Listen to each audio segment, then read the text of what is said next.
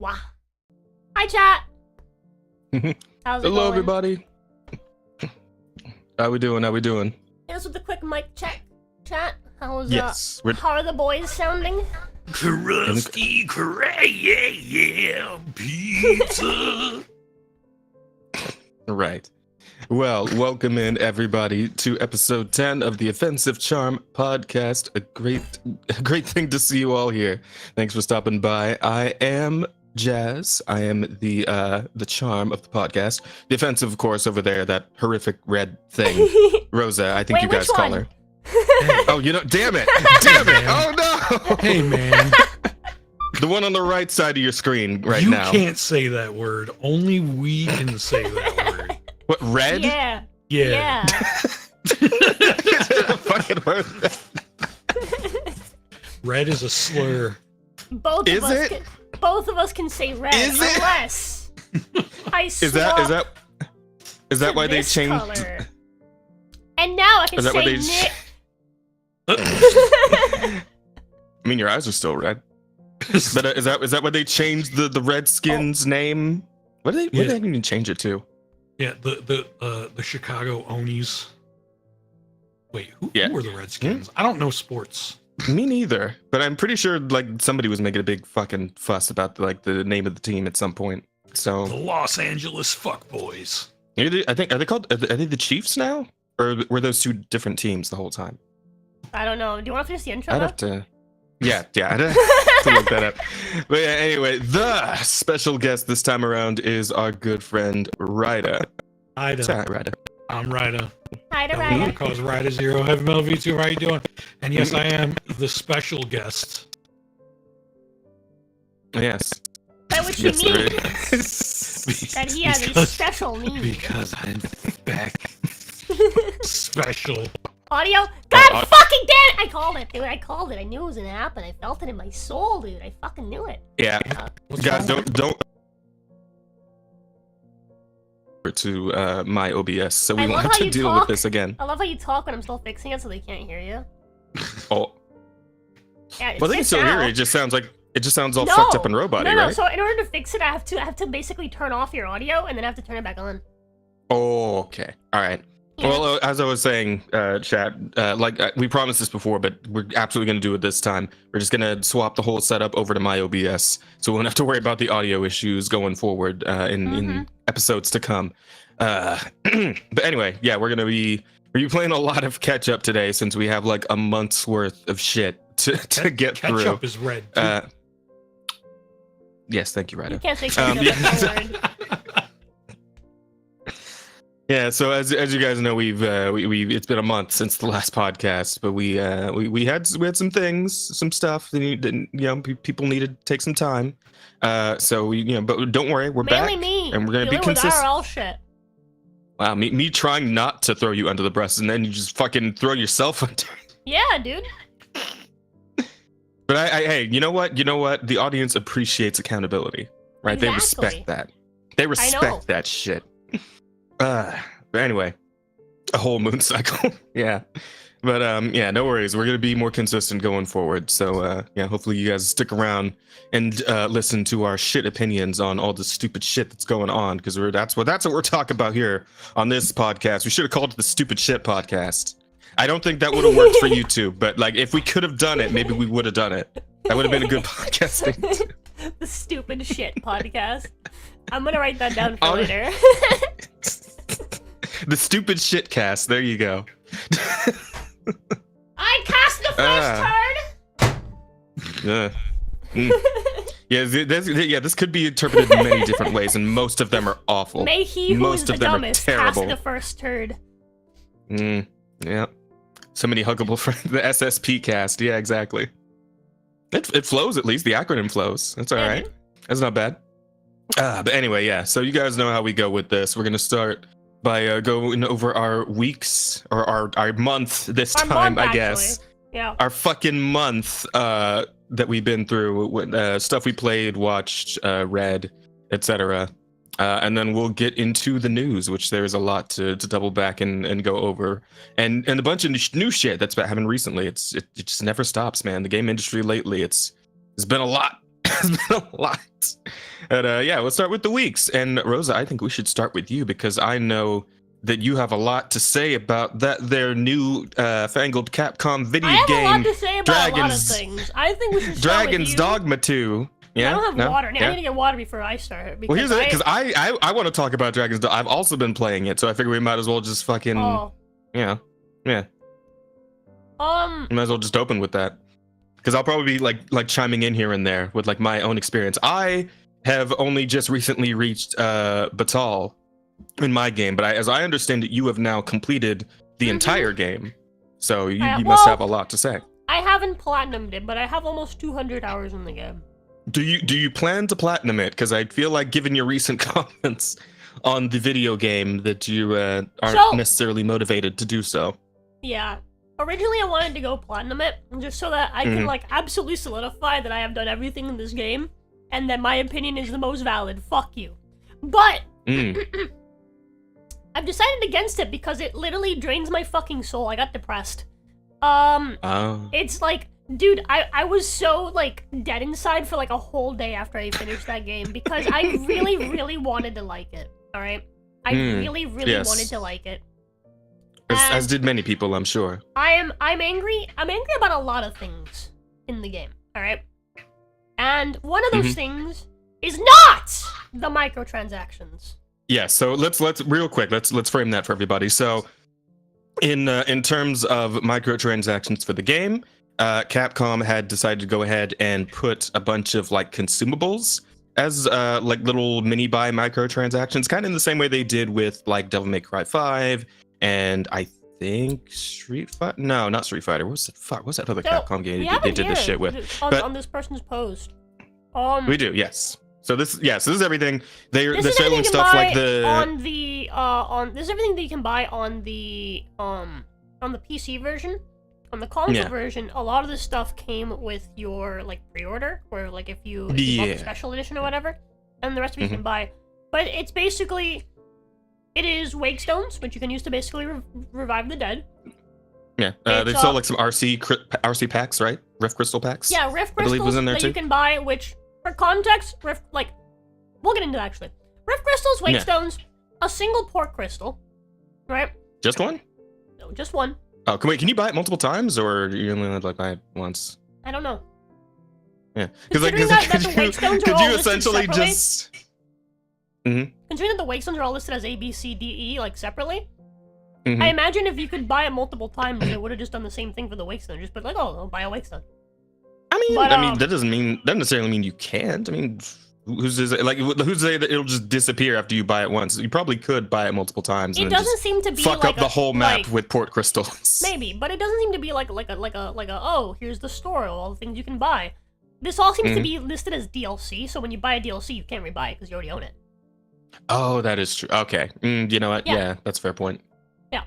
Because it's not everything's being sold within like the Steam store and within the like the PlayStation store rather than being sold within the game. So I'm pretty sure it's not being sold as like an in-game like market, but rather like DLCs just straight up.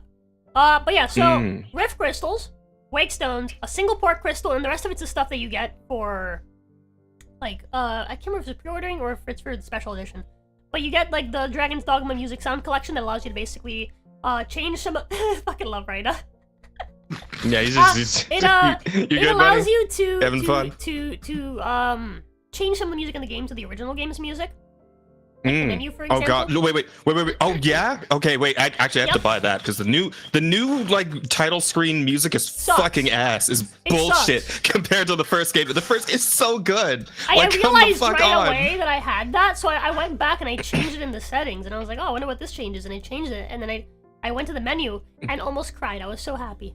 Yeah, I need to do that actually, because like oh god, it's so bad because the one for Dragon's Dogma 2, like the standard like title screen music, it's just so painfully generic sounding, man. Like it's like you hit us with that with like because I only recently played Dark Arisen, right? Like I only recently became.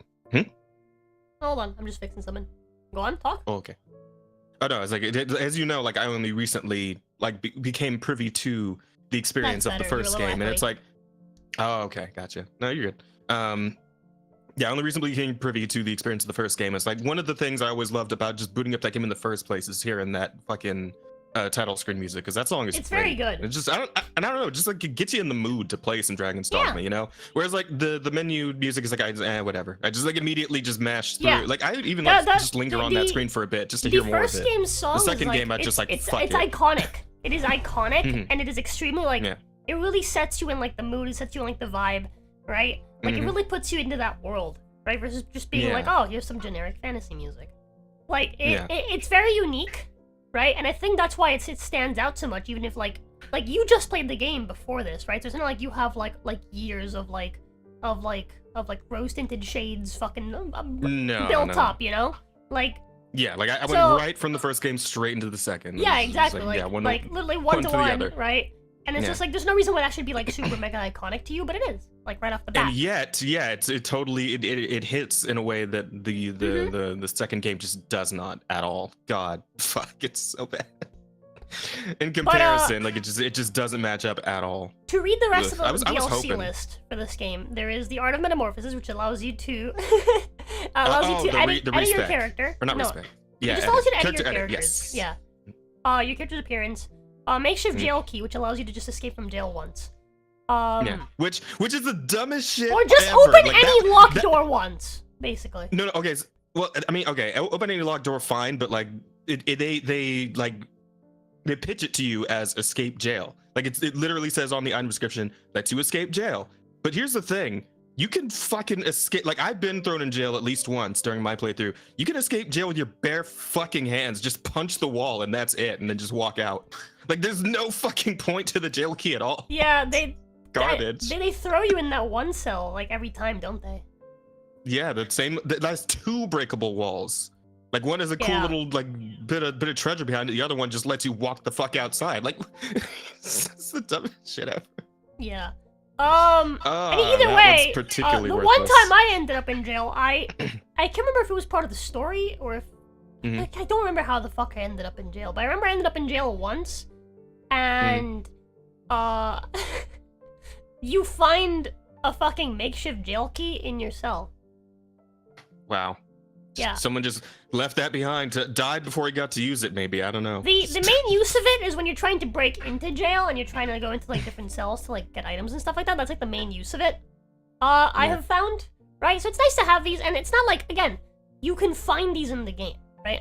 Ambivalent Rift Incense allows you to change your pawn's inclination. Again, you can buy these. Heartfelt Pendant is the only kind of unique item. What this does is it basically maxes out your like affinity with an NPC. Right, yeah, the ring, yeah. Yeah. Well, no, like, this isn't a ring. And This is a pendant. This is a pendant. Oh, the pendant. Oh, okay. And this is the only way to get this pendant. This is the only thing that you can't get in game. Oh. I'm pretty confident. Well, I mean, because but to be it's fair, not exactly in-game, you can hard get the to ring. raise. Yeah, exactly. You can get the ring for free, and then you can also buy it for 200 gold. And you can buy it multiple times. Yeah. But yeah, there's like a whole lot of ways to deal with that. The Harpy Snare Smoke Beacons. I've never used one of these. I don't actually know what they do. I think the item description literally says that they attract harpies. So if you are somehow, some way having some issue with getting like the harpies out of the air, and like which game gives you so many options, like even as somebody who's not using a bow, right? Like here. I know exactly what this is for. This is for the people that are doing warrior solo runs. I guess so, huh? Because warrior doesn't have a whole lot of ways to deal with harpies. You do have the Shoryuken, but I guess that's kind of it, and it is pretty slow. And it's I'll get into why I hate warrior in a little bit. I have a lot of things to say, chat. Okay, yeah, we're gonna be going. Hang on, Raida, have you actually played Dragon's Dogma at all? No. Yet? No. Either of them? No. I have the first one. Oh, okay. You have it. I've yet to play it. Yeah. Okay. You should play the first one. It's a pretty good game. It's pretty solid. And you should also let me hang out with you while you do it, so I can enjoy it vicariously. Any excuse to hang out with Rosa, I'm totally like because right, this is gonna be an ongoing thing at this point. I think where like anytime Rosa hears that like one of her friends owns Dragon's Dogma and hasn't played it yet, she's like, hey, can I be in there while you play it on stream? she she fucking invaded my playthrough of the game for like most of the sessions, and I'm like, now she's doing it again to you. Dude, look, man. Look. After I finished the game, I tried to go back to the first one, and immediately I was like, wow, this game is so much better. But then also immediately I was like, wow, I know too much. I've played this game already. I want to erase my memories. But whatchamacallit? Blah, blah, blah, blah, blah.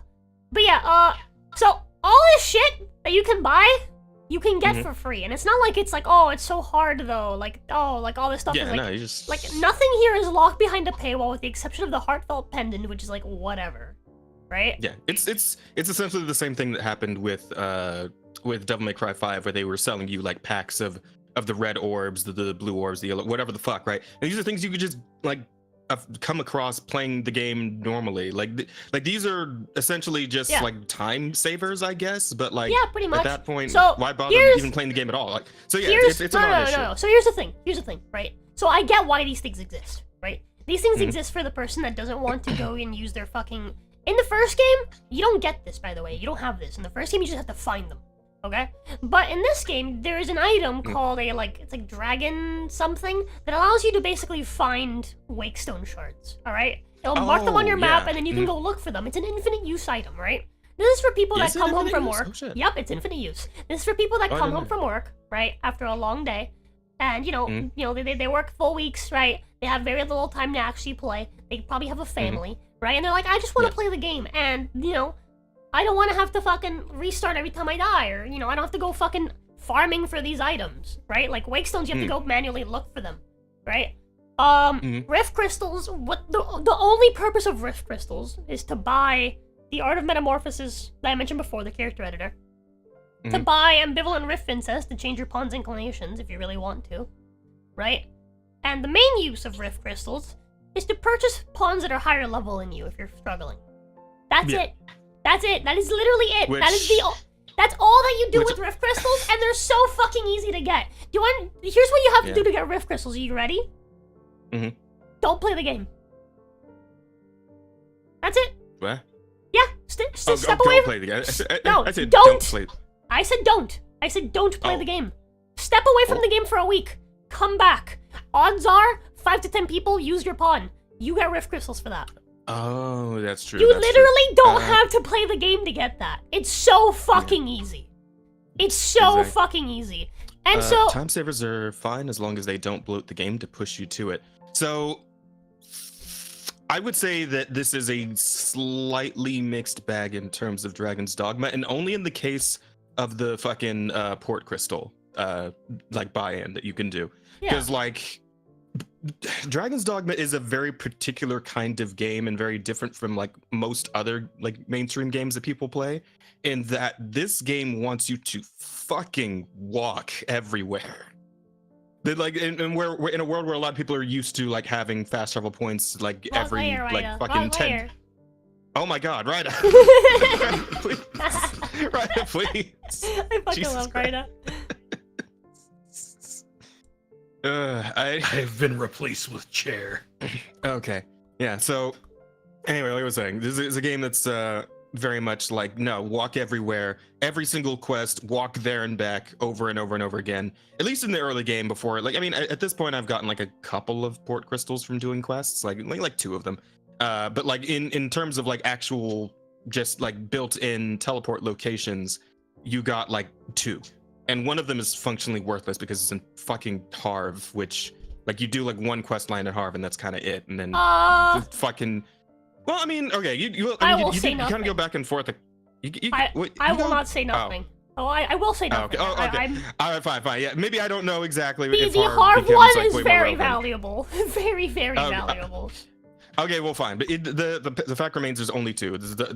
As far as like mainline cities, there seems to only be 2. As far as I've seen so far, there's Harv, a little bit more, and there's Vernworth, and that's it. I have a little bit more information on this. So for the main game, like your main playthrough of the game, it is only Harv and Vernworth. For some reason, Batal doesn't fucking have one. I don't know why, considering it's one of like the major fucking cities. But you know what? Whatever, right? Though to be fair, like right before you go to Batal, Brant just gives you a port crystal, which you can obviously just put in Batal. So you do have the option to just put yourself one there. So like, that's fine. But like, the additional point I was making though is that like in terms of like the early game and like how much time you can spend in the early game, because at this one I've spent like I don't know 50 hours or some shit. Yeah, which like since there are probably a lot of people out there who aren't used to a game that makes you do that. The buy-in of a port crystal suddenly becomes very, very tempting, right? If you don't have the patience to deal with that sort of thing, which you would if you played the original Dragon's Dogma, because the first Dragon's Dogma before Dark Arisen, from what I hear, Dark Arisen assuaged this issue a little bit, opposed to like the vanilla version of the game. The vanilla version was like exactly this, with right? The Eternal Fairy Stone.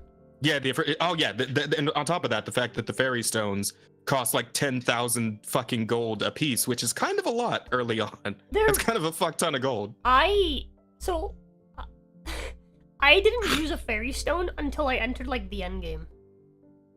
I mean, I ended up using a bunch of them as I got, like, I got a few from like people who I like maxed affinity with, or like I got some from quests I did, and I did use them kind of consistently just because I was trying to like save time on stream a little bit and not just have people watch me literally running back and forth and back and forth in the fucking woods. Me? Oh, that's awesome. That's kind of cute. But yeah, like I can sort of like. I could understand somebody who's not used to this kind of game, and like especially in this day and age where people like attention spans are shrinking by the day, right? I could kind of understand like that being irritating to people to have that in a DLC as opposed to in the game. But it's like they have to realize that that's just kind of how the game was kind of meant to be anyway. That's just the kind of game you're playing, right? I saw a meme where someone was like, oh. Like they were like quoting, I think, like the game director who basically said like, oh, like in Dragon's Dogma, like we don't really want you to fast travel, right? Like we gave you some fast travel options, like with like the carts. The cart connects Melve to Vernworth to the fucking border city to Batal. That's what you get, right? You don't get any sort of access to the volcanic islands. You don't get any sort of access to the Elven place. Like those things are all separate. Again, you put a port crystal there, and also like in terms of the ox carts, you can just like get fucking jumped like halfway to wherever you're going. Even if like God forbid an ogre finds you and destroys the fucking cart, and then you just have to walk the rest of the way. Even if you hit the button to fucking fast travel, there's a chance that you're falling asleep, quote unquote, and passing time. There's a chance that you'll still get attacked, right? Which is fine. Yeah. Like I think it's pretty cool. The way they did it. Yeah, I mean, the game is very much like trying to do the realistic adventuring. Like, no, while still if catering you're to gonna people's adventure, desire you're dealing for with fast travel. bullshit constantly.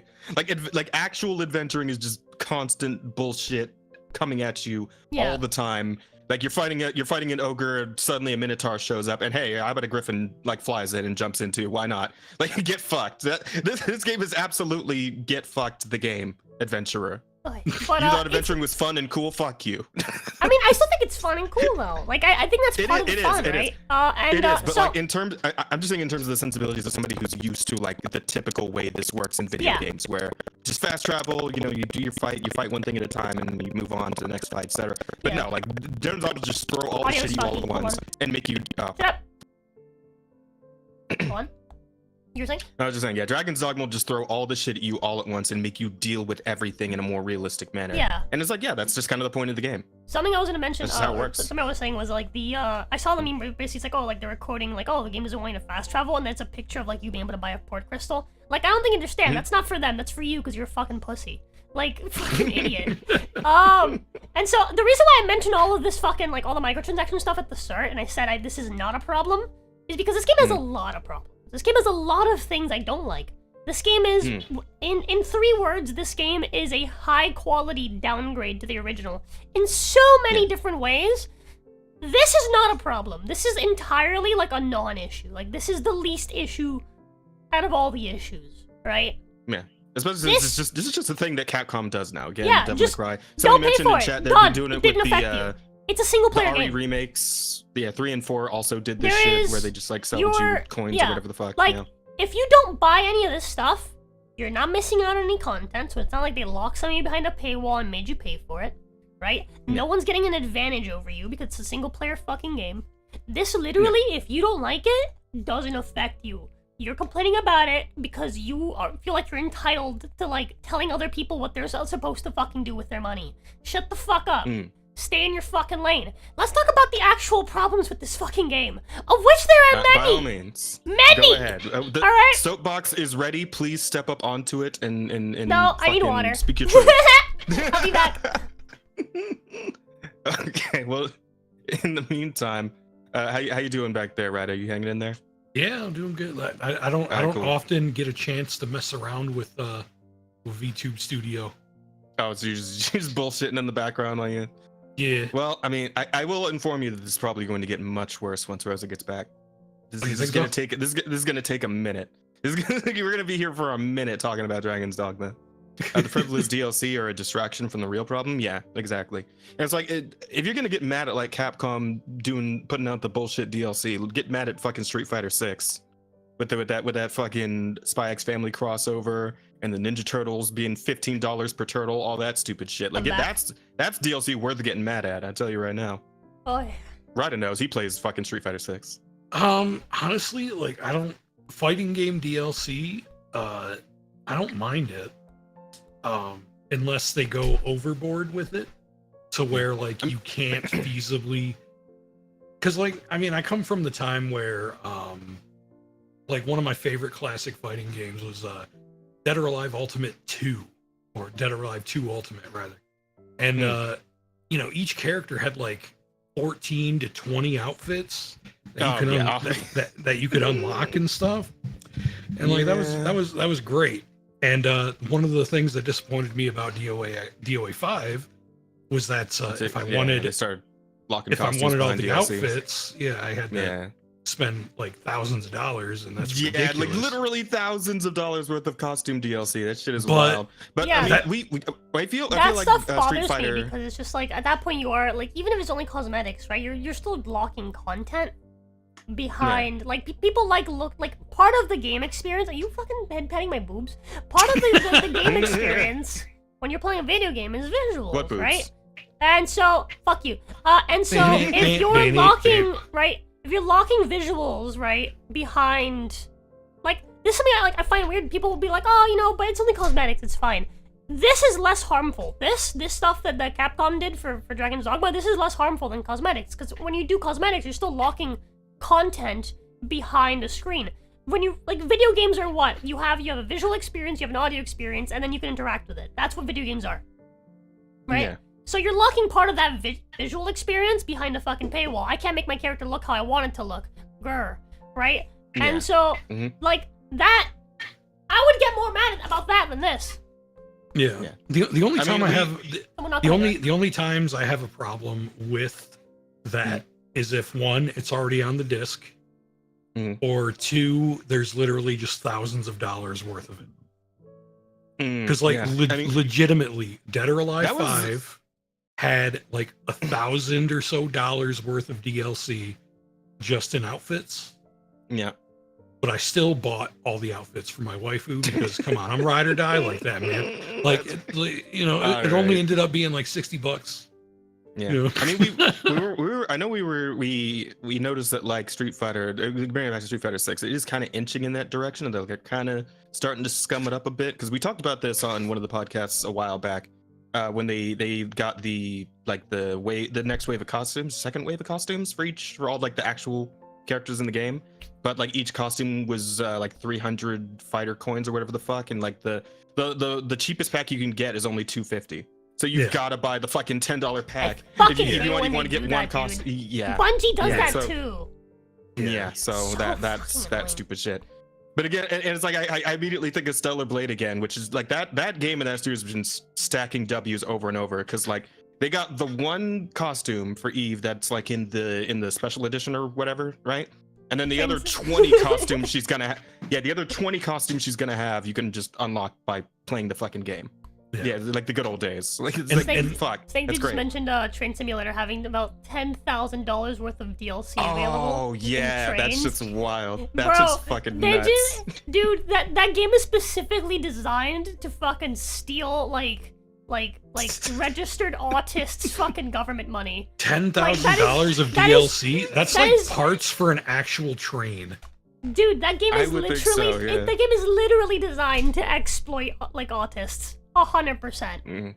I mean, I'm pretty sure only autists like trains. Yeah. I can't think of anybody who plays that game that I've ever talked to that wasn't like. I mean, like I an think autist. trains are cool, but like, you know, I'm not fascinated by them or anything. Listen, you know? chat. No train shaming here.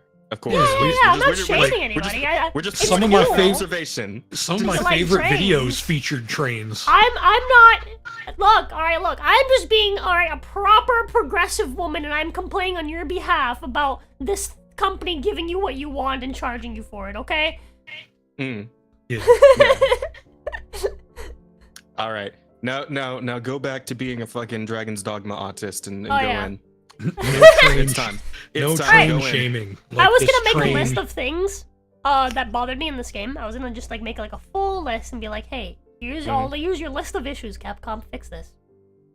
Zero's a fucking kid. But I lost interest. I'm just not the kind of person to just like bitch about things. I'm just like, you know what? Fuck it. I'm just not gonna keep playing this game. I'm just not gonna give more attention. I'm gonna go play Rise of the Ronin. I got better shit to do with my day. Yeah. But to just off the top of my head, right?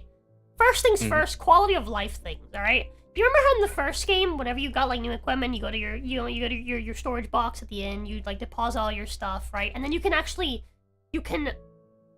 change your equipment within that menu, and it would include a tab for all of your characters and the storage. So you can pull things out of storage and equip them onto your character. Actually, hell, on your character screen, it will show you that the stuff that's in your storage that you can actually wear. It'll literally show you everything you want and be like, here, what do you want to put on? Right? You can't do that in Dragon's Dogma 2. You have to manually pick out what you want, take it out of that menu, enter the different menu for your actual inventory, change your inventory, then go back into the fucking storage box menu to the deposit version specifically, and then deposit things into the storage box. It's like, what the fuck? How do you get something right the first time and then fuck it up 12 years down the line? I don't get it. In the first game, you can sell things that are in your storage as long as you're in the city, right? Rather than having to go walk back and forth. That's just not a thing. You have to do that. You have to walk back and forth between all the different locations in Dragon's Dogma. Why? Yeah. I don't fucking know. Surely, like, it's insane, right? It's all just basic quality of life shit, right? Rings. Why the fuck do rings not display the stats that they give you? Why? I don't get it. Why not? Everything else displays it. Cloaks change basically fucking nothing. When you get a new cloak, it might give you like a resistance, like a really minor resistance. Cloaks don't do a whole lot for you, but they still display all the stats that they change underneath their fucking description. Why the fuck don't rings? Rings have major significant changes to your stats often. Why do I have to like put on the ring and then go check my stats to figure out exactly how helpful this ring is?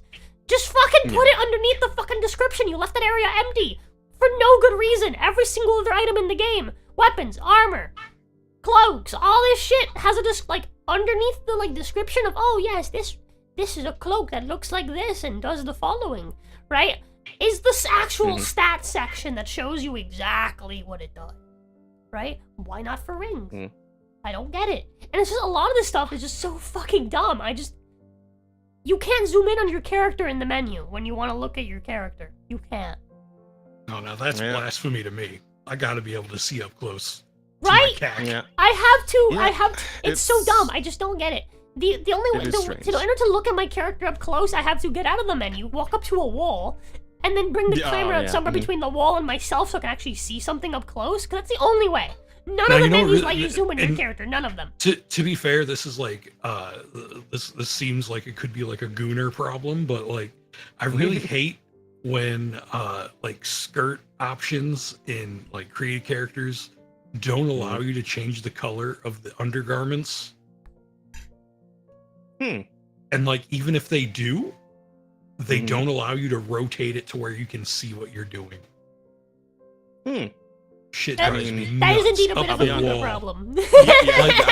I'm sorry. Like- I mean, I don't know Like- about that one. like, man. yeah, that sounds pretty goody. It seems like a Gooner problem, but at the same time, like, if you're in games where like there's not really, you're not gonna be able Rise to. of the Ronin lets you change Yup. underwear color. That's Yup. like what? I will say, in Rise of the Why? Ronin, you can change your underwear regardless of whether you're male or female. You can change it from shorts to a thong, and then you can also change the color of it. It's pretty fucking cool. Like- On one hand, it is a Gooner problem. I'm not really losing a whole lot for it, but on the other hand, I like more options.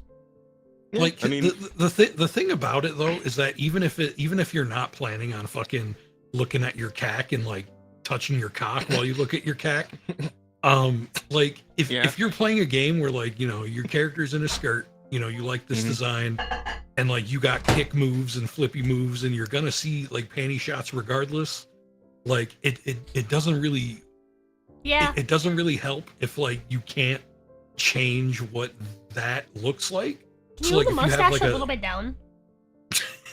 So if you have like if you like have a goth mommy or some shit, Perfect. but then Thank like you. but then her fucking her panties are locked to being like fucking teal or some Yeah. color that clashes with the rest of the outfit. It's like, man, like it'll be fine 95% of the time, but whenever like you do fucking that one move where she does fucking the splits, You get that fucking surprise teal, dude. It's a surprise Yeah. pastel bitch. Like, what the hell? Yeah, I get you. and It ruins the vibe. this happens in Tekken 8 because I have Lily. You know, Lily, she's fucking a pretty little princess, but I have her fully decked out. I have her fully decked out in like goth shit. So she's like full on Amy Lee fucking, you know, stunner, but you can't change the color of her underpants, and her underpants are still like this garish looking pink. And the thing is, you see them often because it's not like her skirt is like big. It's also kind of stiff. Like it's almost like the skirt was a suggestion, you know. And she has a bunch of like flippy attacks. So yeah, and like she got shit tons of flips in her moveset. Her legs are going everywhere, especially her do glide left kick move. It literally flashes the screen. It's kind of like an inverse version of Sakura's like panty kick from Street Fighter.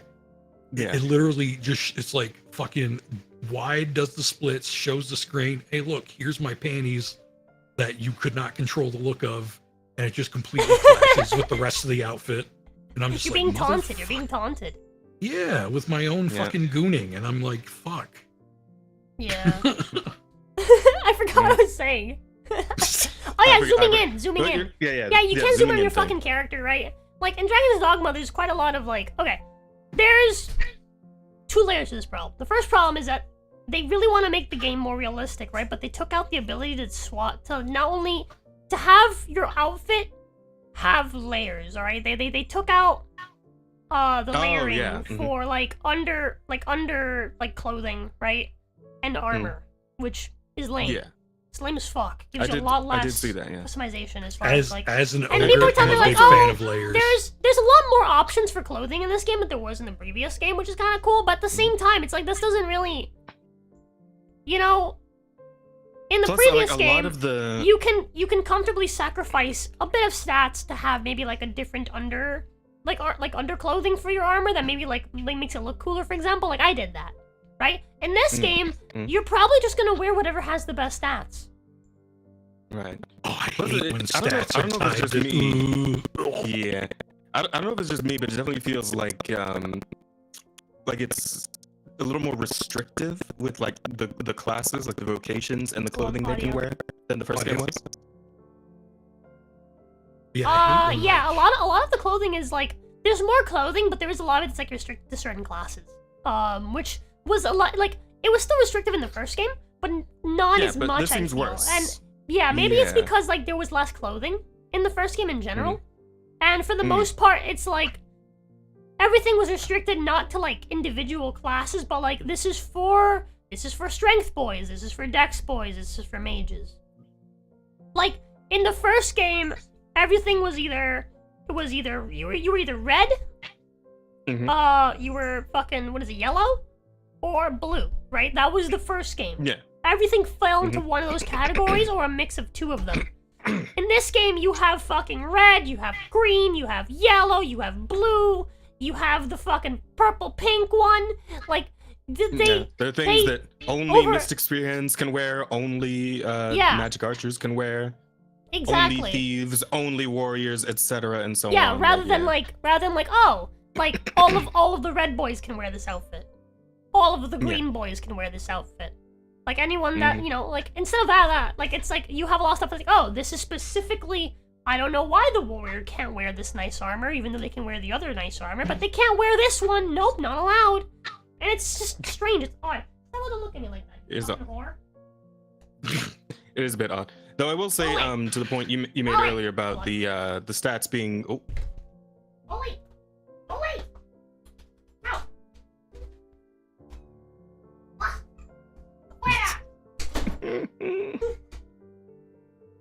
All right. Yeah.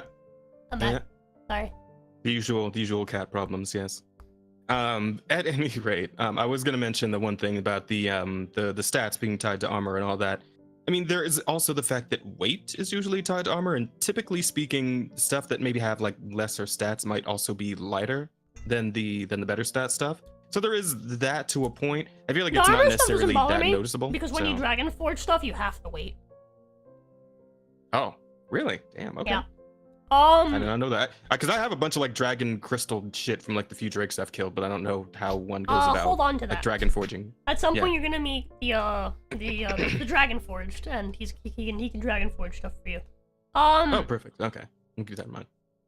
But yeah. So like the zooming in thing is a problem. Something else I have a problem with. This really pisses me off because I'm short. Okay. This is exclusively a problem for not me, but for a lot of people. Okay. The minimum height in Dragon's Dogma is 5'3". Here's that's about the average height for like women. Yeah, I know. Well, here's the thing, Rose. You got to keep in mind that's the height of consent, so they got to keep it above. Fuck you. Yeah. Okay, well then in that case, how dare Dragon's Dogma? All right, perpetuate fucking pedophilia by having that elven lady marry a dwarf. How dare she? Doesn't she know that dwarf can't consent? Doesn't she know? That dwarf is only 300 years old. How dare she? Because the dwarves can be short, no problem, but you can't be a dwarf. You can give yourself elven ear, you can be an elf, but you can't be a fucking dwarf in Dragon's Dogma. You're not fucking allowed. Minimum height is 5'3", which is about the average height of women, right? Actually, it's like a little bit under like the average height of women, I think. Yeah. Nice and short. Meanwhile, the maximum height is fucking 7 foot. That is more than a foot than the average height of men. It's what the fuck? Why can't I be as short as I am in real life? All right, this is bullshit. This is fucking bullshit. Poorly disguised fetish. I hate it, man. And it's really fucking obnoxious. Like it's annoying. And so like that's something else that like mostly bothers me. Just more general things I have an issue with is just the balancing. The balancing fucking sucks. Like it's really bad. For like a lot of the classes. The game the game does get pretty easy once you like max certain classes and get certain skills, right? So like I feel like the standouts there are definitely Mystic Spearhand and Thief, right? And we can why don't you go over Thief? I'll talk about Mystic Spearhand. Mystic Spearhand is not standout. I think it is. I think again, let me talk about it. You talk about Thief. Go ahead. Go on Thief right now, and we'll circle back to that after that. I want to go on a talk where I specifically talk about all of the melee classes. Okay, go ahead. Because there's a certain connection that I would like to make. The one you like got fucked entirely. By all means, go ahead.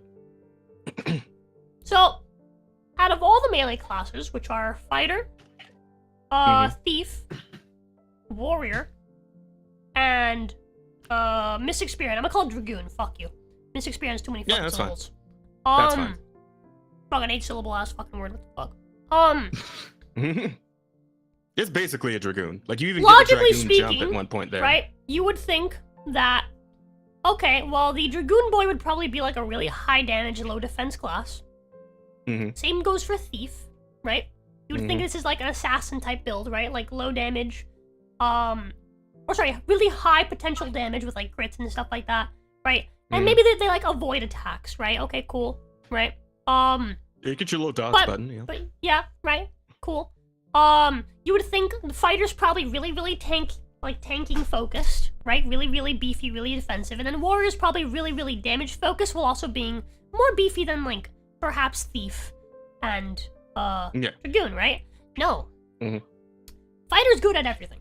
Fighter's just good, all right? Which I don't have a problem with. I think Fighter's really solid. I think Fighter is the baseline for that game. If you want to play that game and have the Dragon's Dogma experience as intended, you're either going to play Fighter or you're going to play Dragoon. Right? That is, like, both of those classes function pretty much exactly as intended. I think the damage on Dragoon could stand to be higher at lower levels. Because the thing with the Mystic Spearhand is that their spears are really fucking weak in the early game. And then they're stronger than literally anything else in the end game. Like, it feels... it's fine, right? Like, it's fine. It's still good, right? But I wish the class would still feel pretty good at the start. And this is, again, this isn't like, oh, your abilities are better. No, this is just purely just equipment. Like, the equipment balancing is weird. Oh, yeah. Well, because Mystic Spear only gets, like, one armor set until much later. They get to, like, Batal or something. Yeah, I mean, the armor's fine, but it's just, like, weapons. Like, they don't do a whole lot of damage, right? Like, that was my first impression was, oh, Mystic Spearhand's really weak, right? And then... I don't know, because, like, it kind of depends on what you're fighting, necessarily. Can I feel like... talking? Oh, God. My bad. Mystic Spearhand's really good at dealing with ads. But, they're fucking ads, you know? It's good at that because it's fast. It's pretty quick. It has pretty decent range of attack, right? And it has quite a bit of mobility, right? Which is why it's really good at that, the same way Fighter's really good at that. Fighter's insanely good at that, right? But it struggles at dealing damage to bosses, I feel. At least early game when you're using the weaker weapons. When you get into the higher game, I talked to my manager about this because he was actually playing the Mystic Spearhand, and then he was like, oh, like later in the game you get better weapons. And so I went back and I tried it, and he was right. Like, the weapons in the later game fucking do insane damage. They do more damage than the fucking greatswords on Warrior.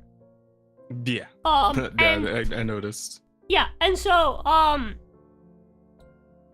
Fighter is really solid, right? Dragoon just has, you know, a few issues there with, like, their weapons kind of being, really lame in the early game and really strong in the late game, rather than kind of being evened out.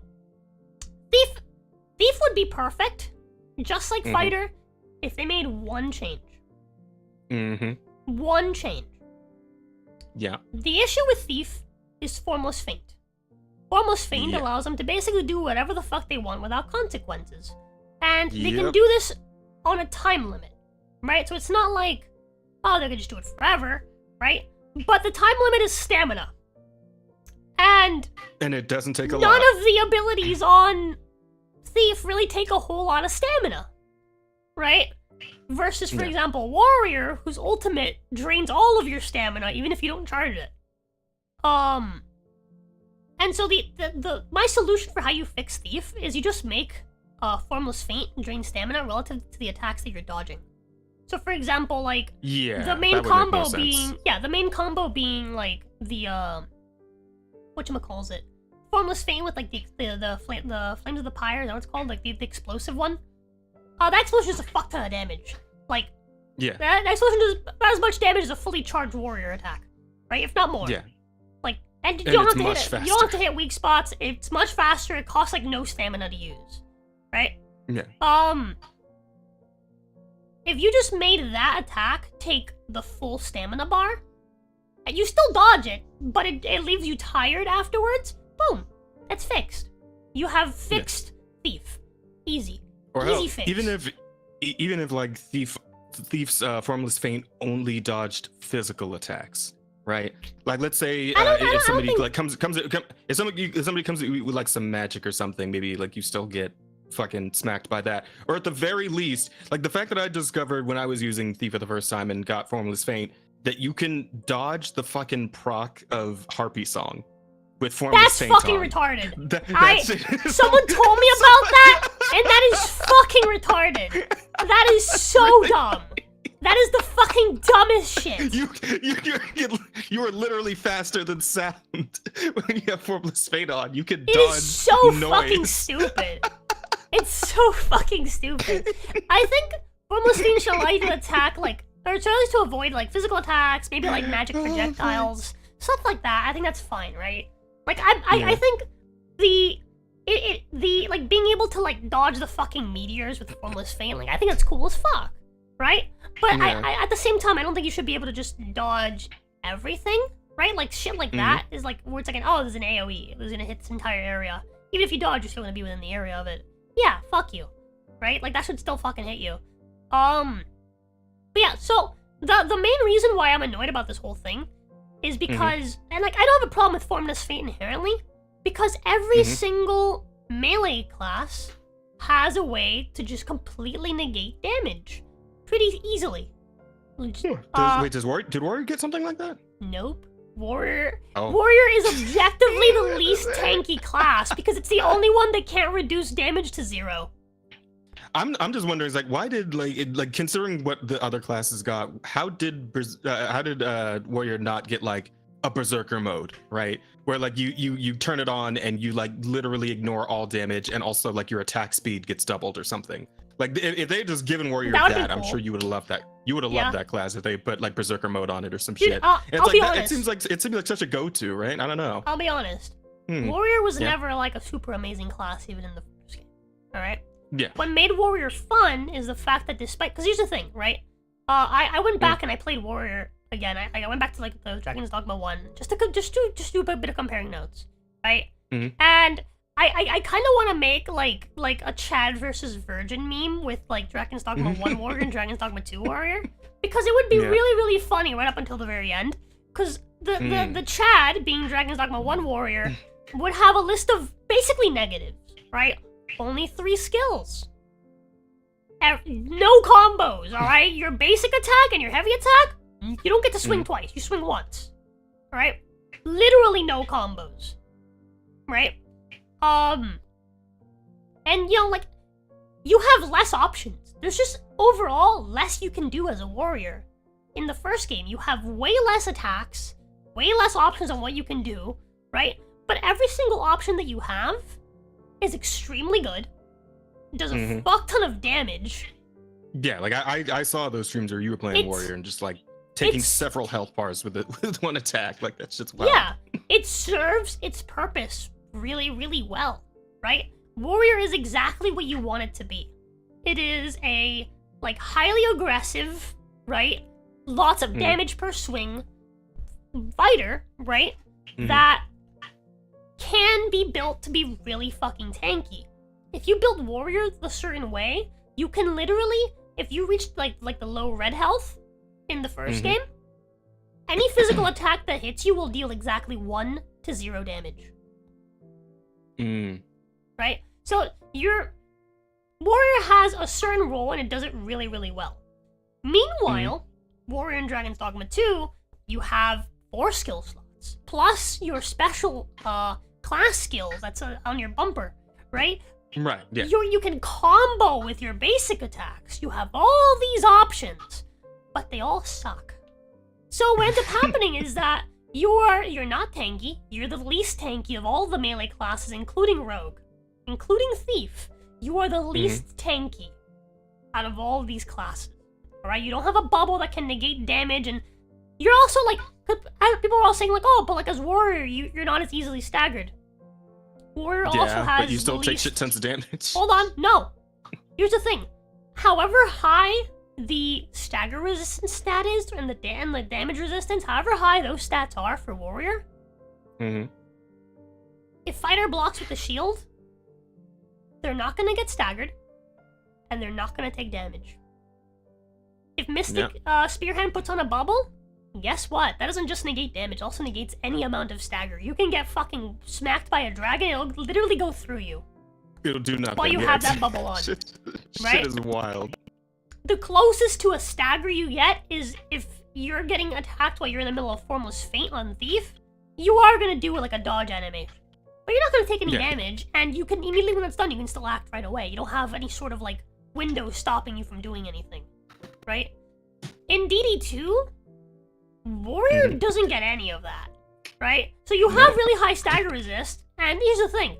If you didn't, your class would be useless because all of your abilities need like a solid second or two to charge, right? Yeah. Yeah, you get damage resist, but again, if you didn't, you would fucking die because you have to stand fucking still to charge your abilities. Yeah. So, like, those is just, like, the bare minimum of what you need for this class to function at all, right? But the damage you deal is not really competitive compared to the classes. You deal about as much damage as the other classes do with a really heavy charged hit that you have to wait 3 seconds to do. Yeah. Right? Meanwhile, the other classes can just keep spamming attacks and just doing it, right? Yes, you do really high stagger damage. That's the one value, that's the one thing that Warrior does well. Stagger. Warrior stagger is better than any other class in the game. By... I fixed it. By a pretty significant, like, margin, right? You could stagger really, really well as Warrior. But it's not better enough compared to the other classes to really make it worthwhile. You know what I'm saying? Because you don't have to stagger anybody as Thief. You can just climb onto his face, tear his eyeball out. Or you can just... Yeah, gut and run sort of or, deal. yeah, or you can just do the fucking, the masterful kill and just negate damage while also getting a counter in, right? You can just explode on him over and over again and he'll die. So easy, That's right? the go-to. With Fighter, you can just well. block attacks whenever they come in, and then you're immediately ready to go because they don't cost you a lot of stamina, even if you don't have the augment to reduce stamina costs on blocking. It still doesn't really cost you a whole... Actually, no, I don't think it's not an augment, it's a ring. It still doesn't really cost you a whole lot of stamina. You're fine, right? Wait a second to get your stamina back, and then you do the jumping attack. Boom. That does a fuck ton of stagger damage if you hit the weak spot. Because weak spot damage inherently does more stagger damage. You just keep hitting the weak spot over and over again, and you'll go down. And the ultimate on Fighter does about as much damage as the ultimate on Warrior, but you don't have to charge it, and it doesn't take your entire stamina bar. So you can do it twice. You see my point? Yeah. Meanwhile, the fucking explosion on Thief, you can probably do that like 5 times or so before your stamina bar is gone. You can do it like 7 times before your stamina bar is gone. Yeah, To be exact, like that, yeah. to be exact, when I was using it, I could kill ogres in 4 explosions, and I could kill they're not ogres, cyclopses. The basic cyclopses don't have armor. 4 explosions. The ogres, the basic ogres, they would die on the last explosion I do before I ran out of stamina, consistently. So you can literally just kill an ogre before you run out of stamina. And that is with the stamina drain ability on you constantly. Plus, you're doing a fucking high damage move over and over and over again. Like, the stamina economy on Thief just makes no fucking sense. It is a bit, it's a bit wild. Like, that's the main issue with Thief. Like, I don't have a problem with it being able to do this big damage, because that's kind of the point of Thief. It's supposed to be kind of squishy and then do a big damage, but also you're supposed to be able to, like, you know, avoid attacks. That's cool. That's fine. I don't have a problem with, like, completely destroying the idea of what Thief is supposed to do, because it does those things well. I have a problem with the fact that it does them well at no cost. Yeah. So, yeah, bottom line, Warrior just needed a bit more to be relevant in the Like, meta of Dragon's Dogma 2. Even Though if I do they feel didn't... like Sorcerer might have gotten gimped just as hard as you guys did. Yeah, so I'll get into you the main tried Sorcerer at classes all? in a minute. I haven't tried any of the main classes, Okay. but I've talked to people that have, and I can... Yeah. From seeing what's going on, as well as seeing, like, pawns, I can kind of tell where the issues lie with that one. It's not as, like, much of a problem, but I can see why it's kind of annoying. But just last final thing on Warrior is that basically the problem with Warrior is that it just doesn't do enough damage. If it did enough damage, no one would give a fuck about any of the drawbacks. Right? Because again, the first game, Warrior is by far one of the weakest classes in the game, but the damage it does is fucking insane. So even though you're slower than everybody, and you can only hit once, and you can't combo, and this, that, and the other, right? The damage you do is pretty fucking gnarly. And you can do that kind of damage consistently because you don't have to be hitting, like, weak spots to do tons of damage. And it's not hard to. You get jump attacks, you get this and the other. All of the moves, the few moves that you get are really solid, whereas Warrior and DD2, the many moves that you get, for the most part, suck. You know what? Sorry, two things. I just thought of a second thing, because, like, I brought up, like, just have, like, a Berserker mode, and that would definitely alleviate the problem. The other thing that would massively alleviate the warrior problem would be like allowing you to move while you charge. Like if you could like, because I think of again, I'm a big Monster Hunter player. Can. I know Raida. Oh, you can. Like yeah. like when you do like the big like overhead swing that you had in. Yep. I never seen a warrior move. No, not that one. That one you cannot Oh. move while you're doing that one. Okay. Because that one, the animation is actually based off of the massive like big Giga Swing that you have in the first game, which is actually what the big Giga Swing in this one is named after, even though it's a different move. Okay. And oddly enough, you can move during the big Giga Swing in DD2, but not during that other swing because they kept the animation for it. Yep. It's very, very dumb. It's very clearly not well thought out. So in the first game, Arc of Might, you can charge it while you're moving, and then once you fully charge it, you can't move anymore. That's the way it works. In this game, the attack that uses the animation from Arc of Might, from the moment you start charging, you can't move. Because you start charging it on the, like, ready to swing stance. Like, on the second part of the animation right off the bat. And then the one that's called Arc of Might in DD2, which is not Arc of Might from the first game, that one you can move because it, you basically, that one, they changed it to a 2-swing attack. And so you can basically move the entire time you're charging it, and even after it's charged, because they just did it differently. It's just, it's pretty dumb. It's pretty dumb. But here's the thing. I feel like if they added what you're suggesting, like a berserker mode, that would basically put it in line with the other classes, right? Yeah. But it would no longer really be warrior. It would be basically just another of the other classes, which is fine, you know. But this is why I keep saying, like, the main solution I feel for warrior is just to up the damage. Like, warrior doesn't have to feel good to play, right? It never has. Warrior has never felt good to play.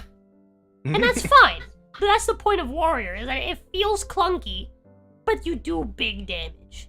Alright, the warrior's supposed to be the unga boonga, like nothing you're doing feels like it's super great, but you just hit, alright? And that's kind of the point. It's supposed to be like the derpy Chad.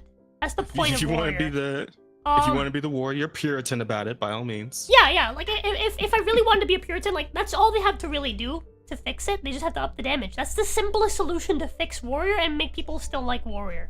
That's it. That's all they have to do. They can keep all of their other shit. Because what you're suggesting... Yeah. That's what warrior kind of is the... Warrior is the big two-hander guy. Barbarian. Yeah. But in the case of like what you're suggesting, like, yeah, that's still pretty cool. But it basically, like, at that point you're not really pulling into like what warrior originally was anymore. You're just kind of turning warrior into another fighter, but with different moves, which is fine. Like, you know, it's still a solution. I feel like that would still work. Just something, anything than just what you got, right? Like anything that even slightly improves the situation would be good in whatever direction you decide to go. The issue with the mages is that they, like, you don't have enough, because the fact that everything got changed to 4 skill system instead of like a 6 skill system, you just don't have enough skills to do all the things you want to do. Like, you can't be a specialized healer as a mage while also dealing damage. Because you have to, like, in the first game you had 6 skills, right? So you can easily grab, for example, you can grab the healing spell, you can grab the curing element spell. Hold on. Yeah, the element spell is still not a skill, Hold on. Okay. Let me get there. The healing spell, the curing thing spell, right? You have, and then you maybe grab a couple of elements, right? And then you still have room for 2 more actual damage attacks, right? So in this game, you get the heal for free. Okay, cool. Right? So you still have your 4 slots in which you can fit the fucking cure ailments spell, right? You can maybe fit in, for sure you're gonna want to grab the fucking super ability, right? Which basically gives everyone like infinite stamina for a duration, which is pretty fucking solid. You're gonna want to grab that, right? I'm trying to remember which other one I really liked that people used, because it's like every single mage that I grabbed didn't have any damage, like damaging spells. It was entirely, it was, I remember, there's a second heal spell that is single target and just does a fuck ton of healing. Yeah, there's that one. I like most of the mages I've had on the team, which there's usually is my switch slot, because I have you on my team. I have my own pawn, and then my switch slot is usually going to be a mage because I just have a healer on duty, and which I'm kind of like wondering about now because like I don't really necessarily need one, but like usually every time I get a mage, they have that spell, the single target one, and they all run that fucking ice spell, the like fuck, what's the ice one called? Something like that. Yeah, something like that. They all have that ice spell. Nope. I never grab one that has that because it's fucking obnoxious. That's something I don't like. All of the fucking magic spells are really fucking obnoxious if you're playing melee. Like, I cannot bring myself to grab a fucking sorcerer because the lightning is just straight up blinding.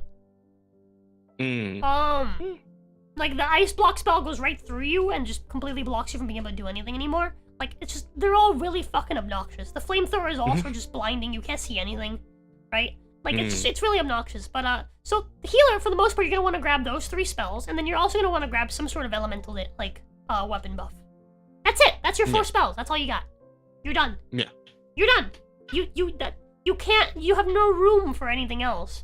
Which, again, as I mentioned, is either way, for the most part, it's fine, just because magic is more obnoxious than helpful, and the damage isn't really good on like, the mage spells, I've noticed. I did know, and especially like for sorcerer, right? I think it's sorcerer specifically because like recently I had a mage like die because she like fell off a bridge or some shit, and it's like fuck, I'm like out in the middle of the woods. I like the next pawn stone's pretty fucking far away. So I like found a mage. Around? Yeah, and it's like, oh, this one's a sorcerer. Well, I mean, I guess I'm on Mystic Spear Hand. I can just negate all damage anyway. I guess I don't necessarily need a mage. And I'm kind of curious about what sorcerers can do. So fuck it, roll with. So we bring the sorcerer along, and she's got that fucking like horrible cyclone spell from the first game.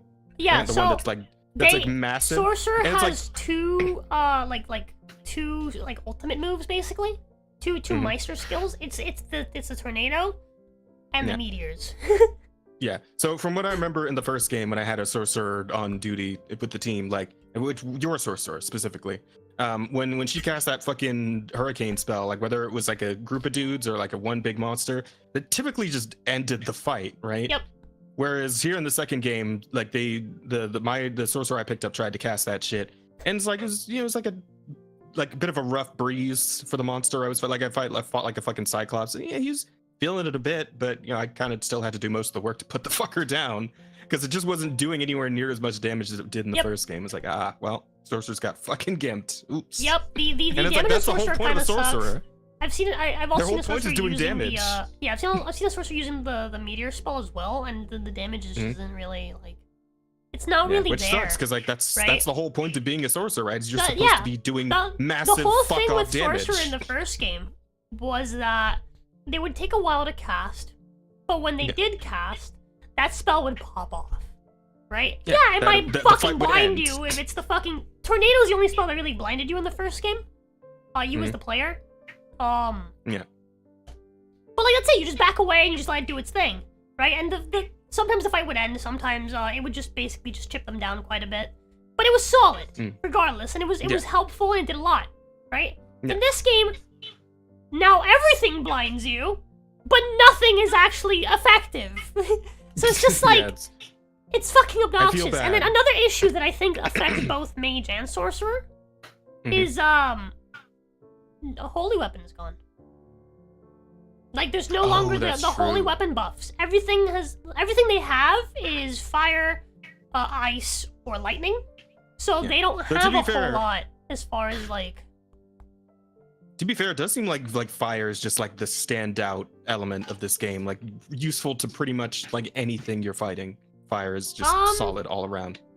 As far as I've seen anyway, like for the enemies I've faced, which I think they're all pretty fucking solid, right? So like, I like fire because with fire you'll make things like explode, right? Yeah. If it's like, for example, like the little explosive boys, but for example, like ice is just as solid, it's just as effective against those guys. It freezes them, so then you can deal damage to them with regular weapons, right? For like little slimes. Okay. Anything that's wet on them yet. Anything that's wet that you hit with ice is with freeze. Yeah, it's likely to freeze. At some point when you get to the volcanic islands, you're gonna encounter magma slimes, and those guys only take damage from water. Right, okay. so having an ice weapon is helpful there. I think ice is overall the most useful one. Lightning, the cool thing that they added to lightning, which I think is pretty neat, is that I'm pretty sure it arcs damage, but aside from that, it also stuns. Which stuns always good. Which is it's pretty neat, yeah. Like I feel like they kind of like added more to like these 3 elements, but that still doesn't really negate the fact that having like fucking what's it called? Having holy as an option is still insanely good, just for dealing with like undead, for dealing with especially the ghosts. The little fucking spirit boys are so fucking annoying to fight. And it's just not a thing anymore. I think there's like maybe one spell that does holy damage. It's not really a lot. I think mages have it. I've never seen anyone use it, so I don't know. But like, is there any way to consistently apply water and ice to freeze, or is water only environmental? It's only environmental. Archers, you can... I think archers have drenching arrows, so technically. Oh yeah, that's true. Yeah. Maybe make one of your pawns an archer, give her a bunch of drenching arrows, and maybe they'll use them. That's another thing I don't like about archer. I feel like Archer would have been really solid. Let me fix. Archer could have been a really solid fucking class, but I feel like they gimped it by not giving him more actual abilities, by making it so that you can't use arrows along with your abilities. Instead, you have to have a dedicated. No, you have to have a dedicated ability for those arrows, which I think is dumb. Oh, I see what you're saying. Okay, yeah, that does suck. In the first game, you can use the volley, right, with like where you shoot multiple arrows at once. You could use that with explosive arrows. You could use that with oil arrows. You get a little more versatility on that sort of thing. Yeah. Like items that you found in the world, arrows that you find, you can use them with whatever abilities that you have, rather than having to have dedicated abilities for those items. That are not only, like, you need to have the ability to use those items, but also you need those items to use that ability, otherwise it's fucking useless. It's hogging a fucking slot for you for no good reason. I think it's just a shit system, shit way to do that. Which I'm just not a fan of. Yeah. The only one I don't know, but I've heard is pretty good still is Mystic Archer. From what I've heard people say, like, it's still pretty solid. I haven't unlocked it yet. Have you unlocked it already? Like, how deep in the game is it? It's very okay. You get Mystic Archer in the volcanic islands. Okay, so it's, I got a ways to go. Okay, so I got some ways to go. And then the last class is Warfare. Oh yeah, the one that just uses everything, right? Like, so, I believe from what I heard is that you can like have any skill from any class as long as you have the weapon like on you. Yep. Warfare could have been cool, but instead it's really fucking lame. It has mediocre stats compared to all the specialized classes, right? For one. For two, the ability to swap weapons on the fly is an ability. That's your Meister skill for that class. So if you don't do the quest to get the Meister skill for the class and you just have the class by itself, then you have to pause and fucking switch your weapons around like manually every time. Oh, that sucks. Another thing that sucks is that even if you do have that skill, okay, cool. So like you can swap between weapons and stuff, but you can only really equip 3 skills. So that's what, like 1 weapon per skill, and you have maybe 3 skills equipped. I don't know. It seems dumb. I think if they had done it so that it actually kind of looks like in like the pictures, where like they have all the weapons equipped on them. I don't know. Maybe again, maybe you can do that, right? Like maybe this is how it works when you have the actual Meister skill.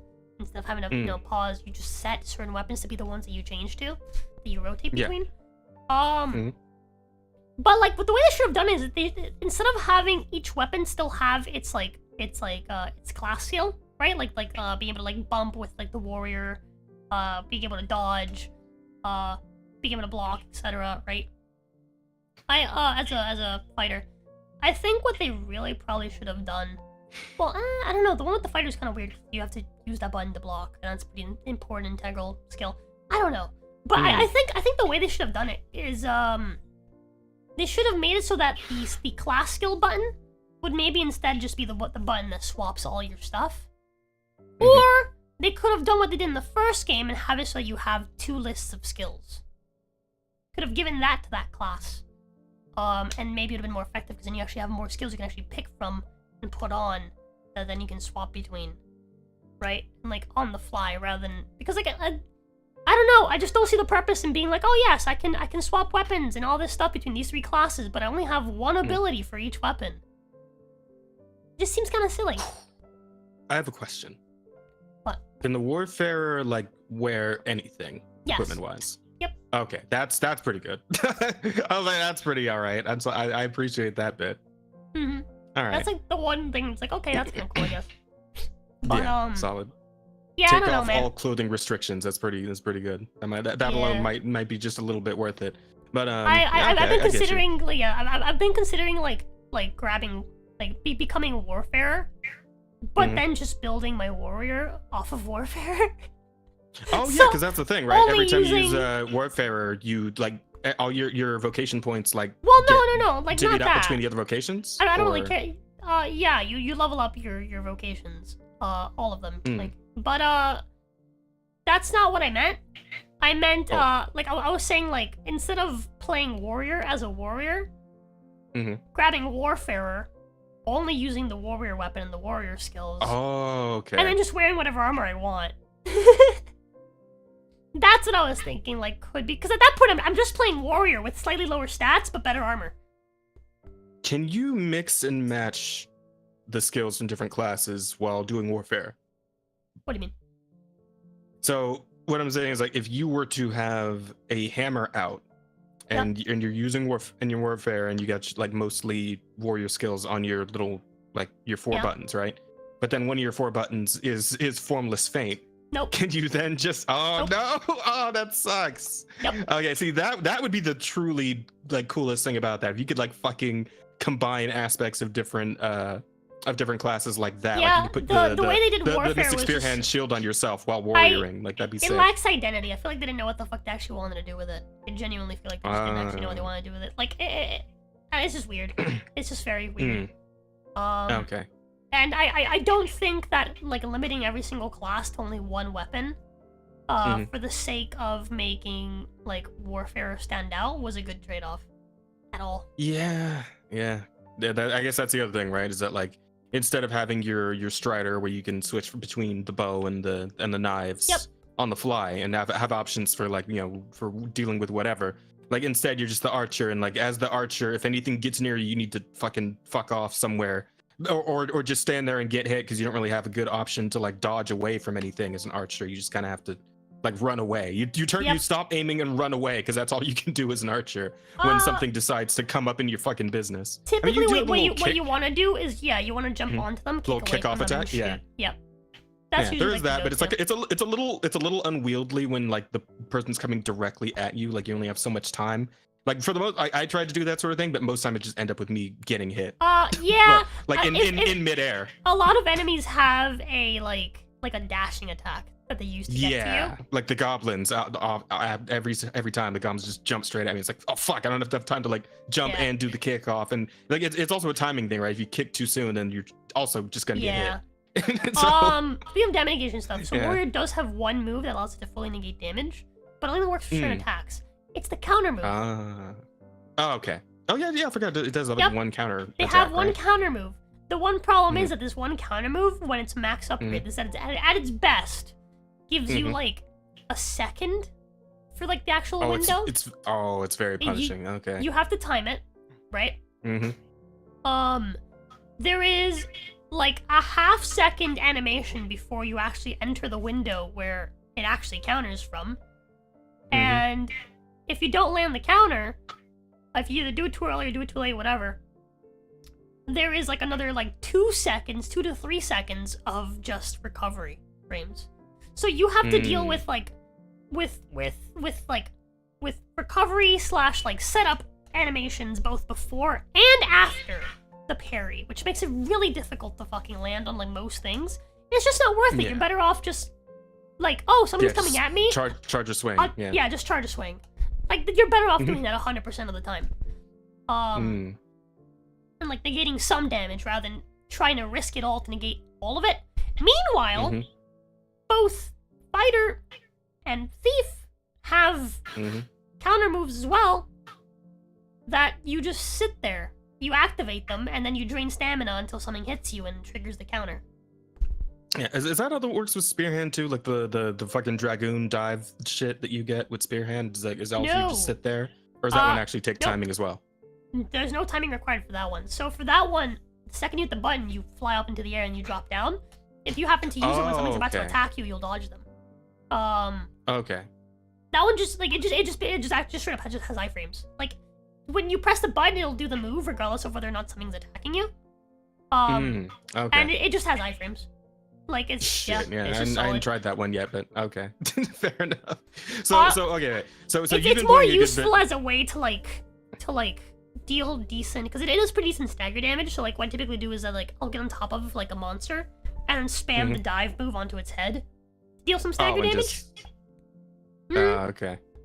That's solid. That I didn't even think about that. That's pretty good. Or you know how like you can like teleport to enemies, using the little like the like charged like bumper attack. So you use that, right, to like slow them down, right? And then if you hit the button again when like it hits them, you can teleport to them, and then you use the dive bomb to jump up and then land on top of them directly from the ground. If that makes any sense. So like you teleport to them, and then you use that, because like typically it teleports you to like the center of the monster, even if it's like a big monster, rather than teleporting you on top of it.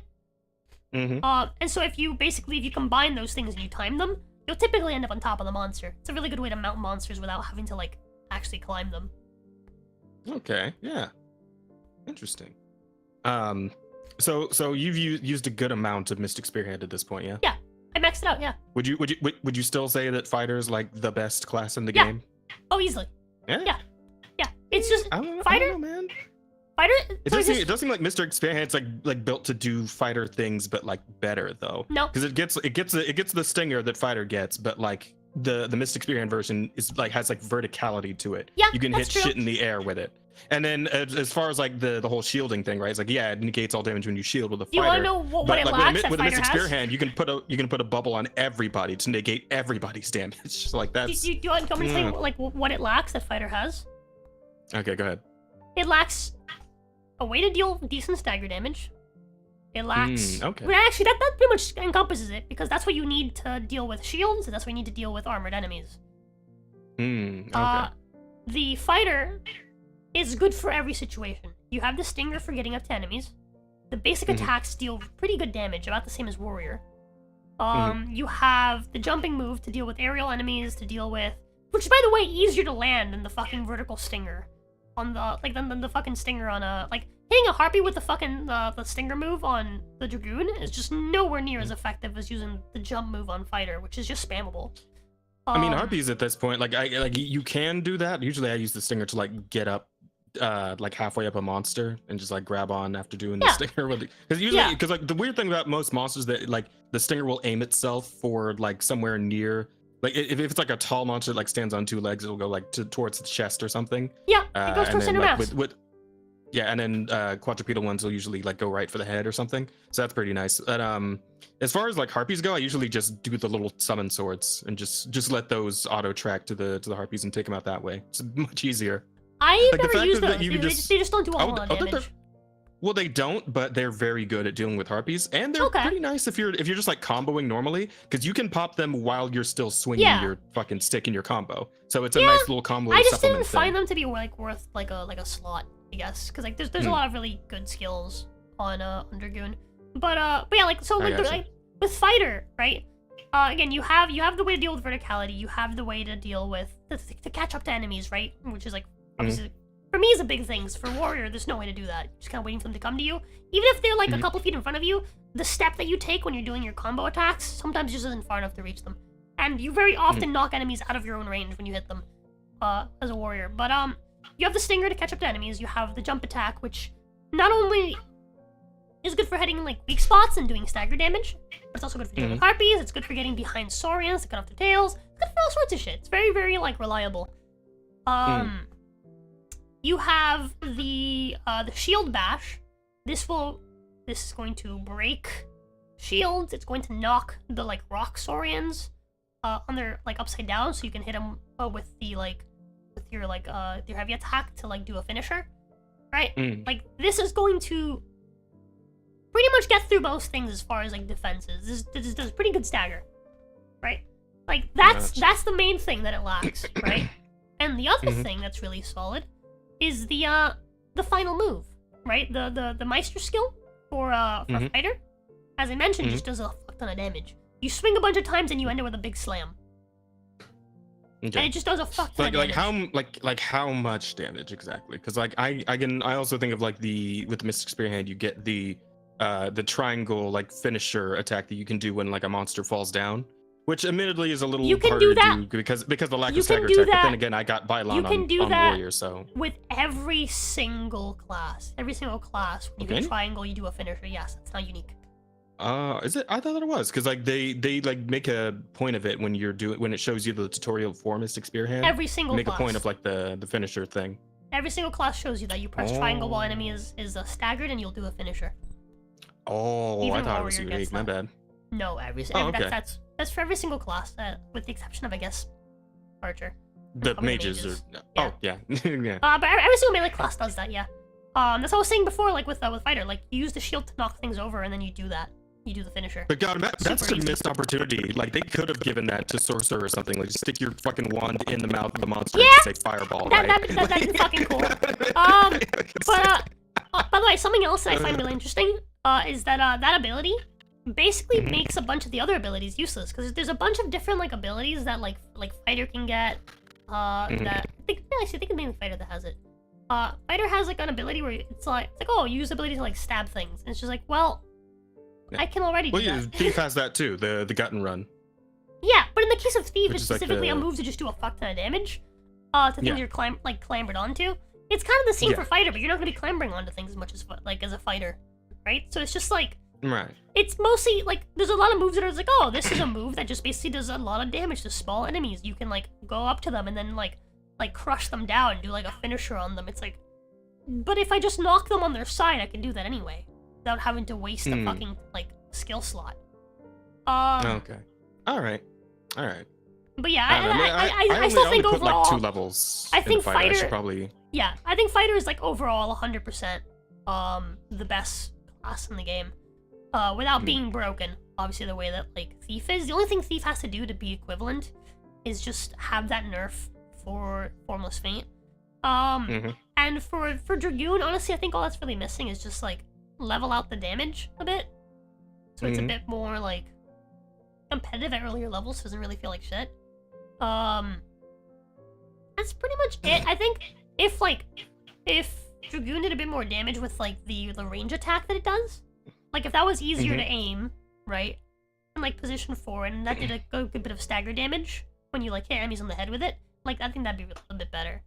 But that's about it. Like that doesn't need a whole lot. The only one that's really struggling is fucking warrior. Yeah. We've now dedicated, by the way, like an hour and a half to this. Yeah, so I can stop and talk. I mean, is there anything else about it you want to go over aside? Because like we talked like straight gameplay for the whole thing. Like, is there anything else about the game that you want to touch on before we switch to something else? A lot of the quests are fucking stupid. I got all of the fucking elves killed because I didn't do a fucking really early game quest that I have no reason why I would ever need to talk to this NPC. Literally fucking ever. Alright? Yeah, that like, one was a little... Have quest markers above enemies' heads. Like, it's just so fucking just obtuse sometimes, so fucking dumb. Yeah, the obtuseness seems to have been geared up a bit from the first game. And on the conversation of port crystals from before, you know how there's only 2 in the game? Yeah. You know how I had the world in like the end game mode where it's like, oh, everything's like fucked? Sorta. I kind of only like peeked at that for a second and was like, I should probably fucking stop watching right now. just a little bit, tiny spoiler. They give you more port crystals, and I don't mean they give you port crystals. I mean there is now in the end game, for whatever reason, where there wasn't one before, there is now a port crystal both in the volcanic islands and in the elf village. So not really worth using one of your port crystals there. Yeah. I don't know why they lock these port crystals away. into the end game rather than just having them be there. I don't know, but yeah, I don't know. I think a lot of this like stuff is just dumb. Some echo going on. Is there? I think I'm echoing off someone's mic a little bit. Are you? Hang on. I don't think it is it me? Are you echoing off of me? Oh, wait, there it is. Oh, I think it's Raida's mic. Oh, is it? Bop! Yeah, it's Raida's mic. Beep, beep, beep, beep. You know, that's like you got open headphones or what? Is it like really bad, John? I turned my headphones down. Yeah, yeah. Huggy. Whenever it gets a little louder, it echoes. Okay. Yeah, I mean, I sort of get you on that one. Like, just the fact that everything's really like obtuse. Like, I've definitely had to crack open a guide a few times since starting the game just to make sure I'm like either one, I like get completely stuck on something. Like, it's like, oh, you gotta follow him past the like when you're doing like the masquerade ball. It's like, oh, you gotta follow him and find out where he went. But then you got to make sure you're looking for the hidden wall that's like just a little bit different looking than the other walls because that's a secret door. And it's like, fuck, damn it. I ran around that fucking masquerade hall like 5 times where I was like, you know what, fuck it, let's look at the guy. Oh, there's a hidden door. The way that I found that, I got Uh-huh. very confused. I was just running around. I was like, what the fuck? Where the fuck did he go? And then at some point I walked out of the building, walked back in, walked around, and a guy walked out of the secret door, and I was like, oh. I will say that the in terms of like the AI of NPCs and your pawns, it can be very, very comical in this game. Yeah.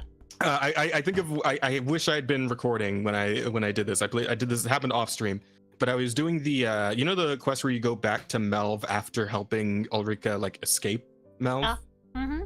And like everyone's getting like shit on by the Queen Regent's knights and whatnot. Like they're getting abused and shit. Like I was going into the house where what's his face hangs out. The Ulrika's stepdad. The guy with the fucking side shaved head and like the power line hairdo. Like, you don't know who power line is. Look. Okay, no. Go look up Google. Yeah. But here, like actually though, I need you to Google Goofy movie power line and tell me that isn't the exact same fucking hairdo. It's great. You gotta look up a picture of power line real quick. Raida, you know who power line is, right? No. Raida? Yeah, you didn't watch Goofy movie either? Oh, come on. Oh yeah. Yeah, from Goofy movie, the first one. Yeah, you remember power line? Yeah, of course. You look kind of like you, actually. Yeah, tell me that isn't his fucking hairstyle. Look at that stupid shit. It's just like one long like tendril of hair that's like kind of wavy. I can kind of see it. There's like, God, it's like such a modern hairstyle. I don't know why, but every time I see it. When you said power line, I thought you were talking about an Overwatch character. No, I'm talking about some old '90s shit. Or Apex. Or Apex, because it sounds like the name of one of those characters. Yeah. No, I'm just old. But it's like a few NPCs of like some like minor import have that hairstyle, and I swear to God, it throws me off every time I see it because it's such a like current year hairstyle. It's like nobody in fucking medieval wherever was like running around with their hair like this. Come the fuck on. It is so out of place. But when I went to go do that quest to go talk to him again to like get some swords back for his dude so they could like take back the village.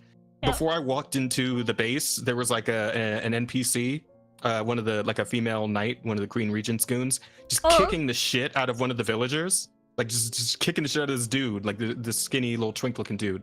And then I went in and talked to him, and when I came back outside, the twink dude was kicking the shit out of her instead. Like he was running after her, just taking swings. Like he was hitting her with Dempsey rolls and shit. Like it was the dumbest shit.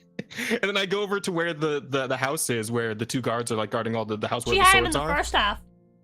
Yeah, exactly. and like I went over to where the 2 guards are guarding the house where the swords are. And like as I'm talking to the 2 like brothers that I saved earlier on in a different quest, another random like town NPC just goes in and starts taking swings at one of the guards, and he's like running away from the random town NPC, and it's like the most immersion breaking nonsense because like these guys are supposed to be being oppressed by these heavily armed soldiers, but they're just going in and taking. They don't give a fuck. Like they could take this town back themselves if they wanted to. They're fucking doing it. So that shit was pretty funny. I wish I'd gotten that, like at least a recording of that. I wish I'd at least been recording on OBS when I did that shit, because it was, oh man, it was great. Other than that though, like I don't know, I guess I'm not far enough into it, because you've been through the whole story now. You got the whole thing, and that's another issue I have, which I'm not going to spoil for you. But I don't like the story. I believe you've noted several times that like it's not hitting the way the first game was. So there is that. The issue that I have, right, and I'm gonna say this in the most obtuse way to not spoil you. Okay, that's fine. Is that the game story up until the very end of the game doesn't matter. Nothing that happens, and other like political intrigue stuff that they do, right? Like the entire time you're like, wow, why did they go for this different story when they could have gone for like a more personal story for the Arisen the way they did the first game, right? The entire time you're like, wow, this story is kind of weird and it kind of sucks. I'm not really interested in the political intrigue. They're not doing the political intrigue very well. I think they realize that, because at the very end, all of that gets thrown out the fucking window. Literally all of it. And it just basically becomes like a personal story again, which is kind of cool, but like it's too late by that point. Like you have no actual investment to this world, and it feels like you're just kind of doing things because the game's telling you to, not because you actually want to. Like I struggled to find any sort of import for anything in this world, which is why I force myself to fall in love with like a fucking letterbox cat and the fucking and fucking Bacall. I was like, wow, look at this Muslim woman who's I can only see her eyes. This is my wife now, and I just started giving. I think her first words to me was, I must not be spoken to," and I was like, well, I got bad news for you. She my type for real. For real. What's that? It's illegal to speak to you while you're on duty. I also like women that won't talk to me. I got news for you, baby girl. I'm a bad boy. I do what I want. Have these flowers. And so I just kept talking to her. I would go to Batal while they're in the middle of their ritual. You can't talk to them. You can't interact with them while they're doing the ritual. I would pick her up, walk her somewhere else so she's not doing the ritual, and then I'd talk to her and give her flowers. That's very good. At some point, the town people realized they were Kenough. Oh, we're gonna get there, Outlaw. We're gonna get there. At some point, when you get an NPC's affinity high enough, they'll stop trying to fight you when you pick them up. So, like when you go to grab them, you could just pick them up bridal style, and it costs you no stamina. You can just walk around with them bridal style. It's pretty great. So there was a point. There was a point where I would just go back there, and she's in the middle of ritual, and she wouldn't talk to me. So I would just pick her up, and she'd just accept it. It was great. But she's still programmed to say that she's not supposed to be spoken to. So she'll be like, "Oh wow, you came all this way to see me? Ooh woo? Be gone! I'm in the middle of work." It's like, oh, okay. Oh, it's fucking it's so good. Fair. That's good. Like, yep, that's my wife. All right. Well, I think that's pretty much every note that we could drop on Dragon's Dogma 2, at least for now. I think there's more detailed stuff that like bothers me, but I just like I feel like I've just committed a lot of things like just out of my memory. Like I just want to move on. That was a lot. Dragon's Dogma talk. But besides we'll probably circle Dragon's back Dogma, once I finally beat the game.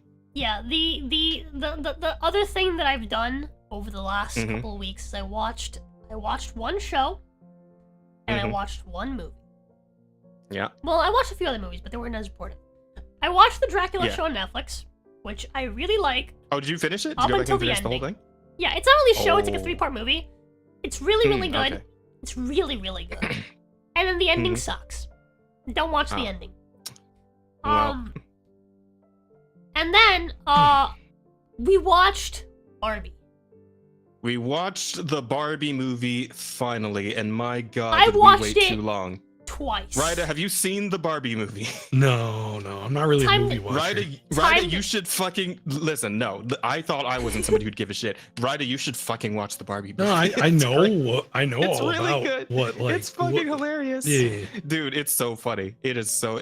It's like it reminds me of like the old days of watching like the Scary Movie series or like fucking Undercover Brother or some shit. Like it is. Undercover. It is a movie that one of the few movies I've seen in theaters, by the way. Oh, you saw that in theaters? Oh, I saw Undercover Brother in theaters. I wish I could have seen that in theaters. Oh man, I wish I'd seen that in theaters. Oh, when he had the hot sauce wristwatch, that was. Oh my god. Dude, I wish I had watched Barbie in theaters because like there would be so many points where we'd be in a room full of like fucking feminist women and I would just burst out into fucking tears. Yeah, just laughing as hard as possible. Holy shit! Okay, that movie is so go so ahead. fucking funny, dude. It's great. All right, so your thoughts on the Barbie movie, Rose? Go My ahead. thoughts is that movie is 100% purposely made to be based, and the reason why I'm confident on this is because all of the feminist bullshit is too on the nose and very clearly presented to be insane, while all of the base stuff is it's done underhandedly and kind of like in a way that's like, wow, look how actually good this stuff is. Right? Ken is unironically the hero of the story. Yeah, and like at the end they twist it back to like feminism, right? Because obviously they're trying to gear this movie to feminists. But at the same time, sorta. like anybody who has seen the rest of the movie can absolutely tell that aside from the ending, which is very clearly just to be like, oh, and you know, it's an emotional movie. All right, women in the crowd, you can cry now. The entire rest of the movie is very, very based. Extremely so. And there's some jokes in there that there's no way. I'm sorry, but the left can't meme. They can't. No. And those jokes are just too fucking good. They're too well thought out. Why is Raida here? He's got nothing to comment on. Yeah, like I want to give you one, right? I'll spoil one for you. It's so fucking good. So when we start the movie in Barbie Land, right, which is like the make believe land where the Barbies like live and they you know like they realize they're dolls and whatnot, but like and their world's like plastic and very like saccharine and just very like it's very kiddie bullshit, right? But in Barbie Land, the Barbies rule everything. Like absolutely everything, to a point where it's so like Barbie ruled that Kens are not even second-class citizens; they're fucking third-class citizens. Kens don't own homes in Barbie Land.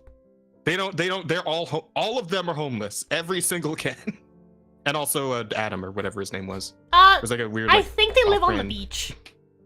Yeah, they beach. That's it. That's their deal. They live on beach. Beach is their.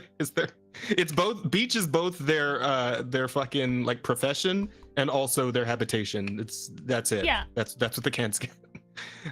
They sleep in the bar. Alan. Sorry. Oh, how could I forget good old Alan? Oh man, damn. Oh no. But anyway, good old Alan. So later on, when Barbie comes to the real world, because this is an isekai story, didn't you know?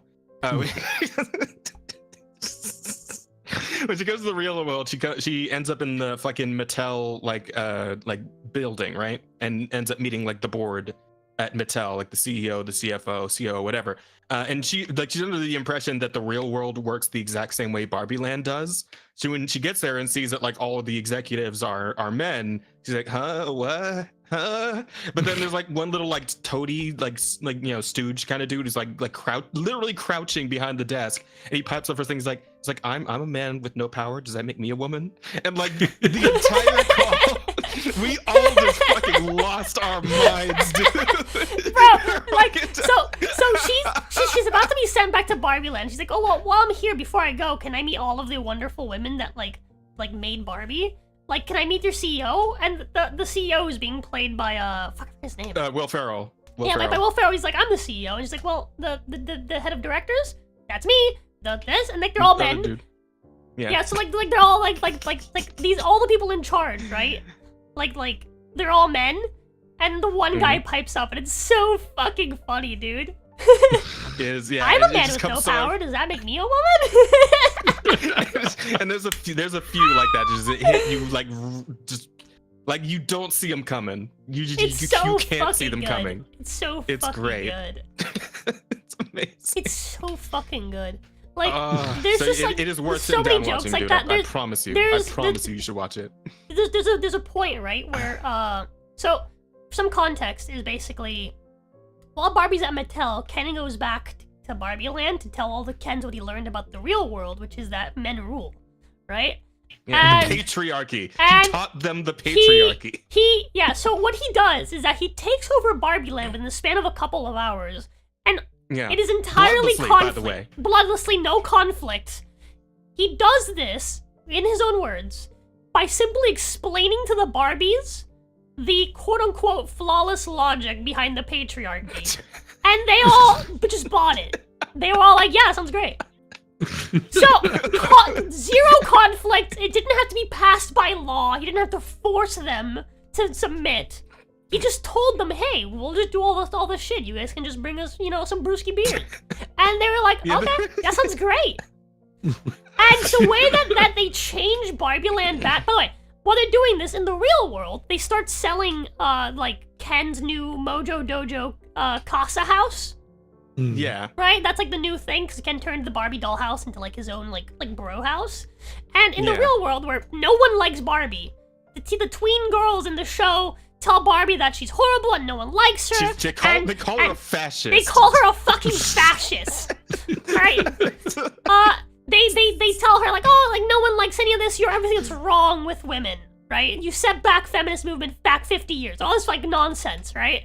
Yeah. Mm-hmm. Meanwhile, the second that they start selling the fucking it's been like maybe 3 hours since any of this existed, right? Mm-hmm. With the span of 3 hours, the Mojo Dojo Casa House is flying off the shelves. People are buying Ken t-shirts, Ken everything, right? And Ken is the #1 tattoo. So, and the executive, in response to all of this money, says, oh no. But yeah, dude, it's fucking insane. It's like, the entire time, it's like, yeah, look, everyone loves this shit. But you're not allowed to have it. You're not allowed to have it. Right? Which That's I basically the pointed entire out. messaging of the entire, show. The way that they bring back the Barbies from the quote-unquote brainwashing of the patriarchy, where they basically just explain it to them, is to isolate them away from the Kens, from all the reason and logic, put them into echo chambers, and then brainwash them into Literal believing echo the chamber. Barbie shit again. It's fucking And wild. the way and that the thing they I brought up, change the Constitution to make sure that the Kens don't get power is that they manipulate them into fighting each other so that they miss the vote. Yeah, that's it. Barbie, that's it. Barbie is for preventing minorities from voting. Yeah. This is why Kens don't have licenses. How dare. Yeah, the Barbies are just so strong and powerful that but they didn't feel like fighting. They decided to make the Kens fight each other, so they didn't have to take Barbie Land back by force. The Kens who fought for like a song and then literally kissed each other and became bros. The conflict between the Kens is very horrible. The Ken. There's literally like 2 Kens who are fighting by ground during one of the scenes. Like they're literally just like doing a tango, and that's like the 2 main Kens, they start their fight by beaching each other off. Yeah. So it's just one big beach off. Everybody's beaching each other off. Yeah. That's one of the early jokes where it's like, hey man, I'll beach you off right here. Like the beach, right? Like literally, they're literally on a beach. It's like, you want to do a beach off? I'll beach you off right here and now. It's like, why don't you go beach yourself off, man? It's like, they run that joke into the ground, but it's still pretty good. Yeah. But like when the Mojo Dojo Casa House shit and like how it's like selling overwhelmingly well in the real world while Ken's taking over, I couldn't help but like point out the fact that it's like it's literally completely reflective of how the movie was fucking received in reality, like in this reality where we're at, because like every fucking meme was Ken, like all over Twitter and shit. Like everyone's talking about like Ken and the Kenergy and the Knuff and all that shit, right? Yeah, dude. And then of course there's the I forget it was like the Grammys, the Emmys, or whatever the fuck. I don't care anymore with the fucking movie award show. But the one where it's like where Barbie got nominated for like a few different categories, but the only one they got was like Best Supporting Actor as Ken, and that's it. That's all they got. Wasn't it like Best Supporting Actor, like Best Song or something like that? And it was specifically the fucking Ken, I'm just Ken. I'm just Ken. Yeah, dude, that song is so good. I mean, the only person I know who's in that movie is Ryan Gosling as exactly. Ken. I mean, Margot Robbie made a good Barbie too. Like she did a good job, but like yeah, no, the overwhelming charisma of the Gosling was just too much. Like he was absolutely the main draw of that film. He's so fucking good. In the real world, a woman even asked me the time. No way. Flexes 3 watches. in his mink, he's wearing another. He's like abs out underneath the mink, right? He like slowly slides off of the hood of his truck. I'm just a dude. Oh man. But so like the Kens were homeless on their like Barbie like when it was Barbie Land. In the Kendom, the Barbies are still allowed to come into the Kens' homes and like watch movies and hang out. Yeah. And spend the night if they want to. Yeah. Yep. Like... The second that they got the fucking the like Barbie Land back, the Kens begged for a single spot on the Supreme Court, and they said no. We can only give you like a lower spot. And the game the movie makes a joke. Yeah, like a lower court. The movie makes a joke about how one day the Kens will have as much power as women have in the real world. And it's just like, in the real world, women have 4 out of 9 Supreme Court seats. Yeah. That's half of them. But you know. This is fucking wild. Yeah. Yeah, it's a trip, dude. You gotta watch it. And you know what? Ideally, like get high or something. I don't know. Ken is representative of what men go through in the real world, striving for the love and attention of a woman they desire by bettering themselves and helping the woman. Yeah, and then, dude, there's this whole like the way that they brainwash. The way that they brainwash the women into like getting out of the Kendom and like going back to being like Barbies is that they basically the main protagonist, the human main protagonist who's played by America Ferrera, is that her fucking name? She basically goes on a spiel where she basically explains like how hard it is to be a woman, and she's going through all the things that women have to like do, and it's just like, bro, these are like literally all of them. These are just human problems. No. Most of these are not human problems. All of these are self-made standards that women set themselves to. Exclusively. Okay, so the ones that aren't that are like just general human issues. Yeah, there was like 2 or 3 that's just normal human issues, but everything else was just like, it's so hard to be a woman. We have to do this and that, and we're expected to like be this and that, and like we can't talk about wanting to become skinny. We have to want to become healthy. It's like that is literally a woman problem. You women chose to not talk about wanting to become skinny because you don't want to offend fat women. All right, be fucking honest. Like, it's fucking insane. It's like everything, all of the problems that they feel that they makes being a woman hard are literally entirely self-made problems.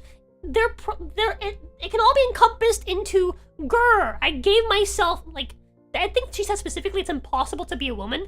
The answer to that is yes, it is, because it is impossible to be a woman at the standard that women set themselves to. No one can hit those standards. Not men, not women. No one can. And it's like this. I think the saddest part about the Kens is that like in the end they barely get anything. But did they really though? Because like when the Barbies were running Barbie Land, the Kens were obsessed with the Barbies, right?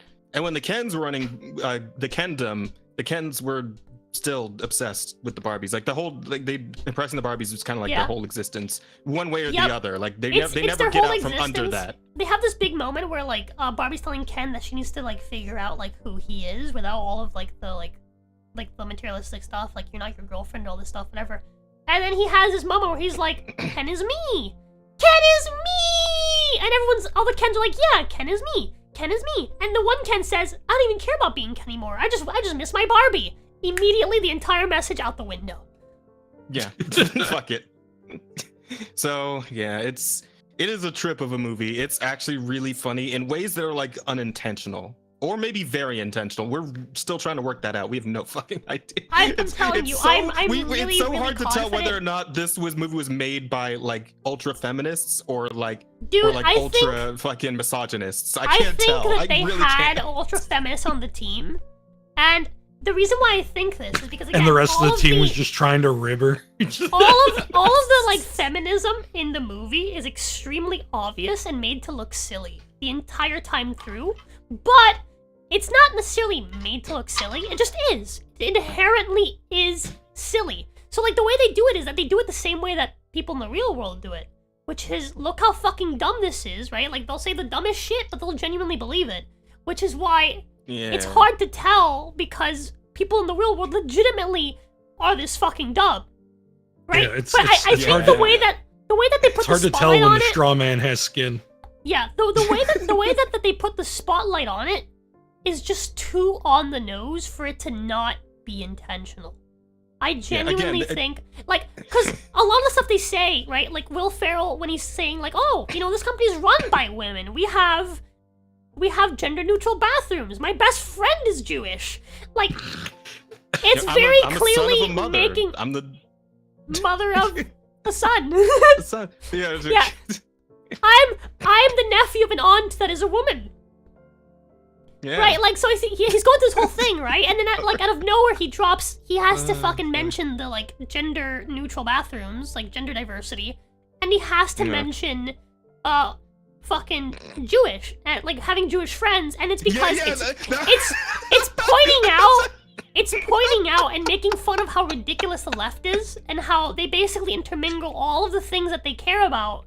Yeah, and have to fucking tie themselves in knots. Yeah, thing, right? Yeah. And so, like, it's constantly making fun of that. Again, calling Barbie a fascist, I think that was intentionally done to, like, make fun of how silly the left is. And how they'll call anything a fascist. Comment. I forgot about that one, though. I'm telling you, like, it's too on the nose. That shit it's caught me too so on off the guard. nose. Because like, he's listening to all this stuff. He's like, yeah, women, and it's like I got friends that are Jewish. And like, what?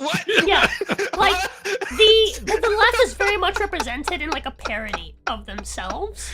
Yeah. It's just that the parody is so like it's so hard to make a parody of the left because they already are a parody of what they used to be. Oh man, it's just like I said, man, like the whole thing really does feel like watching like one of the scary movies or Undercover, but like it's so unserious but like some of it is being played straight, and it's like I don't know, for some reason that just makes it even funnier. But it's great. It's a fucking fantastic film. It's a great time. Like get some friends together and just all watch that together. It's fun. So good, dude. It's fun. It's so good. About to get some big manly friends, big manly conservative friends together to watch the Barbie movie. Let's tell your friends to put their manly hand in yours. Put your manly hand in yours. Guys, you want to get together, hold hands while we watch Barbie? It's so good, dude. Honestly, I think a pizza movie night with the boys might be pretty nice. Absolutely. Yep. Mm-hmm. Absolutely. Do it 100%. Like just tell them you have some good trusted friends who would vouch for this movie. Time to watch the movie a third time in the Discord for the third night in a row. Let's go. You know what? I might be down because I missed the second one, the second watch, so I might fucking hang out for the third one. Let's go. Watch the movie again. It's really funny. Unfortunately, there is another movie I have to watch later tonight, so I can't. Oh, that's fine. Okay, so yeah, Barbie movie aside, anything else on your end, Rosa?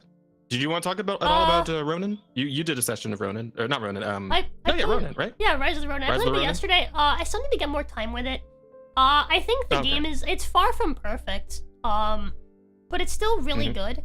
It's pretty like it has a lot of the same like issues that I feel that Stellar Blade has. But again, that's just mainly just me. You mean there's titty? That's not an issue. I mean, probably it's a fucking it's the guys who made Neo, right? So you can slap some pretty big ass titties on your Neo character. The titties are so the game gives you 3 chest options.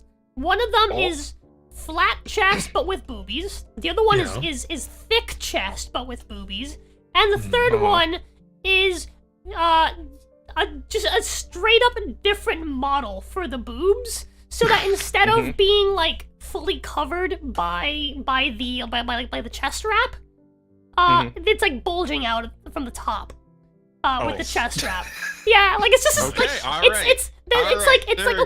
chest wrap covered boobies, slightly bigger chest wrap covered boobies, and then completely change the chest wrap so it can't contain the boobies. Like that is it's different. I mean, those are the 3 types of female chests if you think about it. You can't change the butt size, but the butt is naturally made to be plump. It is like no matter how skinny or thick you make your character, you will have the plumpest booty. You're gonna have a fat ass. You don't gotta You worry gonna about have that. that cake. Your ass gonna be fat. But as far as like the gameplay goes, it has a lot of the same like movement issues that Stellar Blade has, where like making small movements is kind of difficult because it'll just start the animation to a run.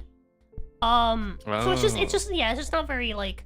It feels very snappy at points, which is. Rosie, you ever played Ninja Gaiden?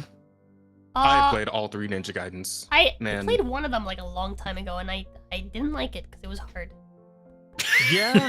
Fuck Ninja Gaiden 1 and 3. 2's all right, but fuck 1 and 3 are. God, I think you know what's Ninja funny? Gaiden Like 2 is Sigma? my least favorite one. Is Sigma one of them? I think that's the one that I played. Yeah. Sigma's like the definitive edition of 1. Yeah, Ninja and Gaiden then Sigma 1. 2. That's I what I wouldn't really call played. I them played Sigma definitive, 1. but they are like I played they're, Sigma they're 1, different experiences. and I did not like it. Yeah, well, they're supposed to be. They were supposed to be the definitive versions of those games, right? That was the intention. Tenchu Wrath of Heaven. They're the Dark Arisen of the Ninja Gaiden games, right? Like But, that was what they're going To be specific, right? Mhm. There's a feature of the movement, like the grapple hook. It just manifests into where you throw it rather than actually getting thrown. And when you do grapple hook into something, unlike Sekiro, where like there's a bit of like a curve to the way you jump up onto the thing, right? Like there's a bit of natural movement there. You just straight up just snap onto the thing and then zip line to it. Oh, like Spider-Man. Yeah, no, like you zip line to it like a straight Oh, line. like, It feels very like- static sometimes. No, for. So like kind of like fucking I don't know about Sekiro, the right? Like a Sekiro kind of deal. Well, that's what I was saying. I was comparing it to Sekiro. I was saying, like, in Sekiro... Oh, yeah, okay. In Sekiro, the movement's a lot more natural looking. I feel like FromSoft okay. really excels at getting details right. And every other game that okay. tries to do things that some FromSoft doesn't. This is just another one of those. It just doesn't feel as fluid as it really should with the grapple hook. And the combat generally feels a lot more static compared to like Nioh, or like Wolong. It feels a lot more like, what I'm looking for. It feels a lot more stiff. I think that's the word like I used last night, and I can't think of a better word. But the movement feels kind of stiff. The attacks feel kind of stiff. It very much feels like it's trying to be Sekiro, but not really. Having to hold the block button and then hit a different button to try to parry. But if you hit the button either too early or too late, you'll just do the fucking attack because the button they use to parry is an attack. Yeah, and guys. the window for that attack is longer than how long, like, recovering from doing that attack takes longer than it takes for enemies to attack you a second time. So if you fuck up a parry, you're gonna get hit at least twice. So So parry isn't just like blocking with good timing? That's kind of weird. No, you have to hit an attack button while you're blocking. It's very strange. It's very, very strange. No, it's like Ninja Gaiden. Well, there you true, go. actually, yeah. So maybe that's why I don't like it. You said it was made by the guys that made Nioh, right? Yeah, that's also Ninja Gaiden. It's Team Ninja. Yeah. Yeah. Yeah. Yeah, that makes sense to me. There What'd you go. say the game was called? It's called Rise of the Ronin. Rise of the Ronin? I might check it out then. Oh yeah. Part of the like special edition. I didn't get the deluxe edition because I was like, oh, why not? I know I'm gonna like this game. Also, real quick, I just noticed because I took a glance at the description. It says today's guest at Raida Zero. Follow Mizu on the purple site as well. Fuck! Mizu's fuck it up. Twitch. God damn it! I thought I edited it. How come I didn't save? I'll fix it. Oh dear. Thanks for telling me. Yeah, but you were saying? What was I saying? Tenchu was a lot of fun growing up. I never actually played Tenchu. I heard of played Tenchu plenty of times. I Tenchu 1 never played for it, the first time, like a month I or put so in your ago. link. I just forgot to change the word. You music. did, yeah. It was. I'm so dumb. I played There you Tenchu go. for the first time like a month or so ago, and it How'd it was feel? okay. It like obviously it's Tenchu 1, right?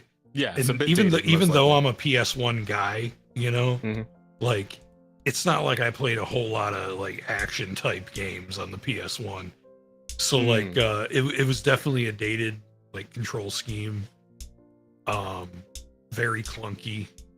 But I didn't get a chance to play the sequels yet, so obviously there's a lot to The NPC There's a lot dialogue is that they- hilarious. Oh yeah, absolutely. Says Outlaw.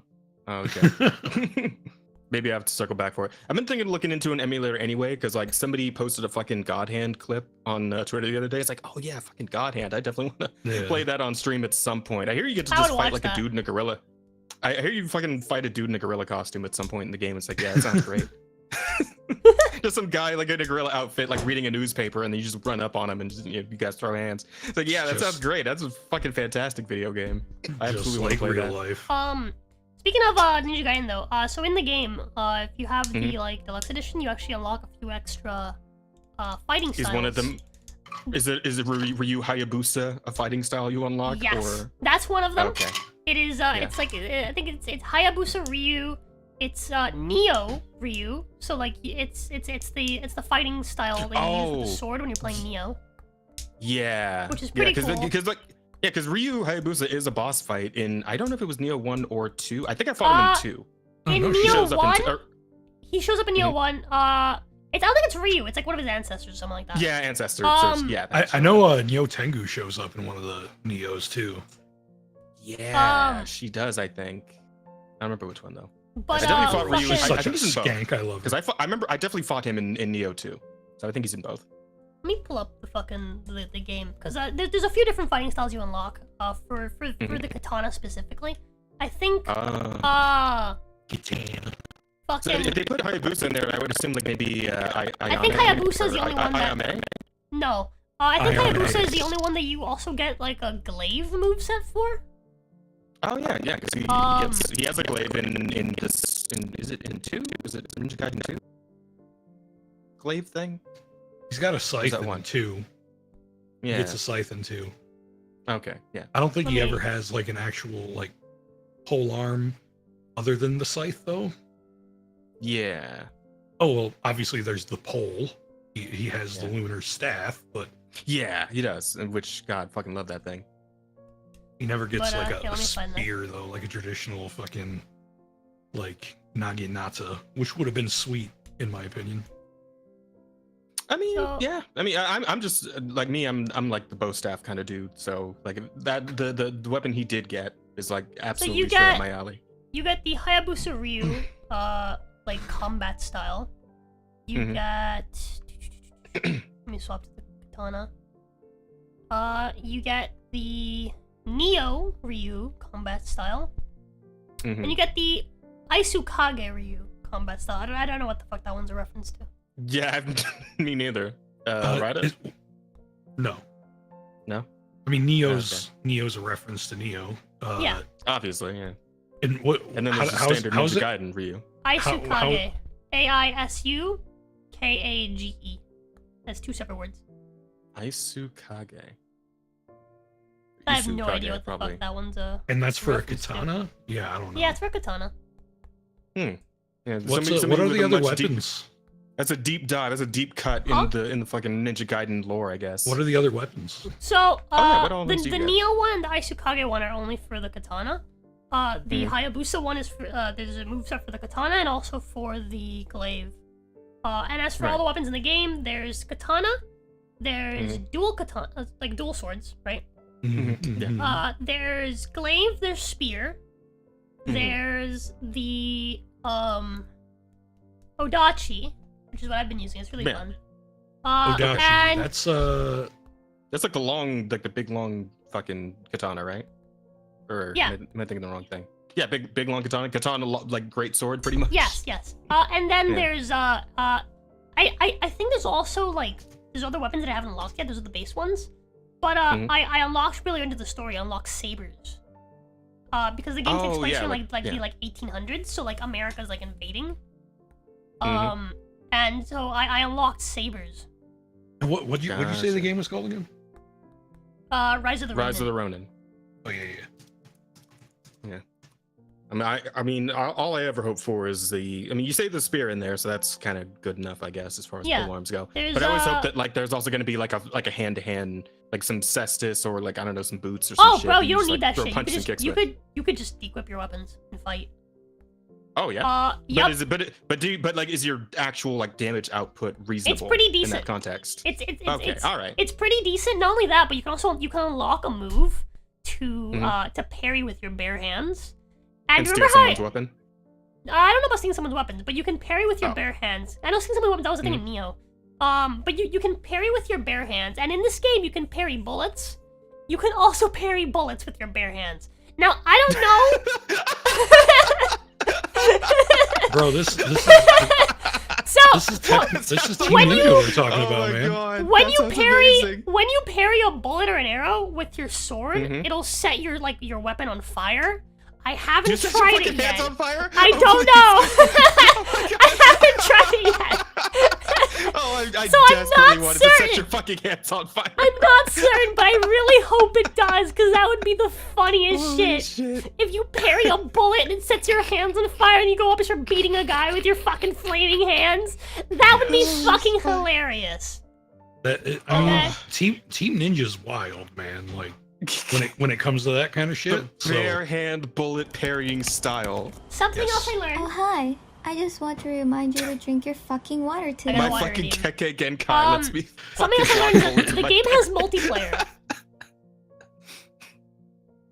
Oh, does it? Wait, really? Yep. Like, I didn't know that it Souls-like? did. Oh shit. Raida went so- like full 8-bit for a second there. So in the game, Oh, right? You can do Yeah. so it's open world, right? But there's also Yeah. missions. Mhm. And you can do missions with friends. Okay. I don't know if I mean, the that was open the thing world in is, Neo, I'm pretty sure. Like when Neo 1 and 2, you could play multiplayer. I'm Yeah. fairly certain. I mean, yeah. That was a thing in Neo, but in Neo wasn't open Yeah. world. I'm still having a Oh, hard time that's true. understanding how the open world works, because Mhm. what happened was I accepted a mission, and it took me into a menu where I can invite people to join me for the mission. I was like, okay, this is interesting. Mhm. I didn't invite anyone to the mission with like the NPC ally. Mhm. And after I was done, it basically just put me out into like a cutscene happened, and then I was back in like open world, I guess. But I was like outside I was like in the same place where I did the mission. I think I can't remember. It was very I was very much lost. I don't know the city that I am in right now. I don't know where that city is in context to where I was before that mission, because after that mission, I basically spawned in like outside the city. There isn't like a world map or something that you can look at? Yes, there is. I just haven't Okay. paid much attention to it. Oh. Oh, So yeah. I'm still figuring that stuff out. And I don't know how the multiplayer works, but the Who multiplayer reads seems to be pretty bare maps? bones. Okay. I mean, shit, I'd go in with you on that. Like, cause I'm interested in playing that game. It's just like, money It's pretty solid. issues. Yeah. I mean, hey, Chad, if you guys want to fund a playthrough of Rise of the Ronin on the Soulspark side, by all means, I'll put it up on the fucking on the throne or something. If you guys want to see me do that, then absolutely. But other than that, I don't really have plans to. It uses like be Dark buying Souls, like games joining, like you use a password all. and stuff, and then it'll nerf Do- me if I join Can you. you Oh. you create a character in that game, right? Yeah. You create 2 characters in that game. Two? Yeah, The so- first 3 hours of my stream of that game were character Is you creators. making Ginny and Jin? Yeah. No, so at first I was gonna make Ginny and Jin, and then I realized I didn't even like any of the hairstyles for Ginny. So I made Jade, and then I made Rosa, because I had to make 2 characters, right? Because the whole premise is that you play as one of 2 blade twins, right? Which are basically like special ninjas that like work together, right? Yeah. And so you make yourself and your blade twin, right? You get to pick who you want to play as when you start the game, like the tutorial and stuff like that. And you can swap between the both of them at any point, pretty much. Like when in combat, you can swap characters straight up, which is pretty cool. Oh. Okay. Yeah. So like for example, you can like start like a combo with like one of them and then swap to the other one to like finish or continue the combo, etc. Like it's pretty neat. So after I finished making the 2 of them, I asked chat if they wanted me to play as Rosa or play as Jade, or say fuck it and just make Ginny and Jin. And so they voted for me to make Ginny and Jin, so I spent more time making Ginny and Jin. I literally spent 3 hours in character creation. Gin and juice. Yeah, it took me two and a half hours for Jade and Rosa, and then the next half hour was changing them to Ginny and Jin. And so you start the game, you do the tutorial, etc. Right? At the end of the intro, basically you have to sacrifice one of the 2 characters that you made, and then play as the other one as the protagonist.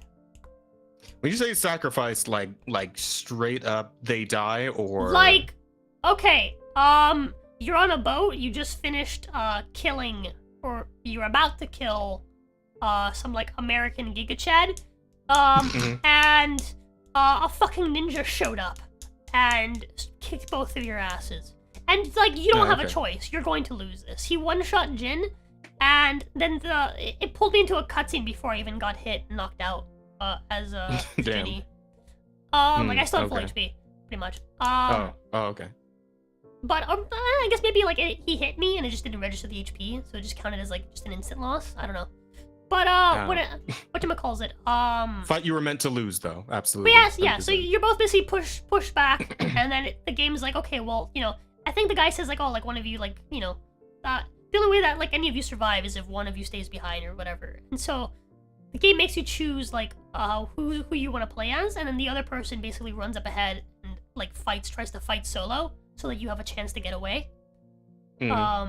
And so, for example, in my case, I picked Ginny, so Jin ran up, tried to fight the guy.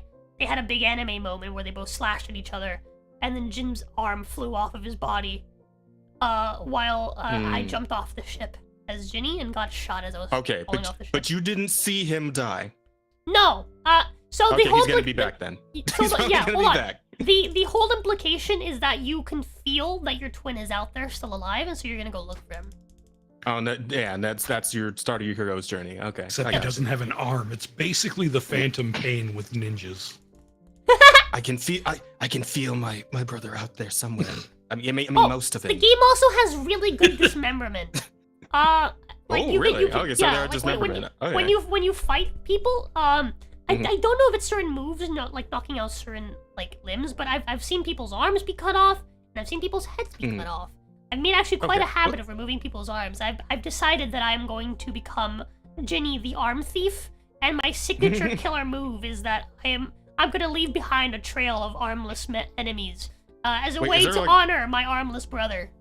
Is there a way to specifically target the arms of the enemies? Oh, okay, I was gonna say, it's like, are we doing like full on Metal Gear Rising type shit here? No. Where you when I cut off people's heads, I just pretend it wasn't me. Okay, but now I think about it, that is a thing in both Neo's 1 and 2, where like when you finish off an enemy, like sometimes an arm or their head will just fly off or whatever. And but I feel that is a thing that they've done before, and especially in Ninja Gaiden. In Neo, God, you could fucking annihilate Neo 1 people and 2, if you just keep attacking, limbs will just start flying off, and like, but it's not very impactful. And this game is very much like they make like a sound when you cut off a limb, and like it feels very like. It's like it's visceral. You know? Okay. Yeah, it feels very visceral, which is like pretty cool. It doesn't feel just like, oh, you know, just pew pew pew, the limbs just just fly off. It feels very much like shah, you just cut that man's fucking head off. Like, holy shit. Like, it feels very intense. That man had a family. Yeah. Did he? Where are they hanging out right about now? just curious. Yeah.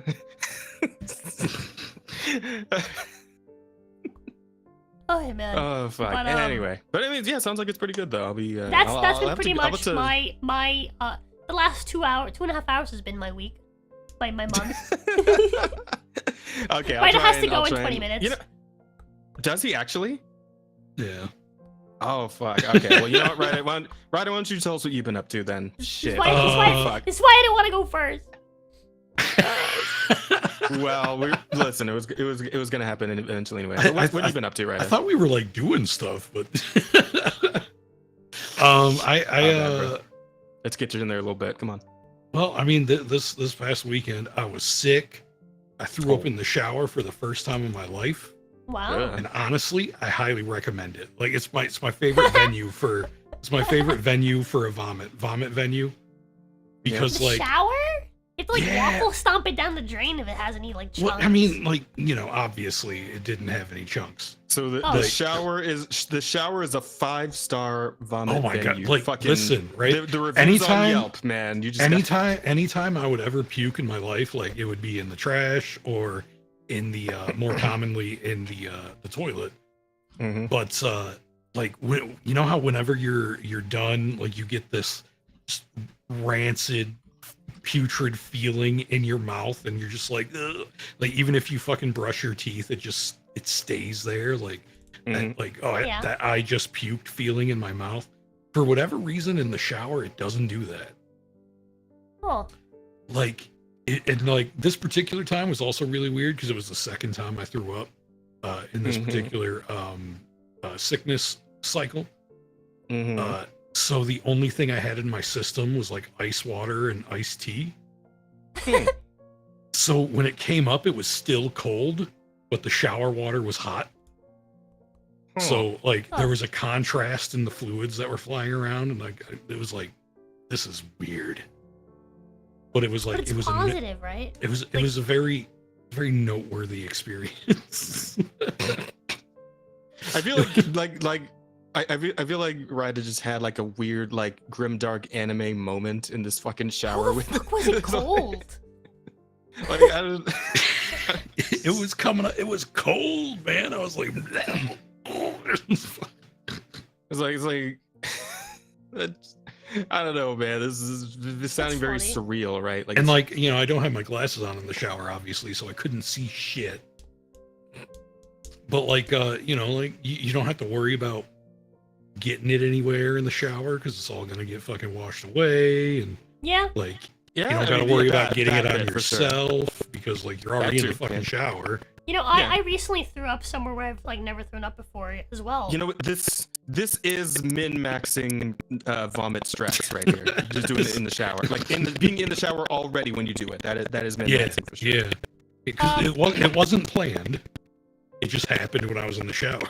Yeah, I recently vomited as well, in a place that I've never vomited before. And it was also a weirdly okay experience, but I think that might just be because I was specifically consuming alcohol, so like nothing felt really like particularly gross. Mm-hmm. But it was during a stream where I was drinking whiskey for pretty much like the first time ever. Like I've had a whiskey before, but I never liked it. So my first time like actually going through like a lot of whiskey. I had 10 shots and I vomited. And the way I vomited was strange. I rushed to mute my mic. I turned my head and I went to vomit on the floor. But for whatever reason, I decided to like, I guess I felt like I was gonna cough. So I made like a cup with my hand and vomited into my fist. Yeah.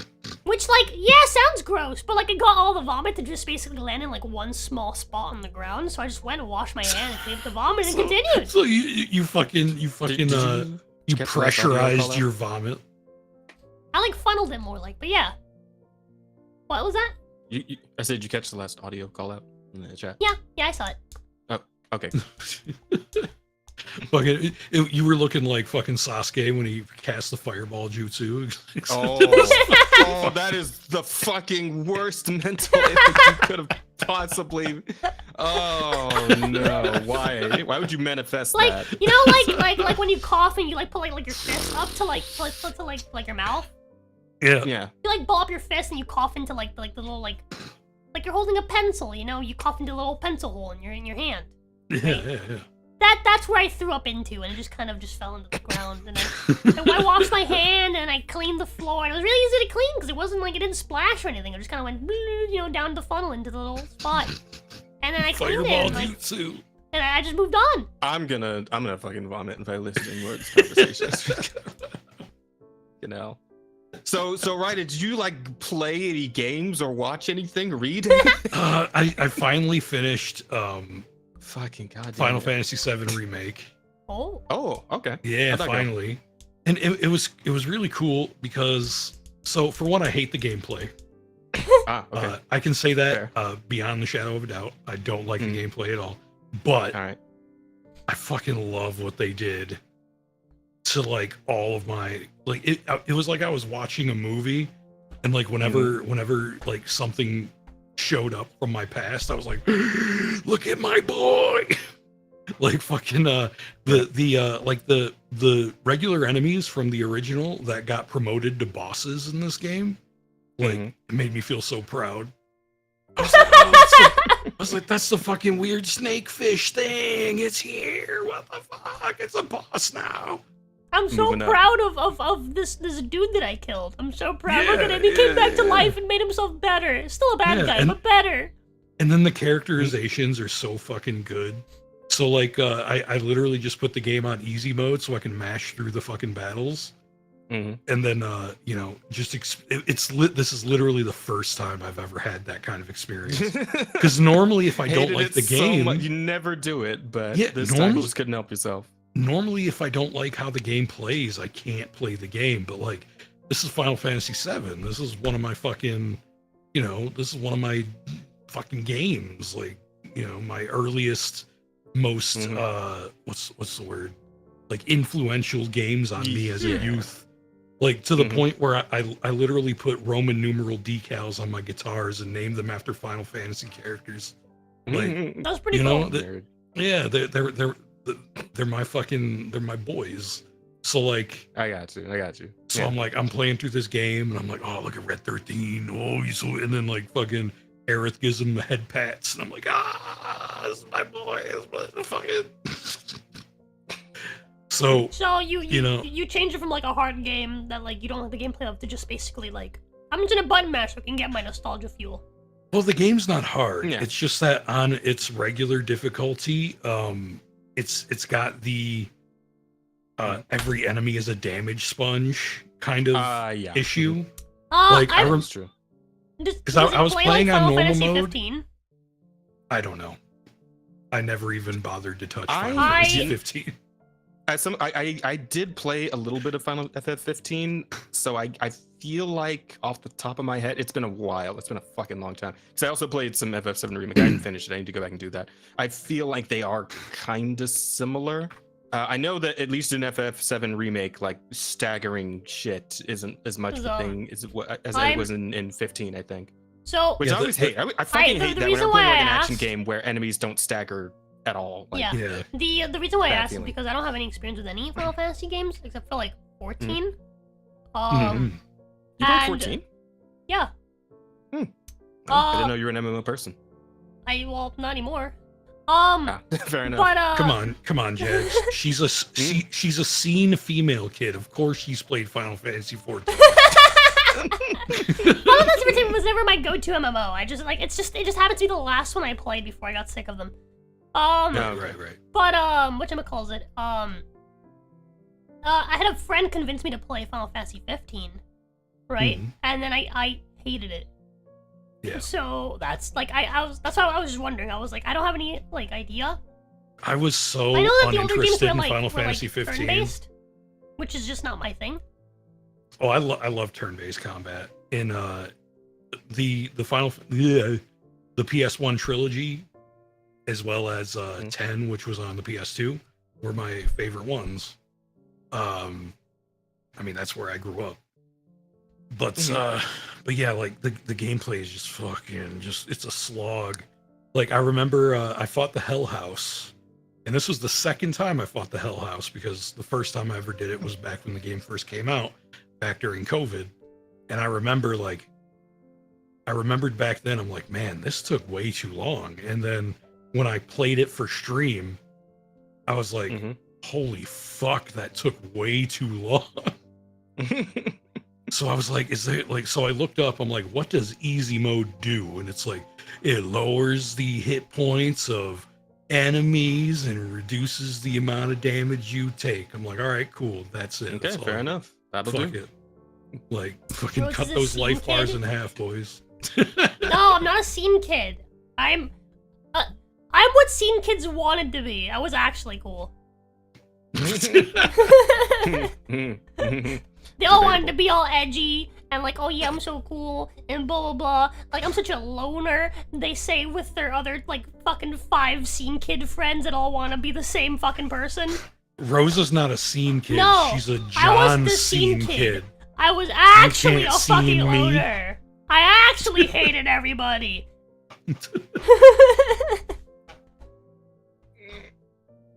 I was the ultimate scene kid that all the other scene kids wanted to be, but they were too busy having friends. You were outside fucking in 4th grade smoking a cigarette by the swing set. Dude, in middle school, I had this one corner where I would hang out by myself, far away from like everybody, and like kids would come by to like hey, I want to smoke here. I'm like, you can't smoke here. And like, who are you to tell me? It's like, well, there's a camera right there. And they just point at the camera, and they're just like, oh. And so like that was like my spot where I would just hang out by myself all the time, and nobody would bother me. Yeah. I think every introvert had their corner in school though, right? Yeah. Like it's like this place is comfortable. That was my corner, and anytime someone tried to take it away, I just point at the camera. Which I later found out doesn't work, by the way. Based. Hey, what they don't know won't hurt them. Yep. Oh Lord.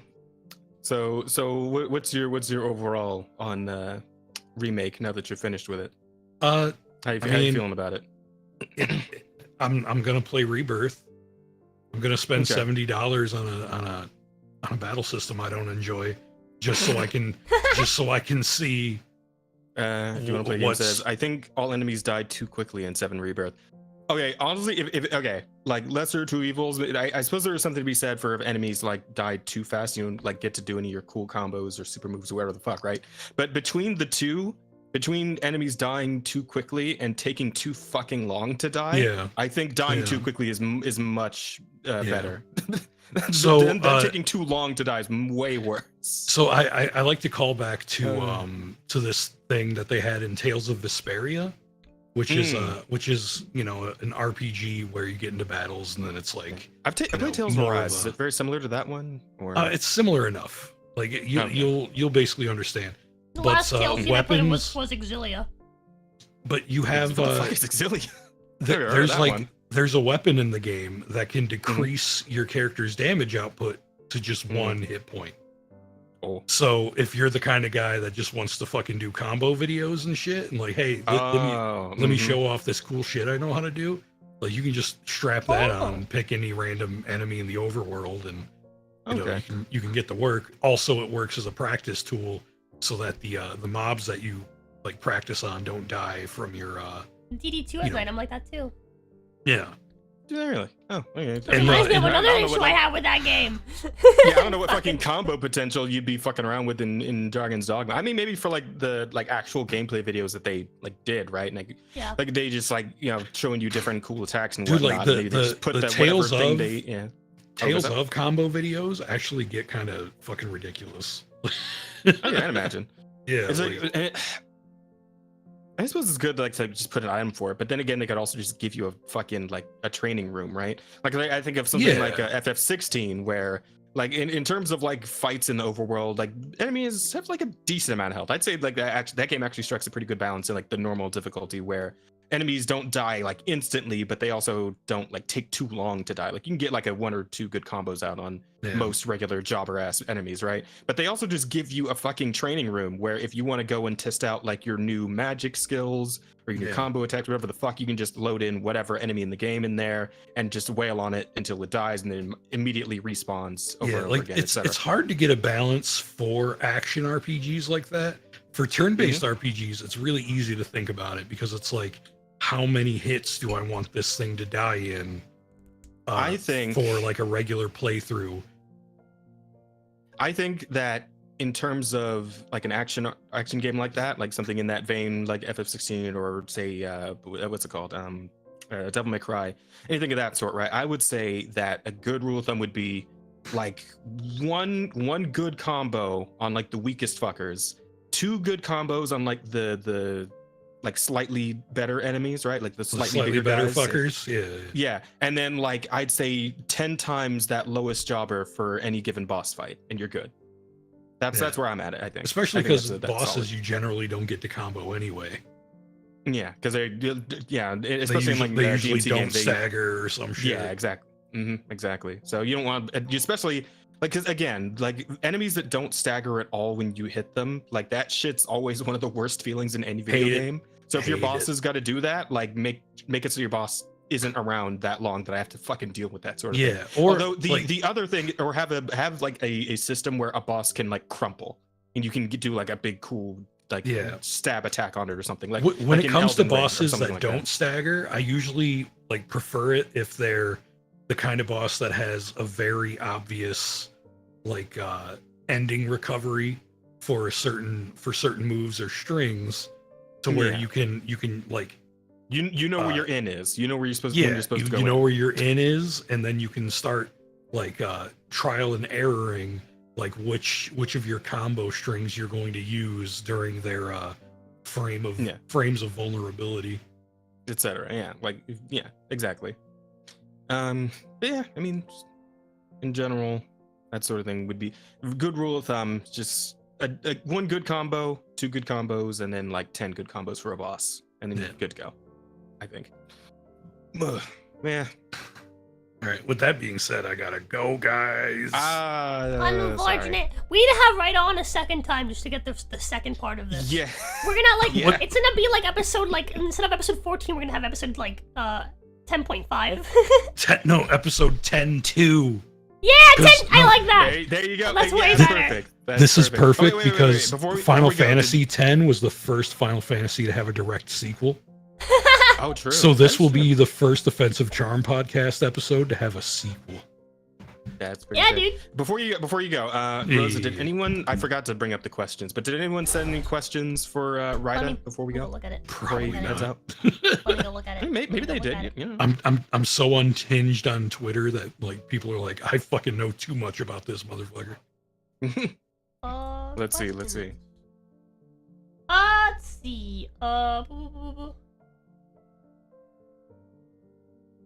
Raida, why is your voice so sexy? Yeah, well, there you go. Because you wanted it to be. Was that It anonymous? may be a matter of preference. That was from to be Brother fair, Doom. so yeah. Oh, it was from Brother Doom. I love your Doom. My voice was sexy so that one day we could meet. The other one is something from Trim. This is like an overall question. It says, if you have a JoJo stand, what type of stand would it be? What would be its name? How would it look? And what kind of mundane ability would you use to be absolutely god level broken? Okay. So I actually thought about the JoJo stand, but you know what, Ryder, you go first if you have one for this. Okay. I thought So about some while mine would be well, I had 2 ideas, but I'm gonna go with the more lame sounding one because I feel like that would be a cooler thing to fuck with. JoJo stands, they have to be music references. Yeah. Well, I mean, there's They been have some... to be. Well, but think of part 3, right? You got like Hermit Purple and Star Platinum and fucking Magician's Red and shit, and like that's like tarot card references specifically. Everything after that is a music reference, but you know, Music references are the cool ones. So I'm gonna go with. I'm gonna go with Human Clay, which is audio. Wait, hold on, audio. Let me fix.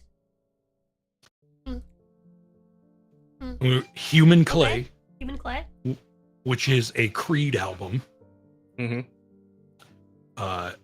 And then its powers, it would look basically like it'd just be a big brown fucking. It would look like a mannequin that could move.